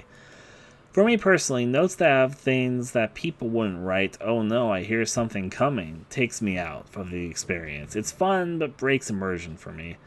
Cruel, but maybe have a shotgun plus shells, but only one would be grabbed in a playthrough, making both of them completely useless. Character phobias prevent the character from interacting with certain objects while you play as certain characters. For instance, Connor may refuse to interact with corpse-like objects or blood or organs, for example. The real Connor be all over the corpse. I like how you're highlighting that, Connor. I was reading it to make it hard to read. A character to the CG Ione movie said that monsters only appear because people believe in them. Maybe the monster only shows up because the group believes there is a monster to begin with, and Yuma Nikki Matsuki makes a small noise if you cannot perform an action. Our game could have an equivalent to that, and it's saying, weh. A bonus mode when you're dressed as Scooby-Doo characters. Bonus mode where every character is character same and have B-Sama's face, including the monster. I forgot about B-Sama for a long time until I just read that right now. Oh boy, B-Sama. And then finally, I guess I have a few things. I see what you guys are fucking doing down there. I just noticed it right now. But I'm gonna do with Connor's note. How did you forget B-Sama? I forgot about B-Sama. Nobody's brought up B-Sama in a while. This note was from 2 years ago. Shh. Anyways. I digress. Connor's notes. The monster costumes people, they lay eggs, cocoons, and hatch and consume people. They seem a little different. I'm not going to read every side note you write here. B-Sama is a term. Okay, Connor, I get it. Sorry for forgetting about B-Sama. I didn't leave as much of an impression on me as you, apparently. Anyways, have each scenario have multiple characters active at once so that the player can switch between to do different things and lead to a specific outcome. But a character can die with cuts you off from their path and changing the outcome of the scene/chapter. A puzzle where you move paintings around to change the room order and door connections. This might work if you save the monster's location in the room, and then you can move the room with an Oni inside. That reminds me of a scenario that's been in my head for fucking Complete Isolation forever. I should not take from Complete Isolation because I want to realize Complete Isolation, but that reminded me of a Complete Isolation scenario that's been in my head for fucking ever. Split the game into chapters, and at the end it shows who is dead and who isn't, or at least their status. Maybe characters can get acquired and developed debuffs that limit them, broken legs, etc. Some puzzles take the form of escape rooms, and the longer you stay in the room, the more frequent and more extreme the random events that happen. Bigger effects on sanity. If you have one character trapped and one character that is free, then maybe have hazards that target the trapped character and need to switch between them to A, release the trapped person, and B, avoid dangers to the trapped person. Certain events or interactions with the monster cause changes to the monster. Damage eyes, the monster is blind, hearing improves, so have to be quiet, cut off legs, the monster starts to fall over and crawls, now able to move under tables and pounce. Maybe have curses in the game that have various effects that must be lifted, gained from breaking rules. Okay, for my character, I guess it'd be freaked out by open wounds and living people, but nonchalant and for the sake of the game, being fascinated by corpses. Going off the whole monsters only exist because we believe in them. Have the monster manifest after examining lots of lore items and finding out about the monster's legend. Whether this is a forced part of the plot or whether the lore can be triggered by player choice is debatable. Going along with the last idea, perhaps the more lore you read on the monster, the more it evolves and it adapts according to the information and you perceive of it. It's all a dream. It is a demon that lives in your dreams. The trader is drugging everyone to bring out the demons as they worship the demon, kinda. It's special. They're really, really fucking doing some stuff down below. I can see them editing it and getting it ready so I can read it when I'm fucking done with reading Connor's notes, when I'm going to finish reading Connor's notes. The trader is drugging everyone to bring out the demon as they worship the demon. It's kind of the special ancient drug that they discovered records of it. But once used, you can never escape, and the monster will hunt you down whenever you sleep. Dialogue from the trader. Have you ever woken up from a dream in a sweat with a deep sense of dread and fear in your heart, only a faint memory of being chased persisting? Have you ever woken up to see something in your closet as your door, standing over your bed and being unable to move, completely frozen in place? People die in their sleep all the time, you know. Alive one day, dead the next. It's always there, you know, buried deep inside your subconscious of every person in this world, but sometimes it's able to surface. But with this, what I've done to all of you, I've set it free. It'll be with you forever now, and you will never rest because you will do it. It'll be there waiting. Don't despair, though. You're incredibly lucky to have this opportunity. And then great. Now I've caught up to what people have been editing down below. I've seen all of you down there editing. And Grace and I agree, like, bro, what? Connor was right over there. Anyways, Husk Golem says, I am still here. Don't forget me. Make this game and wake me up. So, making the Oi Oni game from 2 years ago is going to finally awaken Husk Golem. Which nobody but you guys will even know what the fuck I'm talking about when I say Husk Golem. But all the same. Is what it is, what it is. Anyways, then we have a picture of B-sama with a gun and saying, I will murder Connor. Connor smells. If you want to join the Huskell and meta, keep them in character. Jesus, smelly B-sama, my beloved. What the fuck is happening? And then we've got some spooky faces, like a frowny face, then a smiley face, then a creepy face. We got B-sama bursting out of a cake, I think, and says, hey, it us. It be, it do be, the pink bitch. Smelly M, and then frowny face. B-sama is iconic. This just turned to a huge shitpost. We ruined the sanctity. B-sama is a Greek god. What? We're sneaky, shush. Ryan just spilling all the inside jokes on stream. A cake, this is why I hate people. Ayo, which is the initials for Oioni. I think it's supposed to be laughing my ass off. Which, does that mean Oioni could stand for ass off? Hey, how you doing?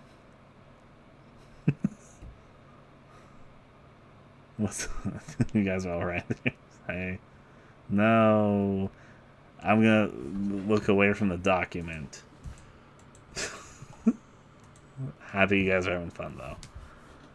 Laughing my Aoni off. Yeah, I guess that, what does LM... Like, if somebody ever asked the question, what does L or LMAOF stand?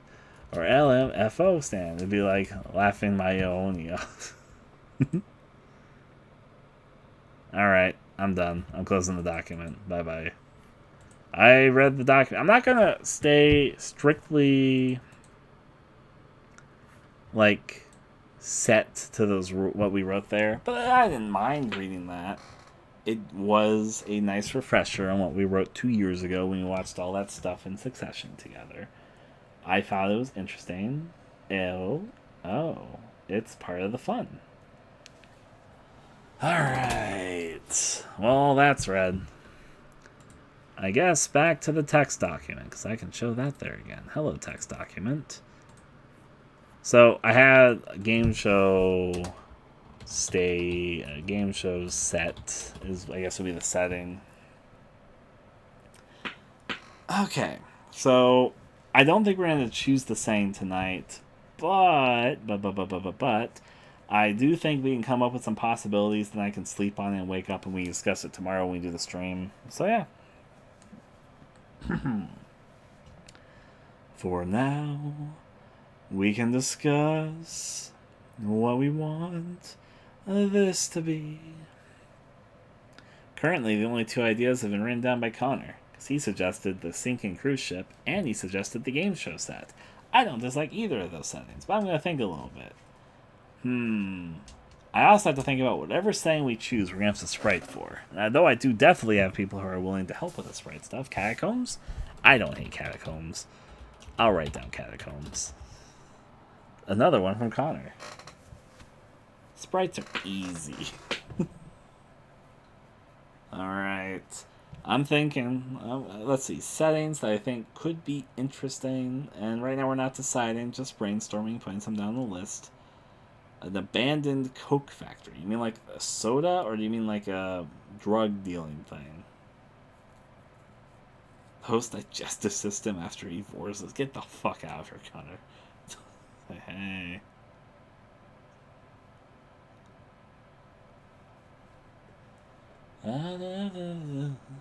I'm thinking.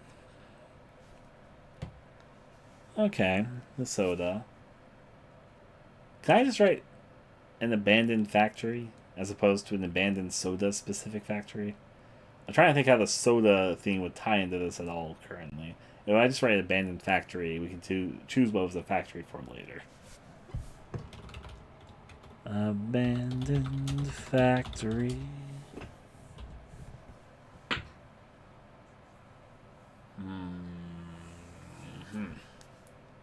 I wouldn't mind making an aquarium.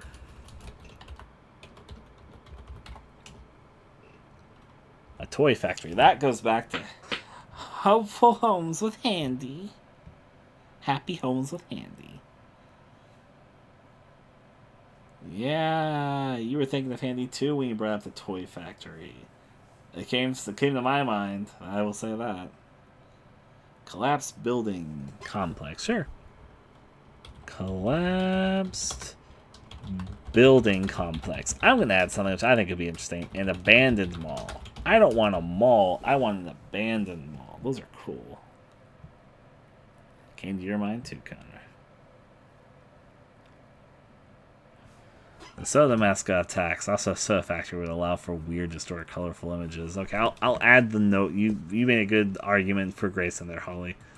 I'll mention this. Soda factory. Skyscraper, because you like the idea from the original Grey Haze idea. Soda factory allows distorted, colorful imagery. Kool-Aid. Oni. Just get rising. Kool-Aid Oni. Church. I'm gonna write down church because I like church too, but I'm going to avoid hospital on account that I've got a whole horror game idea in my head right now in Psychophobia that's entirely set in a hospital, so you know. Someone Lovecraftian see, please. Toy Factory would be because the Poppy's Playhouse just came out and is big and hot, the exact sign. Hey, give us some credit, Holly. You were here when we were plotting Happy Homes with Handy. We had the Toy Factory idea down before they went with it. You were there when we were conceiving that 2 years ago. Basements. All the same. A suburban set. Oh, I like suburban. That would actually be a really interesting setting for an Oyoni type thing. A field of lighthouses. Would a lighthouse setting work for an Oyoni game? I'm debating. I was here for Handy does a do. Oh my.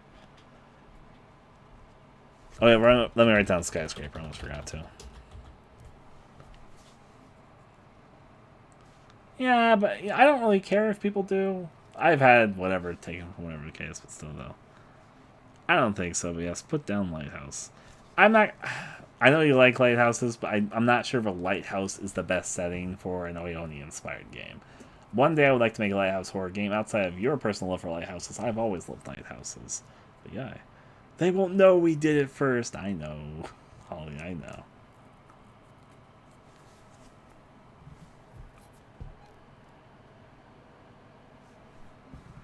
A tunnel is said to be haunted in an urban legend. Ooh, I know what you thought of that, but I like that saying. Tunnel, haunted, urban legend. That'll make me know what we're talking about. watches the next stream and be like, what the fuck do I mean by that? Ratman? You know there's a Ratman horror game? I saw it when it was playing the Dread XP 2021 Horror Showcase. They didn't take my Close Your Eyes trailer, which made me a little bit sad, but there's a lot of neat games there. So yeah. A mini house, like those small travel houses. Okay. Like a small travel house. That might be a little too small, but we'll see.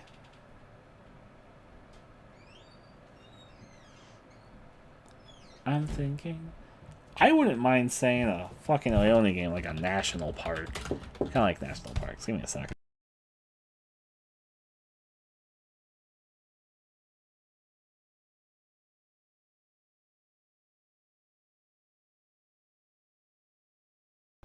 Farmstead, lots of wandering between buildings and low cover can lead. Let me remind myself what a farmstead is.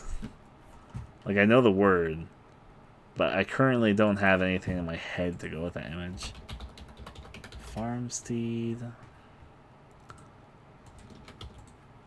Show me some pictures. Oh, yeah, okay, it's like a farmland. Yeah, you know, I like a farmstead. Wow.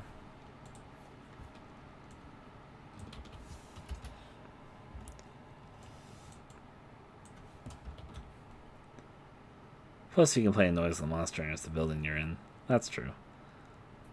Ratman, one of those storage shed complexes. Storage shed complex. Some kind of slum area, really makeshift housing buildings. I like that setting, but I'm not going to agree to it because Grey Haze kind of has a setting similar to that. One thing which I'm going to avoid is settings that are similar to games that I'm also currently actively want to work on, which is why I denied the hospital, because I have a hospital setting in Sickphobia. And the slum area, which you're describing, I like the setting as well, but I have an area similar to that planned for Grey Haze. That makes sense? Meat farm. I'll accept your meat farm. Farm and all the associated buildings. Thank you for telling me that. I kind of guessed, but I wanted to make sure because I didn't really fully have a grip. If somebody asked me before this to define what a farmstead is, I'd be like, oh, I know that word, but I don't remember what exactly it means. I'm putting some thoughts. So far, I haven't come up with any ideas. These have all been your ideas. Meat farm, where you go to meet people and make friends, like with the M-E-E-T. That gave me a really good... Why hasn't that been a horror game setting? Or a horror movie setting? Like, I'm not trying to say that no one's ever done that, but I just had a fucking ingenious idea. Maybe not for this project, but there's so much horror potential there. I'll put the bank down, but let me... Somebody tell me if there's a horror game or a horror movie set here. I'm not trying to say that's never been done, but I've never personally seen it or even heard it suggested. And thinking about it's so fucking perfect, why has no one fucking done it? An elderly person home.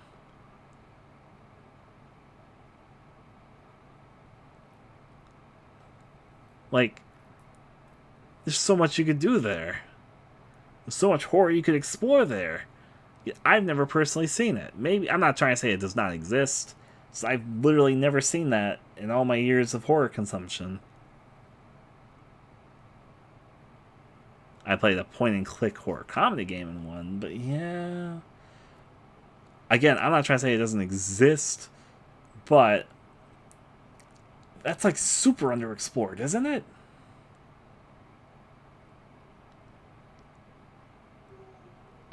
Because people don't like thinking about it. That's why it makes such a good horror setting.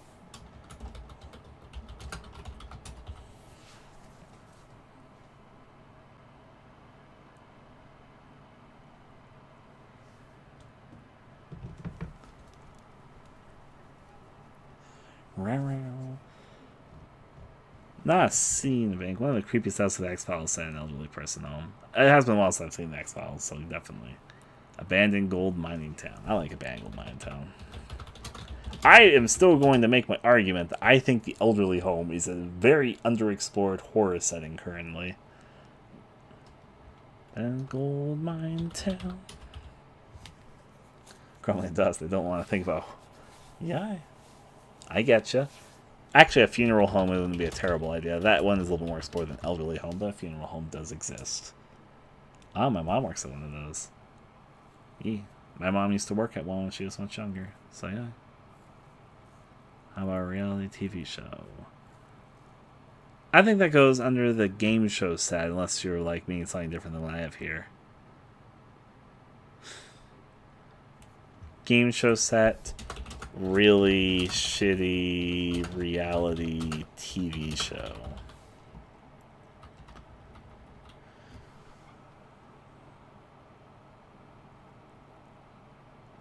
To think.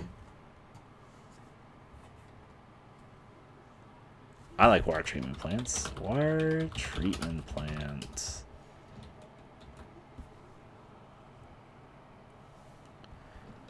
I'm going to zoom out a little bit to give us a little more room so I can show it all on screen.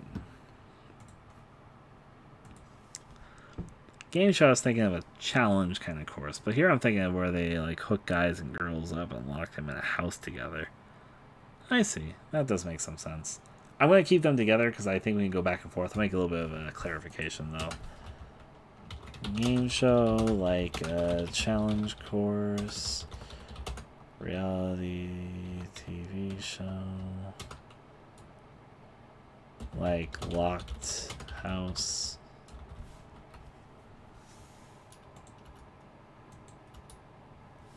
D. Game show set. Charlie Booker did a zombie story set on the Big Brother set. Yee.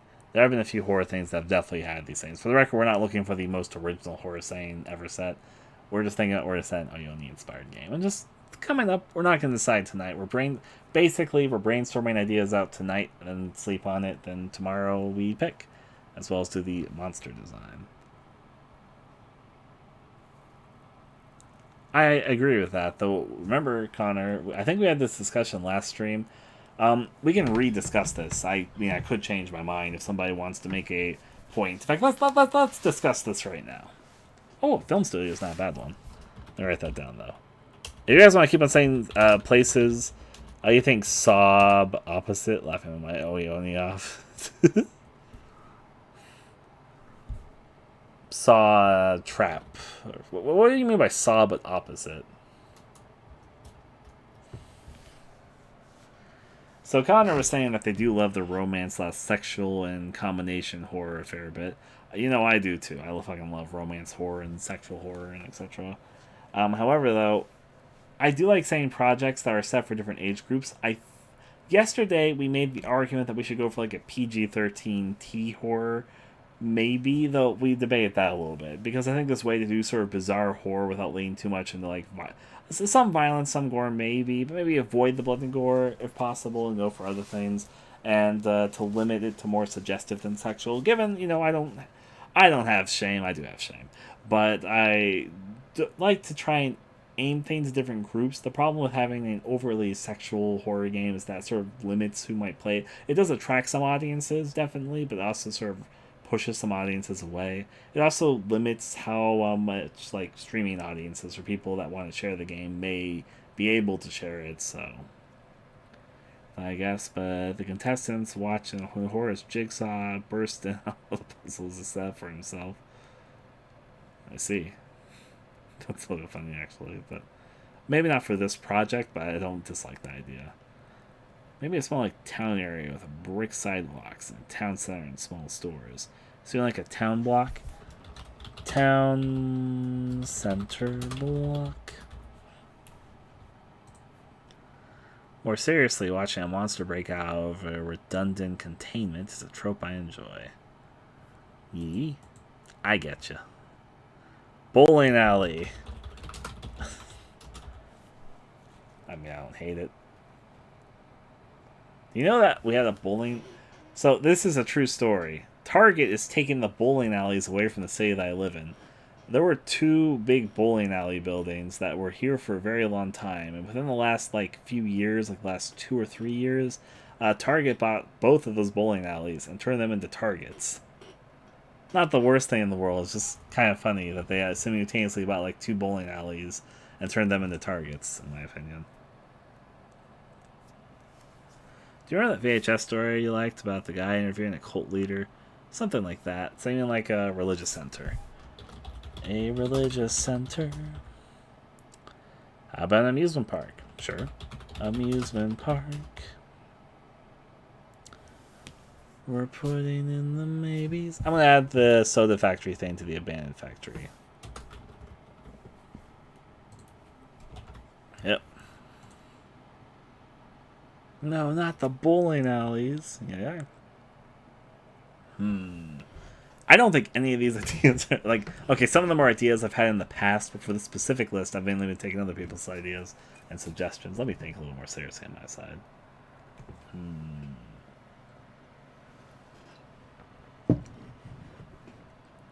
Oh, I did come up with the abandoned mall. That was the only one.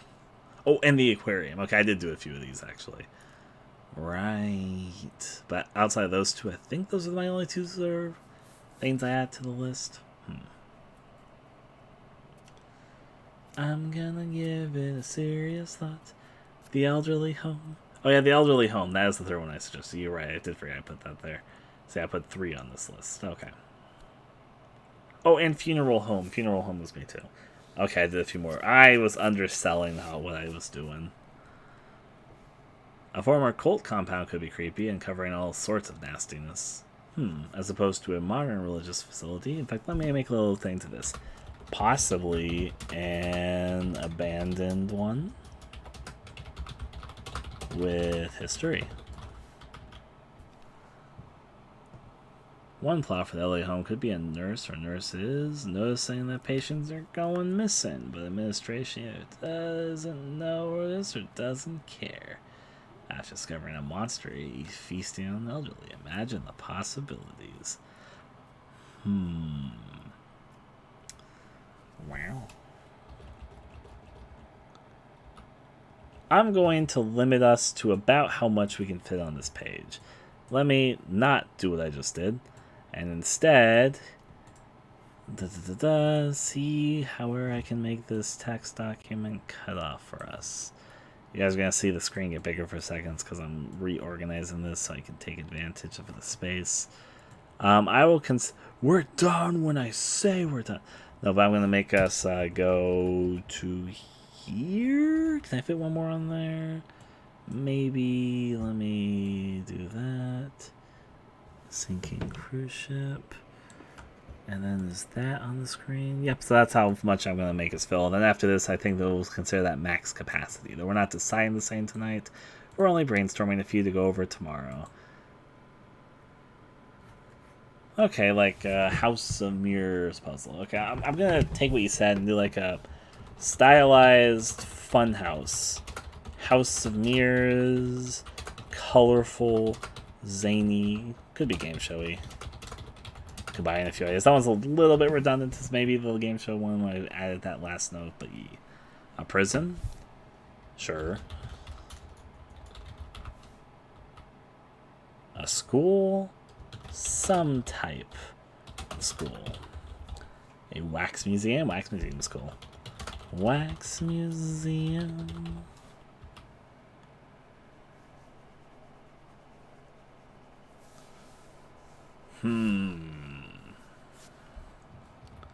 I'm thinking seriously for a sec on my side.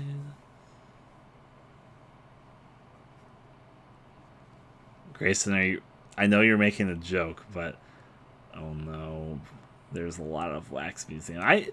There's a horror movie that would be an okay horror movie, but they have such a cool finale that like escalate the rest of the movie for me. Because to explain, they go to a wax museum in the final act of the movie, and it's like abandoned town almost. and it turns out the wax museum is fucking made out of wax, and it gets on fire. And so the final bit of the movie, the rest of the movie is not bad. There's some good bits in it, but the finale is fucking phenomenal. As you have these characters trying to escape from this deranged like killer, as the whole building is literally melting around them. It's like a really cool sequence. I almost feel like they made the whole entire movie just for that sequence. Which, if that is what they did, good job. It was a very good sequence.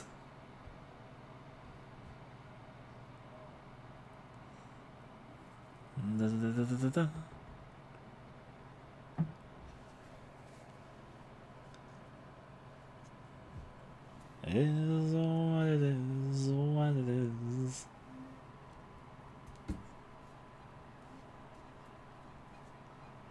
I'm thinking hard.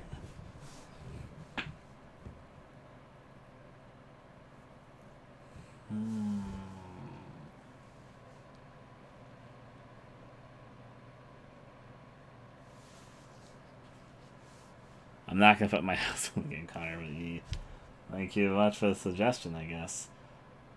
I'm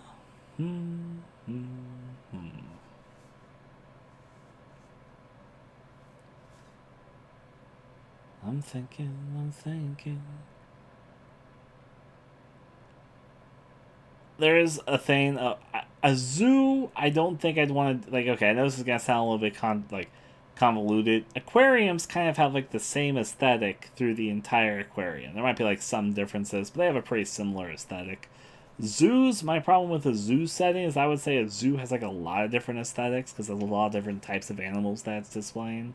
So you have like different sections that look very different from each other. And that would be my main concern, especially for spriting and the time frame. I feel like that gets maybe a little ambitious. If it was like a larger project that you're spending longer time on, I would love to do a zoo setting, because I kind of think zoos have a lot of potential, obviously because they have a lot of different animals in them, which has a lot of possibilities, a lot of different sort of biomes represented. But yeah, we're not doing Peach's Castle, obviously. So a research center? What do you mean by that?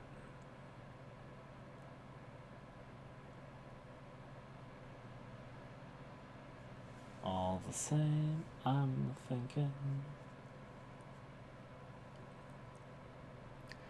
A pet shop warehouse. Warehouse goes a little bit over some of the other stuff, but pet shop's not the worst idea. I'll add pet shop, sure. An aquarium reminds me of Jinji's geese. He creates with mechanical eggs. I get the comparison, though. I don't think there was actually an aquarium in Gaio. There is definitely the mechanical fish with legs, and I've read both the manga and seen the movie, but I don't actually believe there's an aquarium in that movie, in the movie nor the manga. I could be wrong and just misremember, but I don't remember there being one. But all the fishes with the mechanical legs come from the ocean, because of spoilers for Geo, they were like an abandoned thing that was tried to be dropped off in the ocean to be forgotten about, but fish and other animals started getting into them. Almost no lights.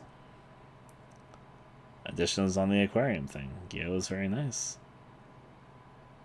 Center where people research something? You mean like a laboratory? But then I'm making, I'm going to say no because Blank Slate's vaguely saying like that. And similar to the reason I said no to the Grey Haze thing, it's like phobia, it's just because there's some overlap. That might be a little too similar. Part of the fun. Archaeological dig site. The only reason I'm going to say no to that is that archaeological dig sites are kind of just dirt, which I don't think are the most visually interesting settings. I wish Happy Town got a second season too. What is a panic pictocon? I've never seen that word before. I don't know what that is. If it sounds would be scary. Definitely could be. I'll do it on my phone. Actually, no, Grace. If you're going to suggest it, fucking tell me what it is. Don't make me do the work for you.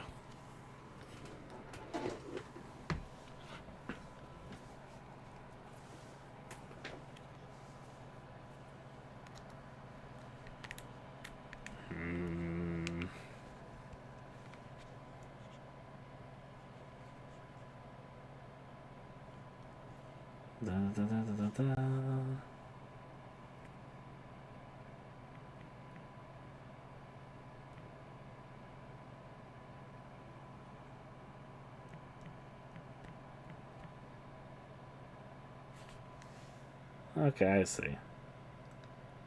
There was a place like this in Silent Hill 4. I actually knew what this was. I just didn't know that was what it was called. Literally, this exists in Silent Hill 4.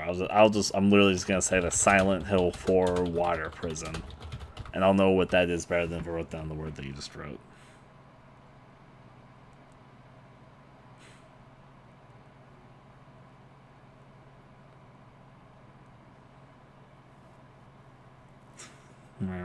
It is a cool setting in Silent Hill 4, though. I know it's not from Silent Hill 4. Silent Hill 4 purposely recreated what you're talking about.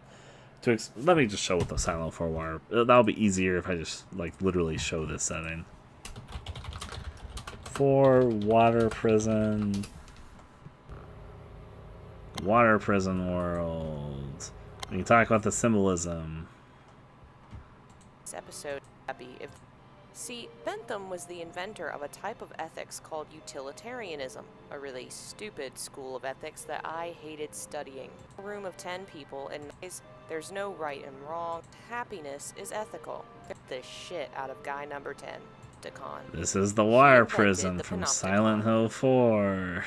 The Panopticon was Bentham's pet project. Yeah, they're gonna talk about it. Constant kind of compound. For years, Bentham the stress of certainly much. Yep, and in Silent Hill 4, you find the water prison where there's different rooms centered around a tower to be observed from one side. And yeah. He acts as both the guard and prisoner. Right.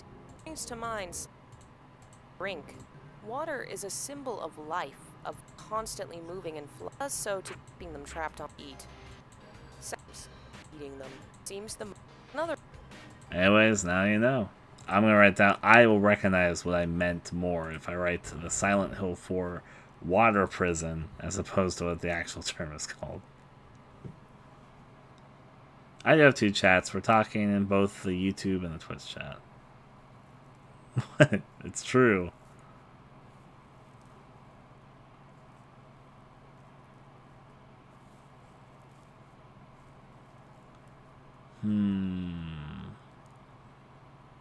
Oh, hi. How are you doing, Timmy? You came during a very boring stream to raid into. Right now we're discussing... Hey, everyone. How you doing? Right now we're discussing locations to set an Oi Oni-inspired game project. So literally what you're looking at is a text document with a bunch of locations written down on it. I will be your new dad, sure. I thought all your streams were boring. Okay, Q, get the fuck out of here. Wow, wow. We're not playing the game right now. We're literally just blabbing on over here. I do love Lookington. I know Q does as well. It's not the stream I would be like, oh yeah, raid, but hey, thank you. I do appreciate it. I'm also, for the record, if you see me responding to people, you don't see me in both the Twitch and the YouTube chats. It's because I am streaming on both YouTube and Twitch, and I'm responding to both chats. Currently, we're just doing some brainstorming. Well, thank you very much there, Droopy. Threaten us, see this pretty often. Yeah, maybe. You can ask him, and maybe he'll threaten you to do it. Good job, Q. You're doing your work well. I could just call you Timmy, I think. But yeah. So you need a new abusive father for the old one. I'm not going to make that joke there again. Howdy, howdy. How's it going there, Grayson? Even though I know you've been talking, but you said something in this chat. You decided to say howdy, so let's say hi back to you. Alright, so we only have like 4 more slots to fill. Again, the Silent Hill 4 water prison, I'll know more than the other scientific name for the prison that monitors other people from a tower. Hey, hello. Welcome back, Em. Maybe we're fine. I think we've got like 20, 30 options here. Probably close to the 30 at the moment. No spoilers for Silent Hill 4. It's one of the many locations in that game. It's a very good location, though. It's a good setting. I'll remember that more than I'll remember the other sort of central prison. I think maybe this is enough maybes for this list. Yeah, again, we're not deciding the location tonight, but I think that these locations will be good to go over tomorrow when we do the monster design. The monster design I wanted to do tonight, but I admit I'm a little bit tired, and probably it'll take a few hours and like sketching a monster and then deleting the monster design when we figure out things that we want to do differently. I expect it won't be done in one go, so yeah. one of the manga cafes of the computer cubicle. Are we gonna make a fucking otaku horror game? Is that what you're suggesting? You know, it'd be fun to just let a wheel pick. Oh, don't put the idea in my head. Oh, you're devious. And you know I love that. You know I love this shit. Leaving it to a fucking robot to make crucial decisions for us. To leave it to pure chance as opposed to making any responsible decisions for yourself.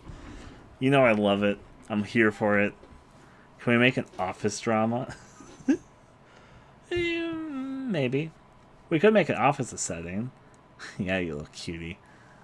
The wheel's all you need. Who needs a brain and who needs to make responsible decisions in their life when they can spin a roulette wheel and that makes all their life decisions for you? Roulette wheel, what am I going to have for dinner? Yep. No agency, only wheel. Alright. If you plant the idea in my head to let the wheel pick my life decisions for me, then who am I to say no to that? Can we make an office drama? I'm gonna write down office. Sure, office makes sense. I'll even add drama just for you. Still though, might as well let the wheel decide. Better than spending hours on it. But there's a few which I like more than others. I admit I'm gonna be completely heartfully honest. There's a few that we have on this list which I personally would be less enthralled by than some of the other ones. I did write down most of the a nightclub. But there's some which I would definitely prefer to some of the other ones here, so yeah. The setting, a giant roulette wheel. Then put it down to 10. Sure. Put it down to chance and let the machine decide. I'm okay with that. That sounds fun. Okay, randomizer, picker wheel, wheel of names. Click to spin. Oh, you know I'm here for this. Give me the advertisement. Yeah, I'm gonna close the advertisement. How about casino? Alright. Okay. I'm gonna chew glass. I wouldn't recommend it. Okay. Okay. I'm trying to think if there's like any last location, because we almost have the screen filled. That's good enough. But then like if we have one more, then it's fully filled up. But we could say we made a complete list of maybes. I'm thinking like windmill. I don't really like windmill's kind of a limited setting. We don't have very many Asian type settings. Like give us a Japanese street market, or you could go in towards like what's the name of that slum area, which is like really interesting aesthetic, but it's also very, very like smoky everywhere. A movie theater? Movie theater's not the worst idea. A dojo. Fucking karate dojo. A Christmas mountain. Now you guys are getting a little bit creative with some of these there. Movie theater's not a bad one. We have an abandoned mall, which I would prefer to do an abandoned mall as opposed to like an active mall. For a few reasons. A little bit easier to sprite, but I also think they're a little spookier. We're making... I don't want to make this a Christmas horror game. I know some people are like, oh boy, Halloween's over, it's time for Christmas! But that's not personally where my alliance goes here. Okay, this might be fine. Workshop, Santa's a terrorist. I mean, you could. I don't think it'd be the best decision. In my experience, Christmas games are not exactly the hot thing that gets made. Not saying that there's no room for them, but it's not specifically what I want to make. Okay. I'm gonna lay down a foundation here. I don't want to make a holiday themed horror game, right now at least. Santa's all sick. No, sure. Okay, I'm okay with this. Not what you guys were saying. I'm not okay with whatever you guys were just talking about. I'm okay with just this list right here. There are hot Christmas games though. That's true. That is true. How many? We came up with 35 maybes in like what, 20 minutes? 30 probably is more accurate. So anyways, here is the question I'm going to be very upfront about. Do we keep what is rolled, or do we eliminate what's rolled? I think M's suggestion to go down to like 10 is good, leaving like eliminating so many by pure unadulterated chance. But do we want the fun No, do we want the fun of whatever gets rolled gets eliminated, or whatever gets rolled gets kept? Elimination or keeping? So basically, whatever we roll, does it move forward as one of the 10, the holy 10 that we can consider as true possibilities? Or do we eliminate them and then narrow it down to the last 10 that remain on the list, like we're doing a fucking elimination game? You think eliminate because it takes longer and might be more exciting? Elimination sounds fun. Alright, alright. I'm going to speed up. You can actually customize this wheel to go a little bit faster, a little bit slower. I sped it up to 11. I'll set us to 6 so we don't spend as much time rolling. But I do want a little bit of roll. I want a little bit of roll. I'll also... what music do we want? Do we want surf pop? Yeah, surf pop. Max number of visible entries. Oh, they increased the max number of entries you can see since the last time I was here. Previously, you couldn't go past 300. That's interesting. Because there's more to kill than keep. That is true. Show title, show duplicates on the wheel. Okay. Let's do it. We're eliminating whatever gets rolled. I'm too invested in some of these, my babies. Oh, Connor. Connor came up with a lot of the ideas, I'm not going to lie. Damn, these new peeps are into elimination, finally. No, yeah. They aren't cowards. They don't want the easy way out. They want to be picked and to see the name of the child that they kill. It's part of the fun. Alright, we're going to just start rolling. Whatever gets rolled gets eliminated. The last 10 remaining are the ones that we'll consider as serious possibilities. Let's go!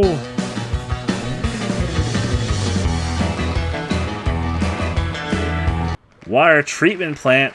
Bye-bye. Alright, what do we got next? It's going to be a little bit of rolling, not going to lie. Let's go open this up. A sinking cruise ship. Bye-bye. Let's do this. Fuck you, fuck you. You're really gunning for that one, Connor. I'm sorry. My two favorites. Literally eliminate your two favorites right off the bat, Connor. Oh no. Well, hey, let's do it.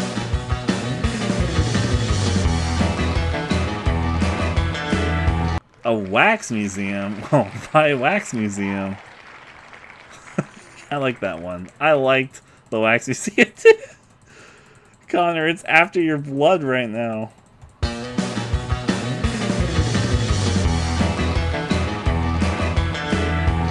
I wasn't super fond of the pet shop personally, so I'm okay with saying that one go. Sorry for those who want the pet shop. It's not that I don't think we could make a good pet shop horror game. There's just others that way interested me more.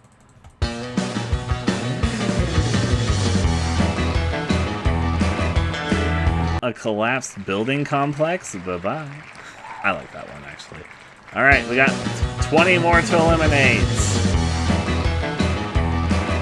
A prison? Bye-bye. Shuffle it out, shuffle it out.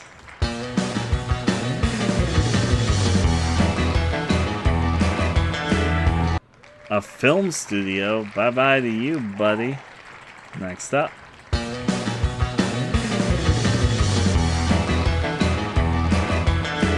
I don't dislike amusement parks, but amusement parks are kind of hard to sprite, so I'm a little bit okay with that one disappearing. Sorry to the amusement park. Not that it's a bad setting.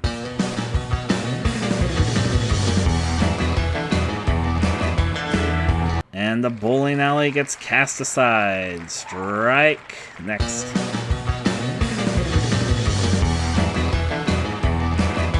Town center block. Guess we're not going to be mean to the family anymore. What do we got next? We got to eliminate 15 more.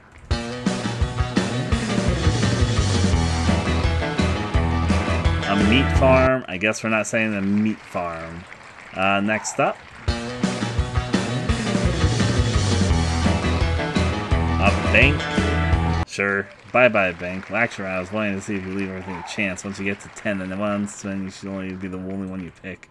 Oh, I see what you're suggesting. You want to leave it entirely a chance. That's risky. Do I like it?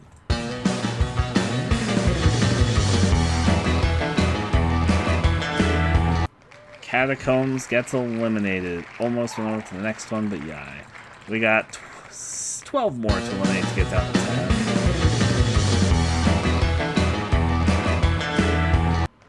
a mini house, like a small travel house.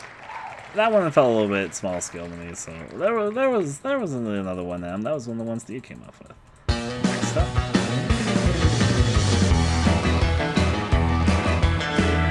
An abandoned factory, soda factory, allows for distorted, colorful imagery like the Kool-Aid Oni. The special notes there. Next up. Oh,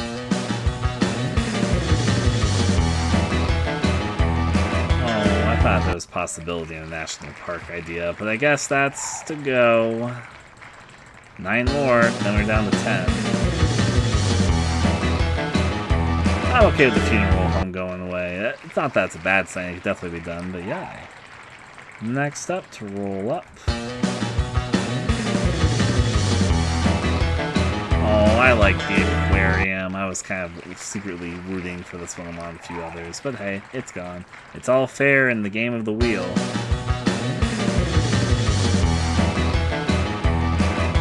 The haunted tunnel disappears. Urban legends are no more. We've defeated the evil.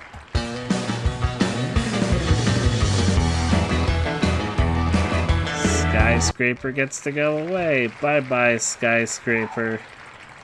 Next up.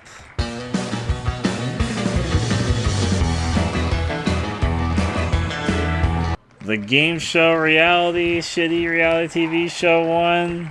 Bye-bye. Connor, I think this Will hates you.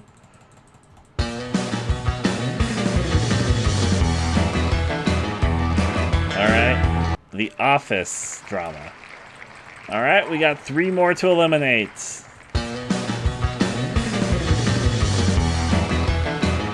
Oh, the Silent Hill 4 water prison. Guess that's gotta go. That one I thought had real potential, actually.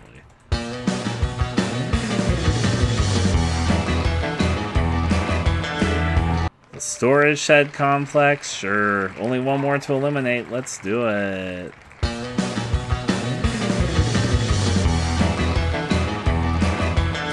The abandoned gold mine town. Guess they're not gonna have a Scooby-Doo villain that reveals that they're trying to take off a mask just for the property loans.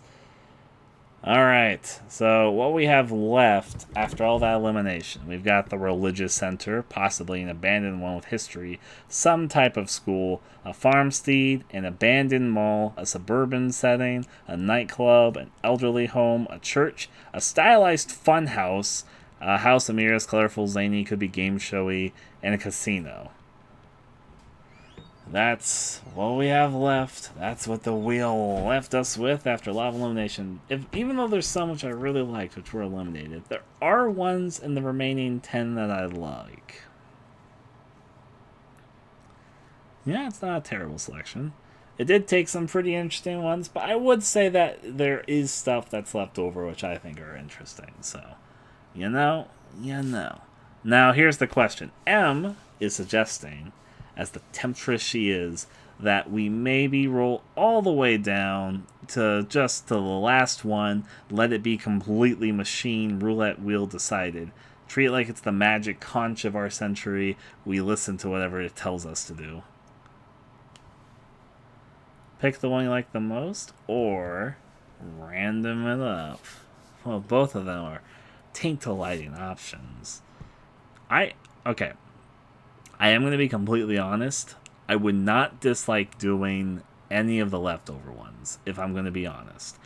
Even though it eliminated some which I thought were really good, it did eliminate the ones I personally was a little bit less fond of. Is there any that are left over that everybody, like, let me ask this for the people that are here communicating at the moment. Is there any that were like, oh, that's just a shit idea, let's not use that one? Does anybody have any issues with the religious center, some type of school setting, a farmstead, an abandoned mall, a suburban setting, like a suburban neighborhood probably, a nightclub, an elderly home, a church, a stylized fun house, maybe sort of game showy, or a casino? Do any of these, or are people like, oh, I dislike that one so much? Not a big fan of nightclub, church, casino, personally. Alright. The casino is the only one I'm a little bit iffed on. if only because I kind of like the casino aesthetic, but I don't think it fits this one the most. And plus, if you have a casino, you kind of expect there to be casino games. I don't really want to go through the effort of making casino games an Mario-only game, having like casino-themed puzzles. There's 2 casino-ish ones. Yeah, the nightclub's a bit different. I kind of like nightclub aesthetics, I'll be honest. But yeah, you don't like the mall. School stands are maybe a little too common. Okay, everyone has a different answer. Since everybody answered that differently, does that mean we leave it to pure robotic chance? But then again, I'm going to be honest, if we left it to robotic chance and it chose casino, that would be the only one I personally would be a little bit like, on. The rest of them, I could see potential in going interesting ways with them. I'm debating. But wouldn't it be appropriate to listen to the machine? My only beef is that a church is a religious center. I get what you're trying to say. The religious center, specifically, the one I wrote down, is supposed to be sort of like that setting. It's like a cult thing, okay? So the church is a church building. The religious center is sort of like a cult settlement, if that makes any sense. It's more of like a complex that's been repurposed to religious purposes, as opposed to a church, which is a church. That would be the one difference. So that's what the machine has left us with. Take that one off then. The only thing they'll let you do. It was based loosely because the reason that one was written down is that somebody was mentioning about the ones. If you've seen VHS 2, if you know the movie where they are set in sort of a religious center that's in, like, I think it's in Thailand, but I might be wrong. All the same. I'm going to leave it up to this. I'm going to be honest. If it fucking rolls casino, I'm going to be a little pissed if that's the last one remaining. I'm not going to roll the winner. I'm going to eliminate. I hope the fucking casino gets rolled. I watch and send out. The wheel hears me talking to my microphone, and it's like, oh, you're going to shit talk the casino then. Well, guess what? I'm going to leave out. Literally all the other ones I could work with. Every single one I could see potential for. I'm just really hoping out for the casino. And you might think, but Ryan, you're the one saying the rules. You could just eliminate the casino if you really wanted to. But I feel like that'd be a betrayal of the wheel that we've put our entire faith in. I'm going to put in... It was in Indonesia. It wasn't in Indonesia.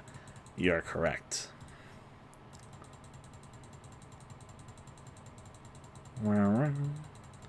You know what? I'm going to put complete and utter faith in the wheel. And I'm going to let it crush me when it chooses the casino as the last remaining one. I'll let it do its thing. Let's do it.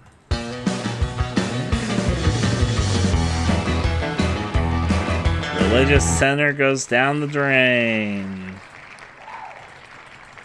Alright, next up on our spinny wheel thing.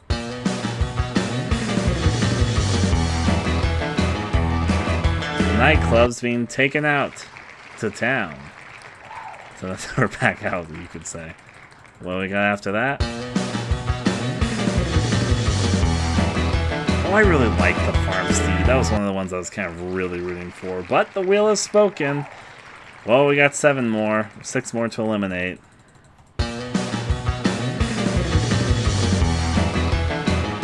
This kind of stylized funhouse seemed really fun. The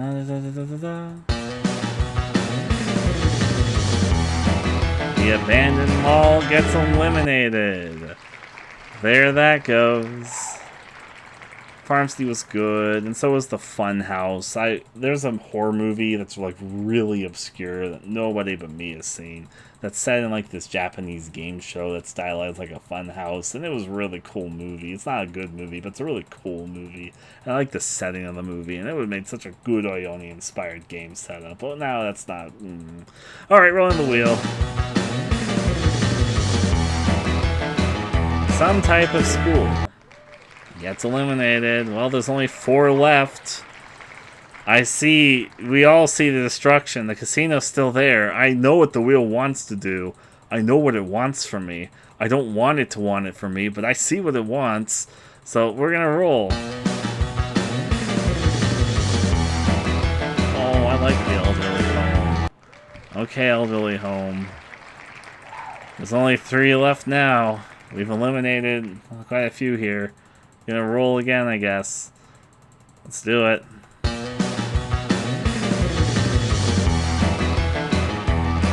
Oh, the Suburban saying gets to go. Are you really gonna do this to me, Wheel?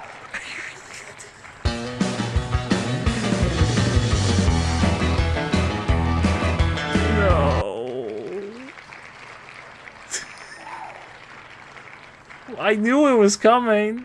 I felt it in my bones. I knew it. I knew it was gonna. I saw what it was going for. It's hard to express this, but in the deepest reaches of my soul, I felt it. I felt the wheel heard me. It heard what I was shit talking, and it was like, that's it. That's the one. I knew we were going for. Oh. The wheel actually just hates harmony. I think you have to set up, like, the problem with the casino. I would like a casino for a certain type of horror game, but for the Oyoni-styled game, I don't know if it's the best fit. I will say I've never seen an Oyoni-style game set in a casino. I don't hate casinos. Just, it wasn't exactly what I wanted for this project. Part of me... Hey, guys. Would you give me the possibility to just redo it, like one redo from the top? I didn't eliminate anything from our list here, just, and whatever gets picked, we can do instead of the casino.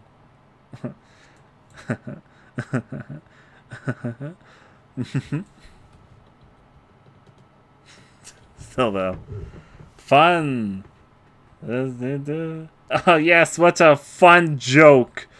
Silly wheel. Watch us get the casino again.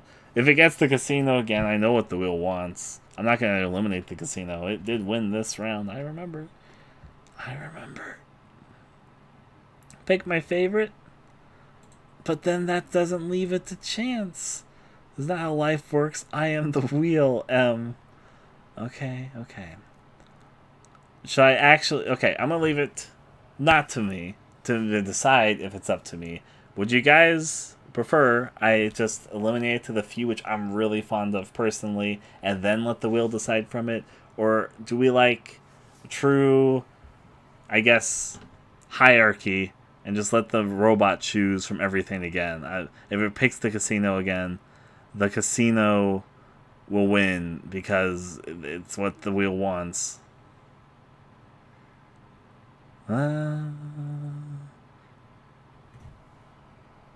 I should keep the casino as an option because the casino won the first time. I'm afraid of this wheel now. I think the wheel knows what I don't want. Okay, I don't want to spend hours picking. Okay. I'm going to eliminate the few which I'm kind of against, personally, from personal level. So I'm going to leave the rest of it to the wheel. So firstly, fuck the casino. There's a few which I personally really disliked. Those are the ones I'm going to eliminate. I don't want the casino for this game.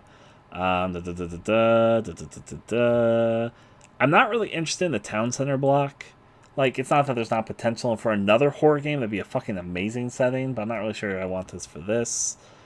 I'm not really that interested in the bank. Banks are kind of boring. Like, they're not boring, they're kind of neat, but to sprite a bank doesn't sound very fun. What am I going to be spraying a lot of? Fucking paper forms? I don't want to spend hours spraying paper forms. That sounds boring as fuck.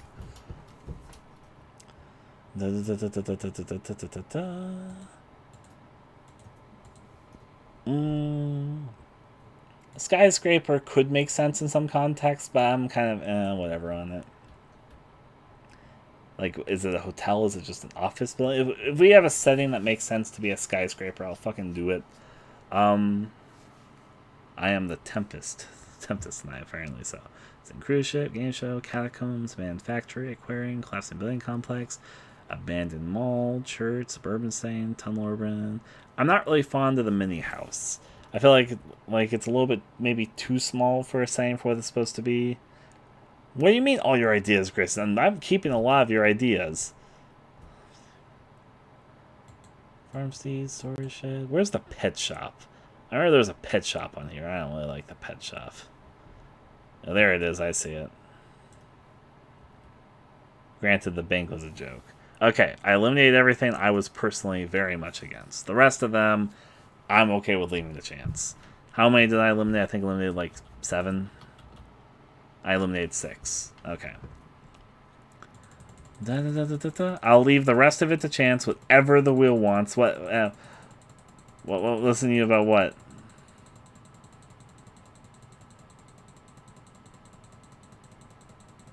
Hear me out. I'm hearing you out. I'm pressing the shuffle button, but I'm hearing you out.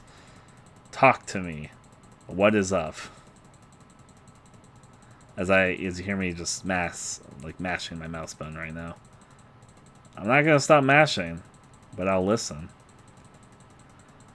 Mini house, but it looks a lot bigger on the inside, like has weird basements in the underground. Okay, if you want to go with like a weird liminal thing, that does tell me a little bit more on the concept. I like weird liminal spaces. If you sold it as like a liminal space house, I would prefer that to like a mini house.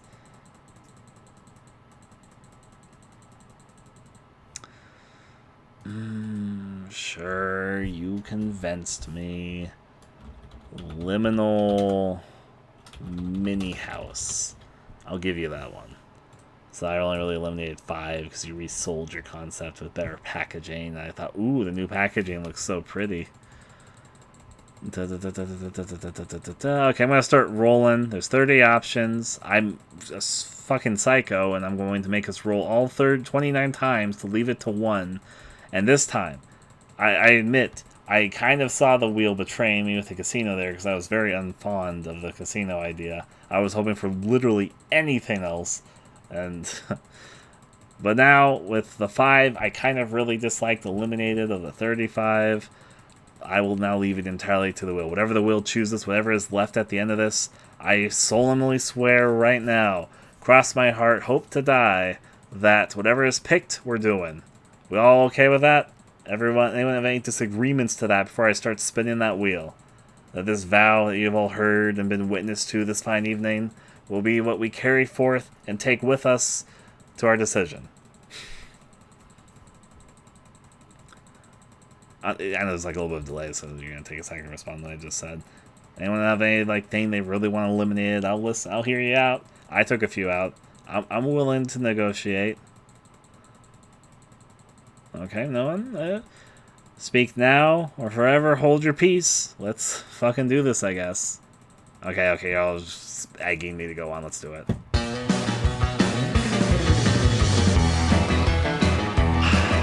I like the national park, but bye-bye. I think an only S game set in a national park is a lot of promise.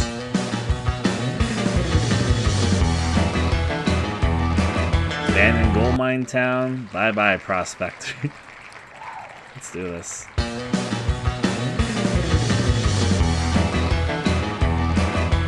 Aquarium. There's a few early ones that are getting eliminated that hurt my heart, but I promised. I made a solemn vow and swear. Wax Museum. That one has potential, definitely. But hey, what have you? Only one can stand.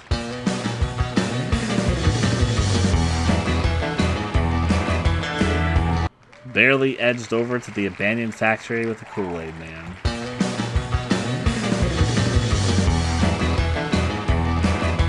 A school is eliminated.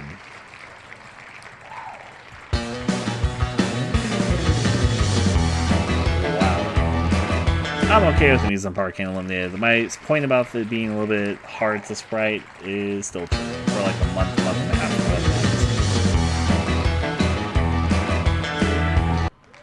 I really like the film Victorium.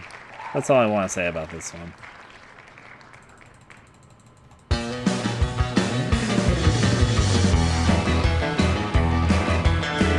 I would have been perfectly fine with seeing cruise ship. The only downside that would have been to the seeing cruise ship is that water is kind of hard to sprite. But hey, you know, it's still a cool setting. There's ways you can get about it. I was kind of whatever on the prison. If prison won, I'd be fine with it. If it didn't win, that's perfectly fine. It wasn't like a favorite.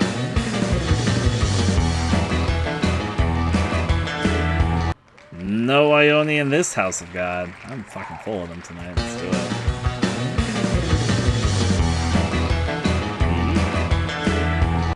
Meat farm. Okay. Rolling out again.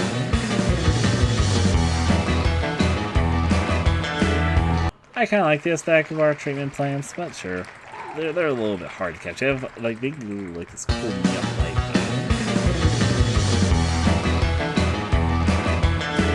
I personally have been okay with the abandoned mall, but sure, that one gets eliminated. We only got about 16 left, so 15 more to eliminate. Starting with the collapsed building. Alright, we got 14 more to go.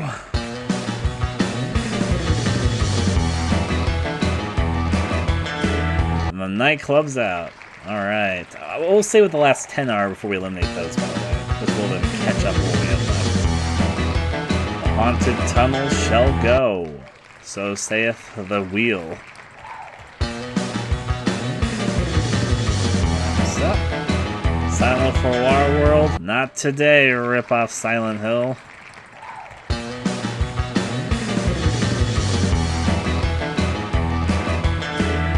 I was kind of hoping for the stylized funhouse. I guess I could technically still get that in the fucking, like, game show thing, but still. Alright, this last one, we're looking at the last 10. Office is the one that's going to be eliminated. There's several here which I think are really good. So what do we have left? We have the bowling alley, which I would be fine with. It's kind of a unique setting, if anything. We have the elderly home, which, again, is kind of a unique setting. We have the religious center, which could be fun. We have the catacombs, which could be fun. We have the liminal mini house, which I like liminal spacing. We have the funeral home, which, you know, part of the fun. We have the farmstead, which I'm a fan of. We have the game show one, which I am secretly hoping to inject my love for a very niche, obscure movie that nobody's ever heard of. And Storage Shed Complex, I missed the film studio, but similarly. I will say the Storage Shed Complex is personally the one I'm rooting for the least, which I probably shouldn't say that in front of my microphone because I believe the wheel is listening. However, I wouldn't mind it. Compared to the casino, I would prefer the Storage Shed Complex. I don't hate it. If it gets rolled, I'll make it.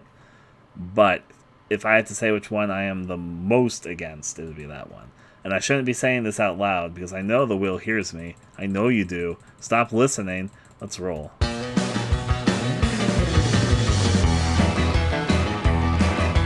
Elderly home.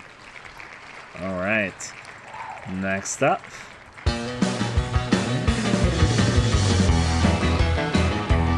Film studio. We got it. I'm leaving it to chance them. I swore and crossed my heart this time. That makes a difference.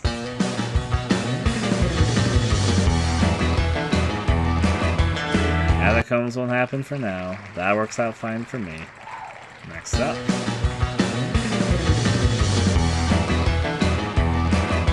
Religious center goes to the wayside. Sure, sure.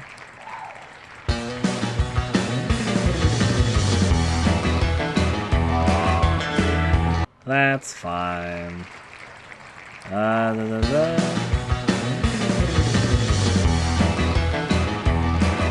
We're not gonna get strikes tonight. We're on the last 4 now. Of course, the Storage Shed Complex is still there. It seems to really like to curse me some. We can go with that, though. Die, bowling alley. Ryan, I swear, I know that you think the wheel's against me, but I want to trust in the wheel and believe that the wheel is my friend and that it doesn't want to select the fucking Storage Shed Complex because it didn't hear me. It's not listening to our calls and our voices. What are you talking about? Oh, never mind, eliminated. Thank God. Now I'm okay with anything. We got a farmstead, we got a funeral home, we got a liminal mini house. M sold me on the liminal mini house, so I'm okay with that now. Funeral home or farmstead. All of these are kind of different forms of houses. Farmstead's my favorite of the bunch as well, but I'd be okay with any of these. I think that you could potentially make interesting games set in any of these. for the Ione setup. Well, any setting can make anything interesting, but if you put your mind to it and get creative, but you know.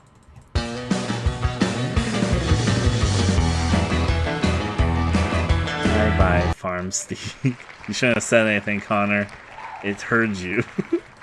So we're either saying it in a liminal mini house or a funeral home. Which, frankly, they're both kind of similar. Like, they're different, but they're vaguely similar. We'll do one or the other. Anyone who wants to bet for what? I'm literally fine with either of these.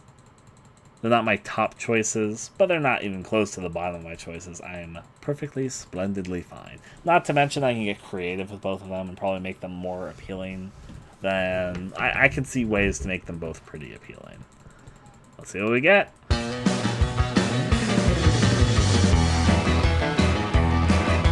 It's the liminal house, the one M last minute convinced me. I guess we're fucking making only the back rooms over here. Not exactly the back rooms, but you know what I mean. Rolls as it goes, as it goes. But you know what? When I said earlier my whole little spiel about how you can make situational horror, like logical horror, I think that you can make logical horror around the surreal if you make the scenario sort of well set. So yeah, we have no setting. There is nothing. The void beckons. I don't think they let you roll, but I'll try.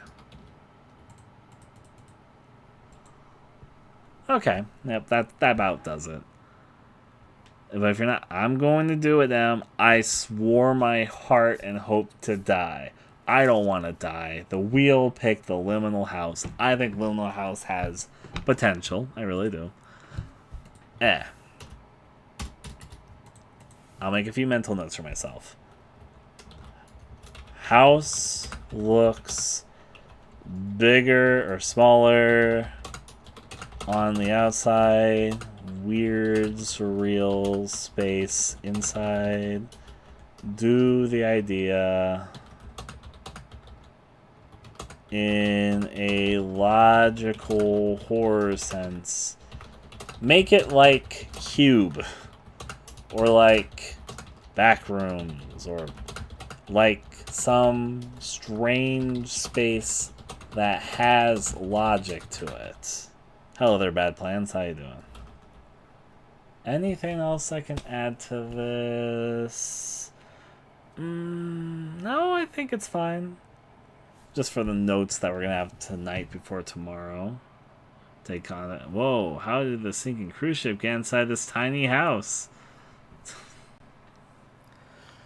Oh boy. No, I'm gonna keep with the liminal space. I'm gonna rewatch the film Vivarium. I'm gonna use that as a little bit of inspiration. We're not saying it in an entire neighborhood, we're saying it in a single house. I like that movie. You let it have every setting that we just had inside this surreal space. No, I wanted to. I think keeping it a little bit more thematically consistent and all over the place makes a bit more sense. I'll just add things like Vivarium 1408. Yeah. As some examples of movies that are kind of set in one location but in sort of like a surreal space. There's more. Those just the first two that popped up in my head. They're both also very good movies, in my opinion. Anything else before we go off tonight? I think we covered most everything. The only thing that we did not cover tonight is game title and the monster. We got through pretty much everything else I wanted to look over. And frankly, I think I'm okay with that. I'm a little bit sleepy. I also need to get some sleep because we got the good old person coming tomorrow and just to sort of take a peek in and out of the different places. So yeah, pretty straightforward. Alright, rich people bowling alleys in their houses. I mean, you could have a bowling alley in your house. I don't think that's a natural thing that comes in mansions, but hey, you know, what have you, I guess. Alright. We're gonna go forward with it. I'm ready to do this idea we'll decide some characters. And I guess, in a weird way, with my spiel earlier about the logical horror setting, this makes a weird amount of sense because, yes, if the characters find themselves in a very strange setting before the monster even shows up, then yes, I guess that does start with the intrigue. I don't want to make it too close to something like the Backrooms or Vivarium or whatever, though, because I feel like that takes away from some of the strangeness if you're like, oh, so it's like that one thing, Blink. I'll try to get a little more creative with it, but I don't think I've got the brain juice tonight to come up with that right now. So part of the fun, Hey there. Oh, hi, Rinks. You came right with... We've had a few raids tonight. How you guys doing? We have a text document. We just literally chose a game setting. Rinks raid, part of the fun. Let's party. Look at this text document. So exciting. I'm teasing. So we had a big old elimination wheel, for the record, and we chose... Well, we didn't choose. The wheel chose a liminal mini house. So we're gonna goddamn make a liminal mini house. You can bet that. Oh, I think Lumpfish is one of the free modes. Ah. Now I know. My internet did something happen. It seems to be working. Rinks raided the other chat, so... Well, see y'all. It's been fun and painful. It has been a fun and painful experience. I agree with you, Connor. That's why it broke. Makes sense. We had a cat girl stream. I'm happy you guys had a fun cat girl stream with Rinks. So, you know, it sounds like a lot of fun. Okay.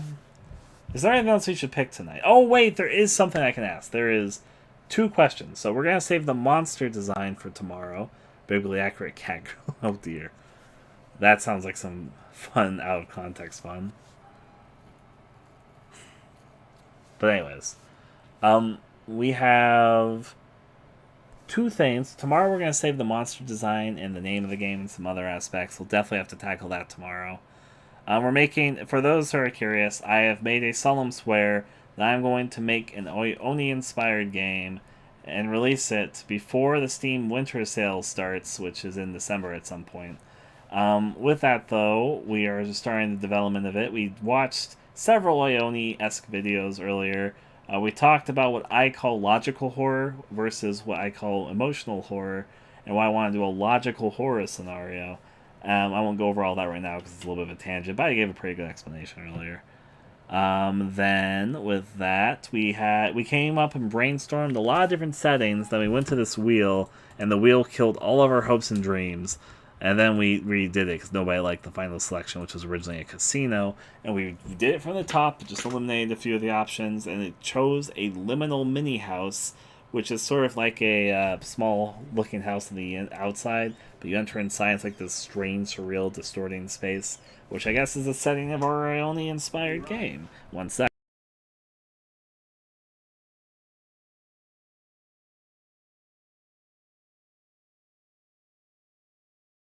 Yeah. So we're going to set ourselves with a logical horror setup in a liminal house in an Oni-inspired game, which honestly is not a horrible combo. I think there's potential there. We can have some fun with that. Tomorrow we need to decide Eliul Monster. We'll talk about the game's title and some other things. We'll have to design, and we'll probably redesign and do a few things over the course. Last things we can do tonight, because I am getting a little bit tired and I have to meet the landowner tomorrow to take a look around. What I will say for this, I think the last 2 things, we talked about this yesterday, but I want to bring it back up because of something which Connor said earlier, which is the question which has to do with what age group are we submitting this project for? And I see arguments for both sides, but I also agree with what Connor said, where I kind of like romance sexual horror. But at the same time, that does... It attracts some audiences, but also limits what sort of audiences, might partake in whatever. There is, of course... You can do suggestive without being straight up sexual, or we can just ignore all of that and go for, we're not going for rated for everyone, but PG-13 type horror. One thing I want to do is avoid too much gore, though I do want death scenes, but I guess we get a little bit creative with them. not be precisely gory, maybe a little bit more body horror-y, while not being like blood and guts everywhere. I don't know, man. I have a migraine. Patrick Grayson. I feel like kids will play those anyways. They definitely might. Same age group as Oyoni. We talked about this yesterday when we talked about this topic, but Oyoni's in a little bit of a strange spot. I would mostly say that Oyoni is definitely like a PG-13 horror thing. There's a little blood, and I think the quote-unquote worse the game gets is there's that scene that kind of... I don't actually think Oyoni is assaulting someone. I mean, he is assaulting people, but you know what I mean. Not like sexually assaulting someone. But there's a scene that's very suggestive when you come in one scene where he's like hunched over a body doing something, and he has his back turned to you, and he turns to look at you, and then that's when he starts chasing you in that scene. And I think it's supposed to be suggestive, though I also think it's what it's actually supposed to be is the process of what turns people into Onis. So yeah. You're still here. I like body horror, so I like gore. Kind of want something that crawls out of people in some sense. I'm still here. I guess we're trying to decide how far we're taking some themes in this game. Because really, that's a fair question to even ask ourselves. Do we embrace gruesome, twisting, distorting bodies in a horrific way? Do we try and get creative and ignore and don't use any blood or gore at all, and try and go for other forms of odd horror to make it also a little bit more friendly to a PG-13 audience?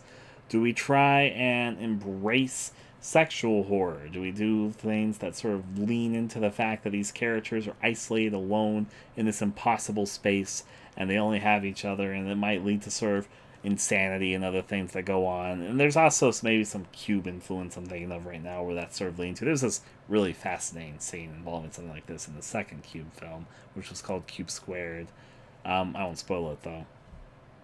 All the same, or do we just ignore that? Maybe make it a little bit suggestive, but not much more than that. What age group are we aiming at? How far are we pushing certain content labels?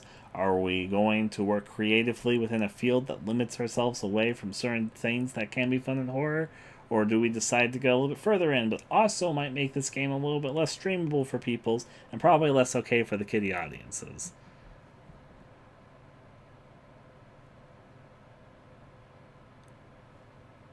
I mean, I feel like your friends being the mode of monster propagation is important in Oyoni. It is important in Oyoni.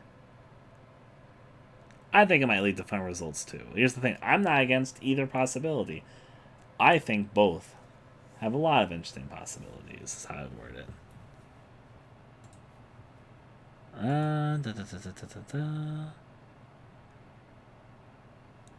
I'm fine either or. I do think PG-13 might not put a cap on who can Let's Play the game, though. That is one thing I do think about with these things. I guess we can go...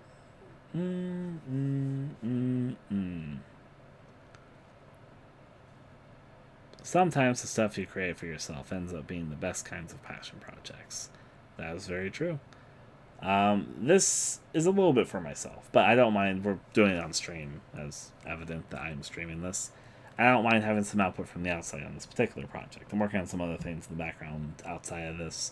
But getting this done before the Steam Christmas sale. Well, they don't call it the Steam Christmas sale. They call it the Steam Winter sale, but you know what I mean. All the same, all the same.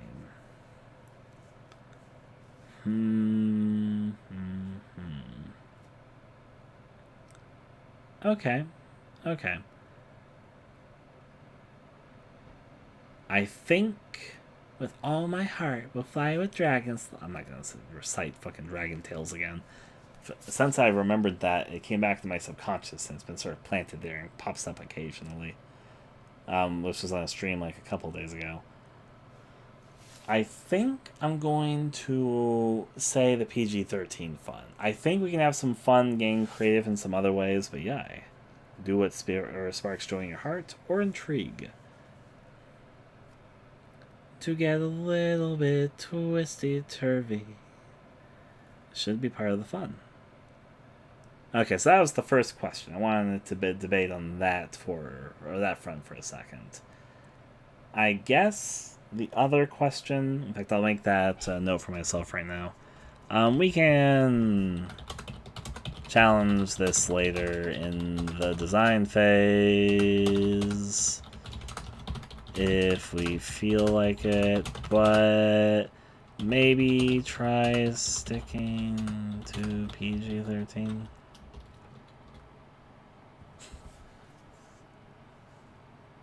Emma was an old stream watcher. She, I won't say too much. All the same, it's Steven's whole thing that he likes making really obscure old references to things. So yeah.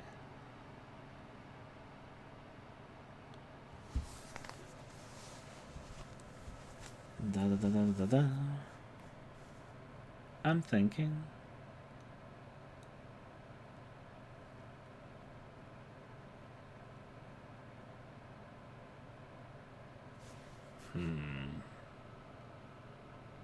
The last question I'll ask before I think we close this off here, I guess, not about the monster, because we're working on the monster tomorrow.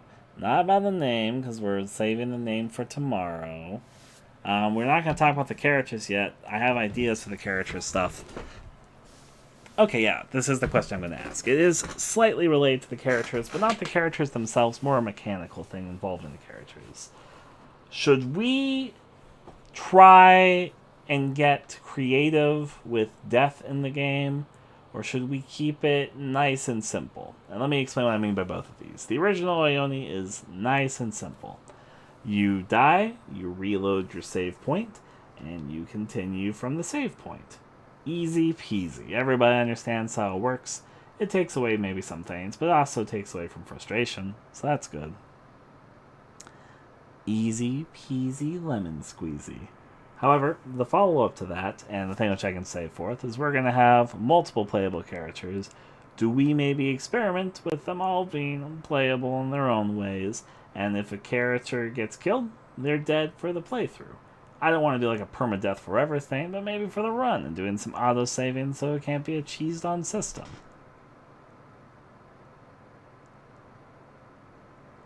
Sometimes horror is taken away because the consequences of your actions don't hold weight.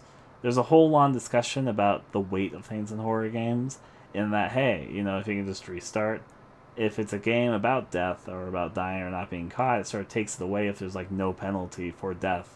It sort of can subtract from the monster value, which is part of the reason why I'm debating this. That said, people can buy into it, and it can be more fun. It does ease from any potential frustrations. Of course, if you do the opposite and let characters die, you also have to sort of do a branching story, if the story is a factor to take into consideration. So yeah.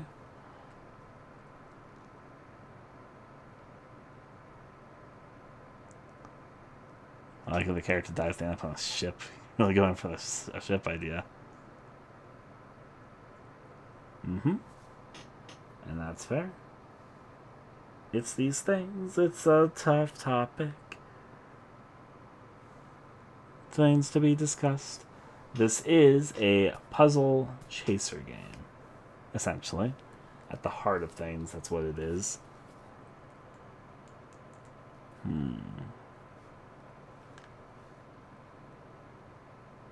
Let's see.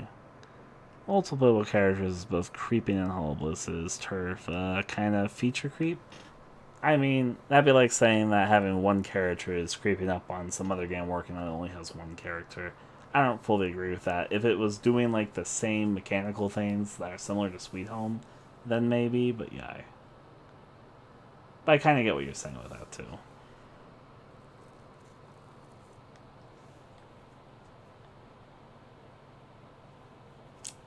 I'm going to think about this more sincerely. I don't think I want to come to a decision tonight.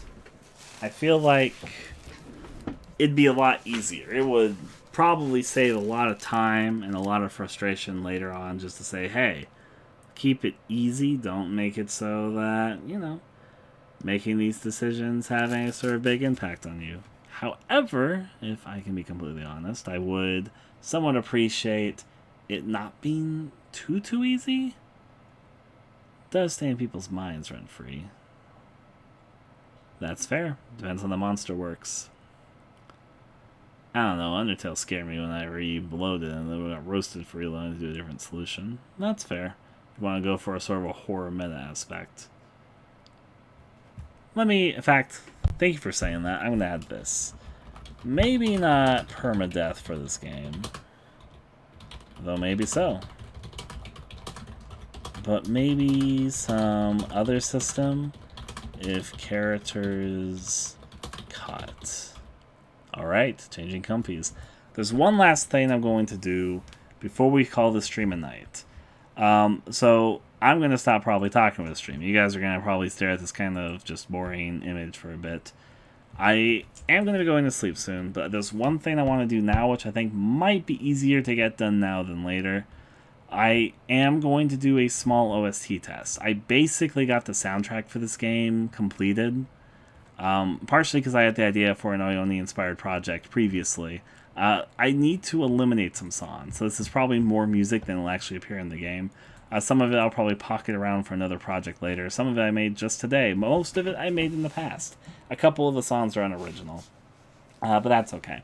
One of the vocal songs is original. The other two are songs I just have the okay to use. You guys are going to hear a lot of songs play in succession to each other. I'm not going to play them in a specific order. They're not in like any order of how they play in the game. I would have prepared a nicer order ahead of time if I considered if I was going to do this here and now. But I kind of want to do the OST test just to make sure with especially YouTube systems that there's no issues. Just getting it all set up. I don't really know how long the OST test is going to last. I understand it's I guess 2.5 if you just want to listen to music for a project thing. This is basically the end of the stream, but it's going to be like another hour of music playing. That's part of the fun of how this stuff all works. I know you're hearing a lot of music go by right now. It's because I'm getting it all set up for this. Again, some of the music I will be getting rid of, and some of it I'll be keeping. Part of the fun of these things. So, I guess this will be mostly a do. I probably will not speak again during the stream. I'll probably lay down pretty soon and end the stream when the music goes. I'll probably listen some. I might chat some as well. I probably will, actually. But I will not be vocally speaking. And I understand that a lot will probably tune out now. If so, I hope you guys have a wonderful day. I will be streaming tomorrow. Tomorrow's goals. We get started with the monster design. We choose the project name. We have a lot of specific stuff to figure out. And we'll probably get the foundation for the project decided. And then actually start like active development by starting some of the sprite stuff pretty early. Outside of that, though, I think we're all good. Yeah, we'll switch over to just the OST test playing. Have a wonderful night there, Mackie Pie. Or Mac Pie, I just don't want to say Mackie Pie, it sounds like Mac Pie. Anyways, I hope you have a wonderful day. So even though you really save, the save consoles are still there. Yeah, that's basically what I wrote there, Connor. And yeah, I hope you guys have a wonderful day, night, morning, or whatever it is wherever you are. For now, though, adieu.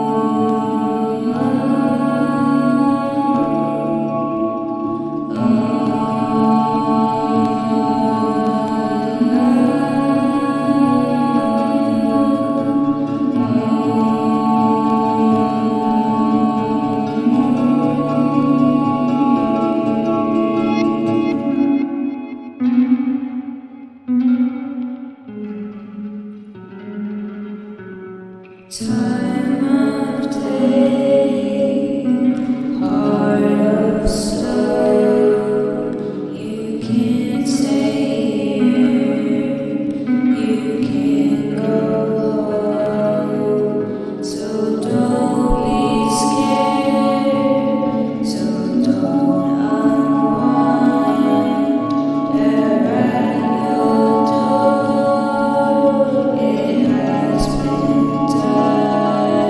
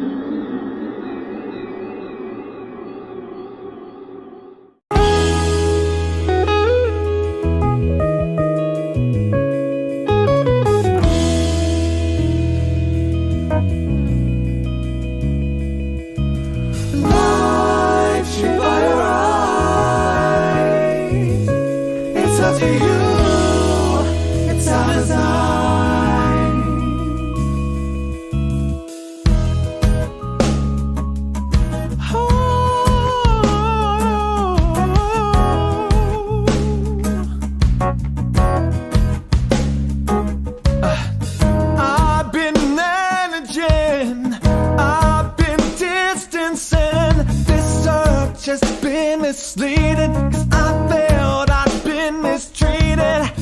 But if I'm honest, I'll tell that it's all on me.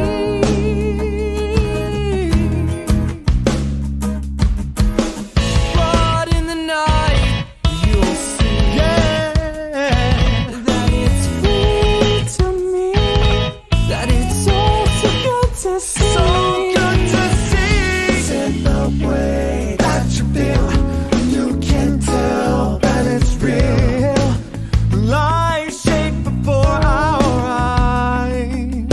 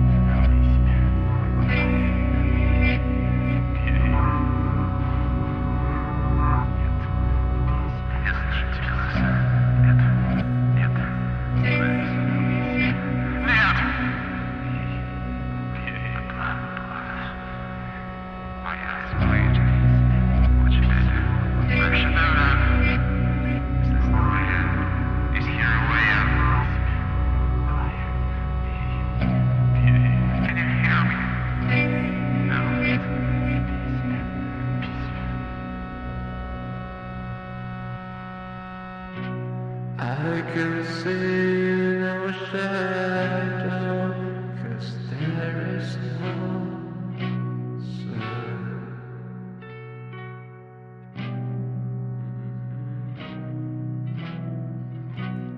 I can hear no rainbows, 'cause there is no rain in this desert of ashes. And I am cutting